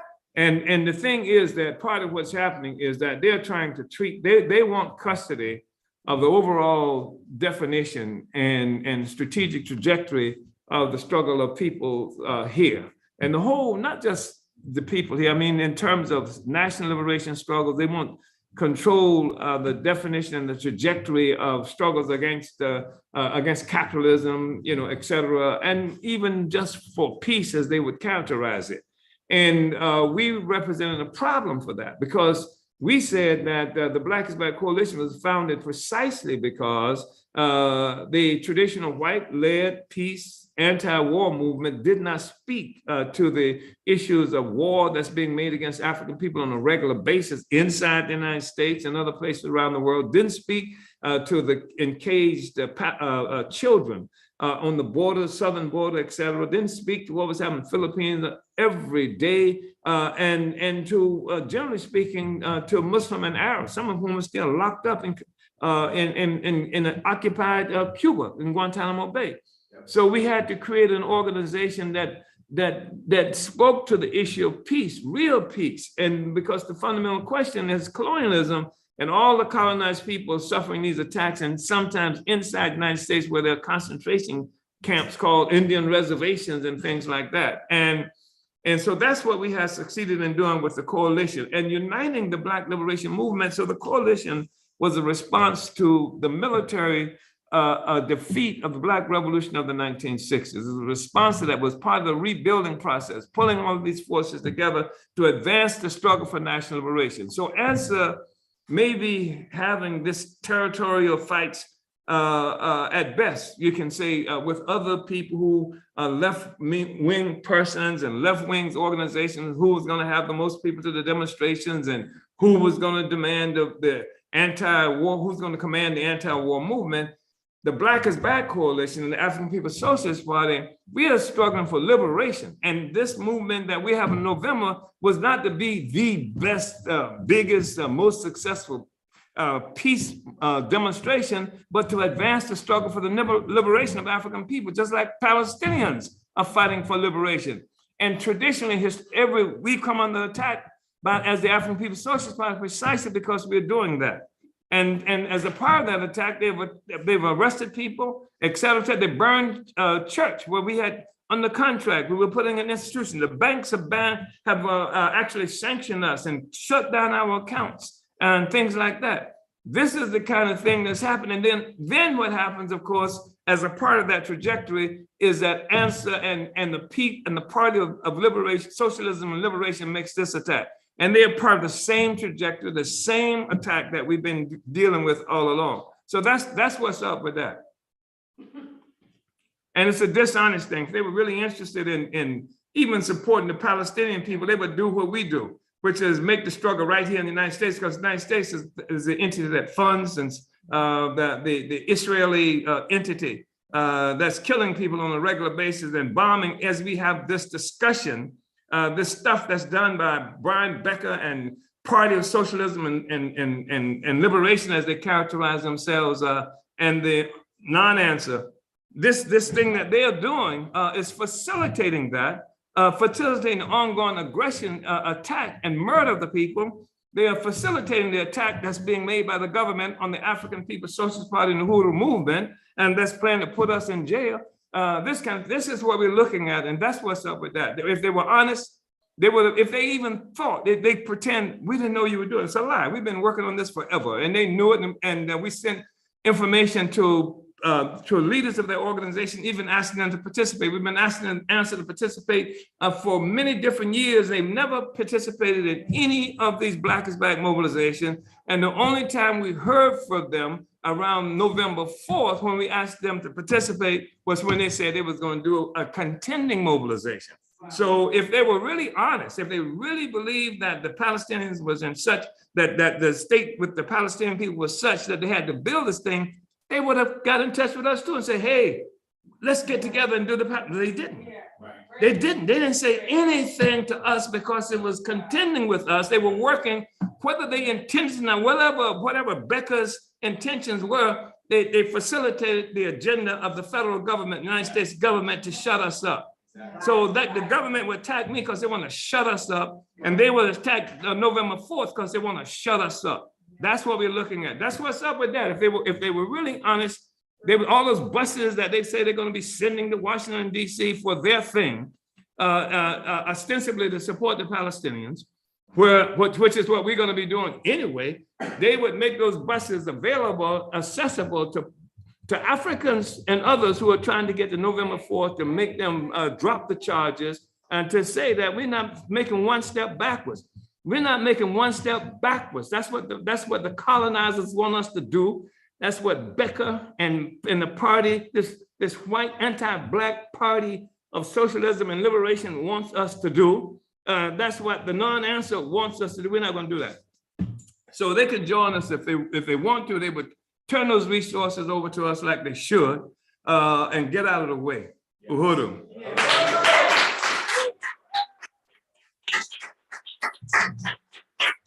You know, this does relate, because the contradiction we're talking about, Comrade Akile, brilliantly talked about what democracy means and how the colonized have been made invisible.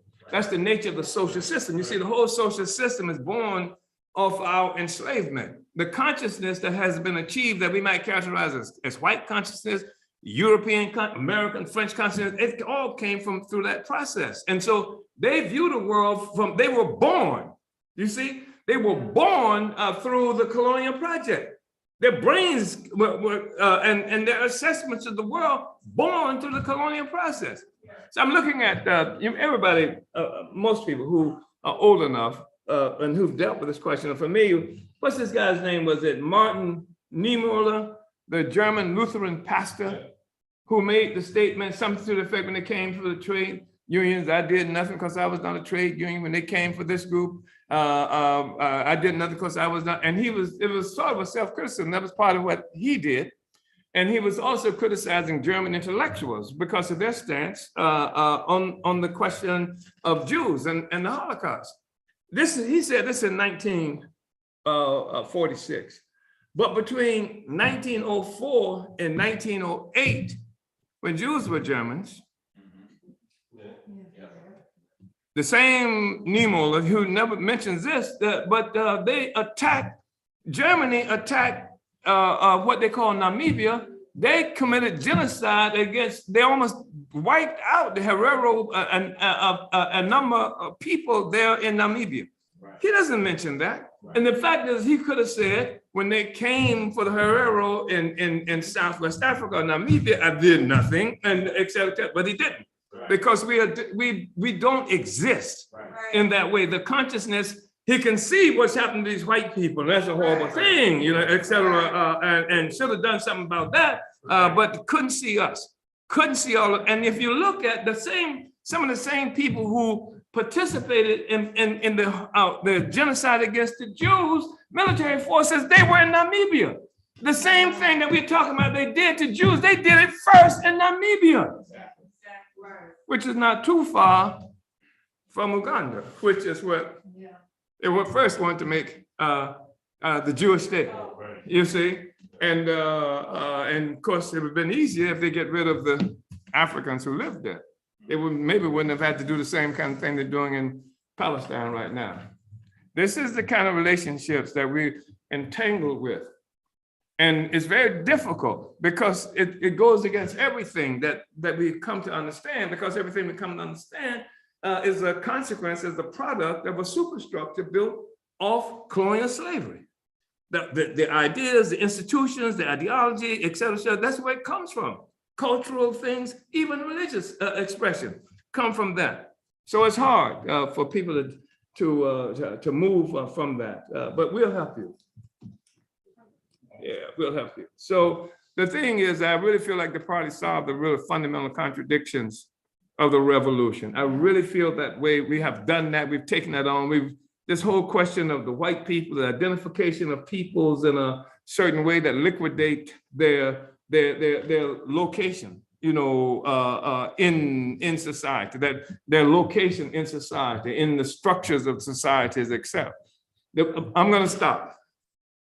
I do want to make this point because many people recognize the existence of the state.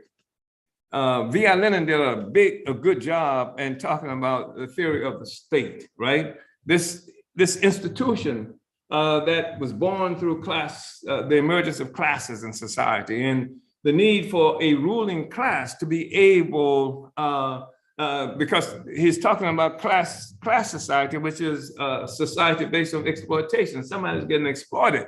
So there has to be a means by which the exploiters, the one who are doing the exploiting, maintains the stability and the peace in that society. And this is the emergence of the state.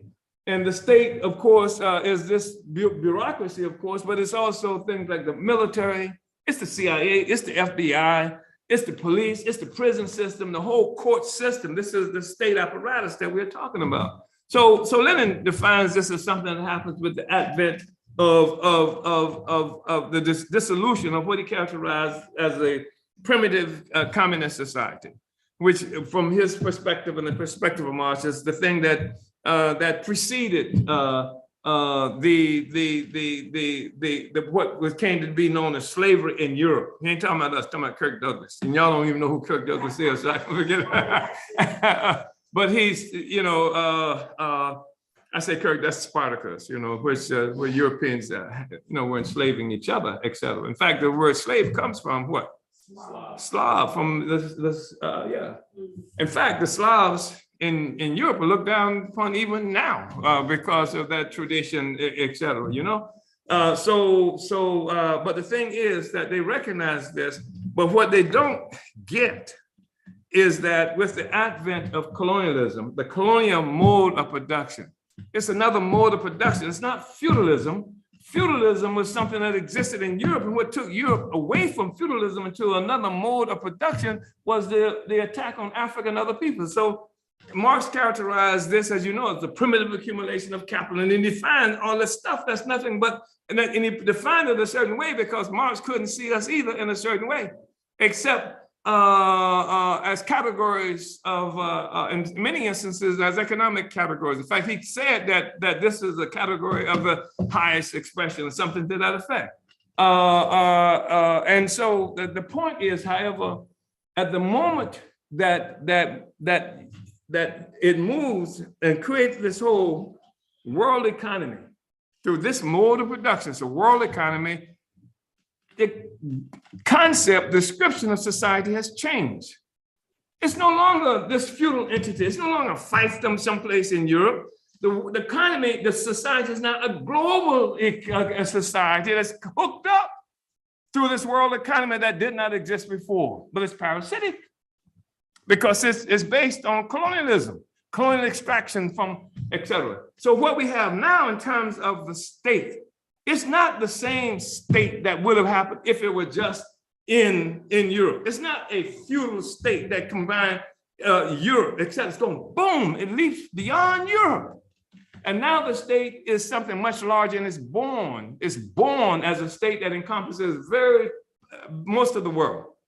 And now you have these instruments of state power that's created sometimes along with this process. Europe setting up, all these colonies set up, that's an extension of Europeans, that's the emergence of European state power.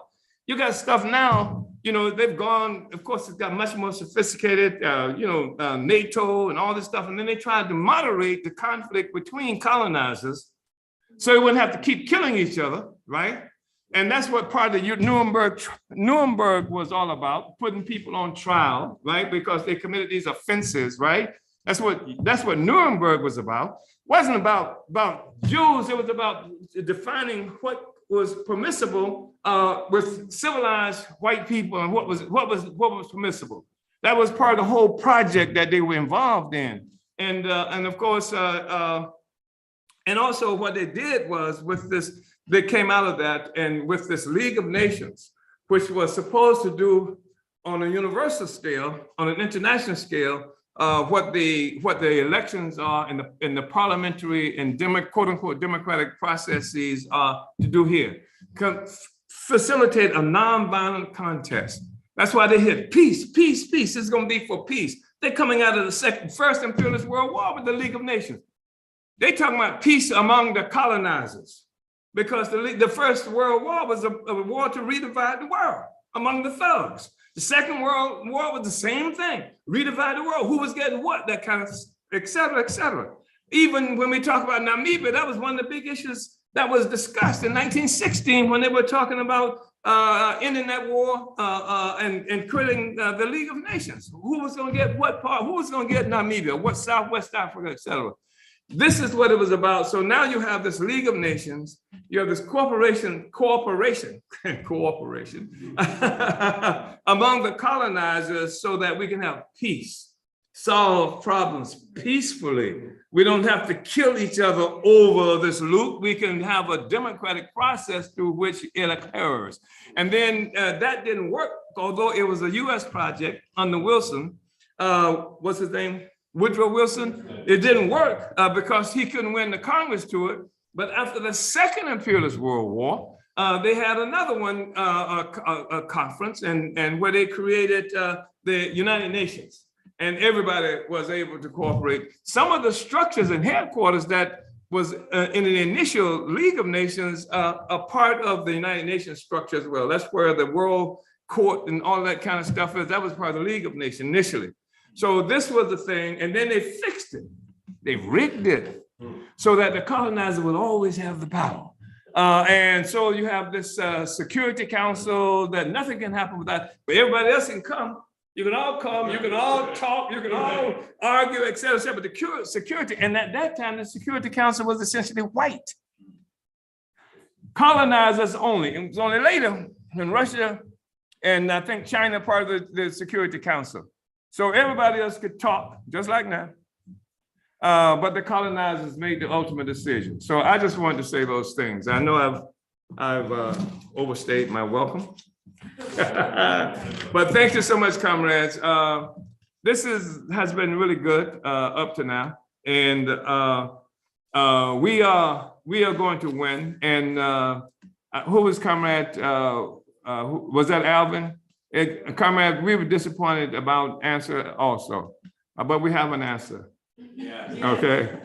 Thank you, comrade Alvin.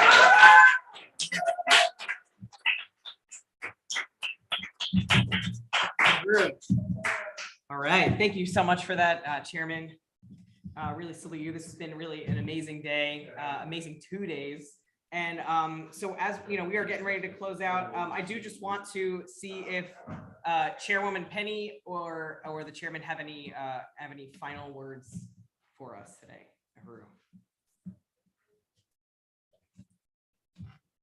Forward to November 4th. Uhuru. Yes, forward to November 4th, unity through reparations. Uhuru. Uhuru. Yes, and I just want to say that yes, forward to November 4th, and to learn more about that, you know, go to uhurusolidarity.org, or you can email us at info@uhurusolidarity.org, and join the Uhuru Solidarity Movement at uhurusolidarity.org/join. And we will see you on November 4th. Yes, handsoffuhuru.org. Salute to everybody. Thank you.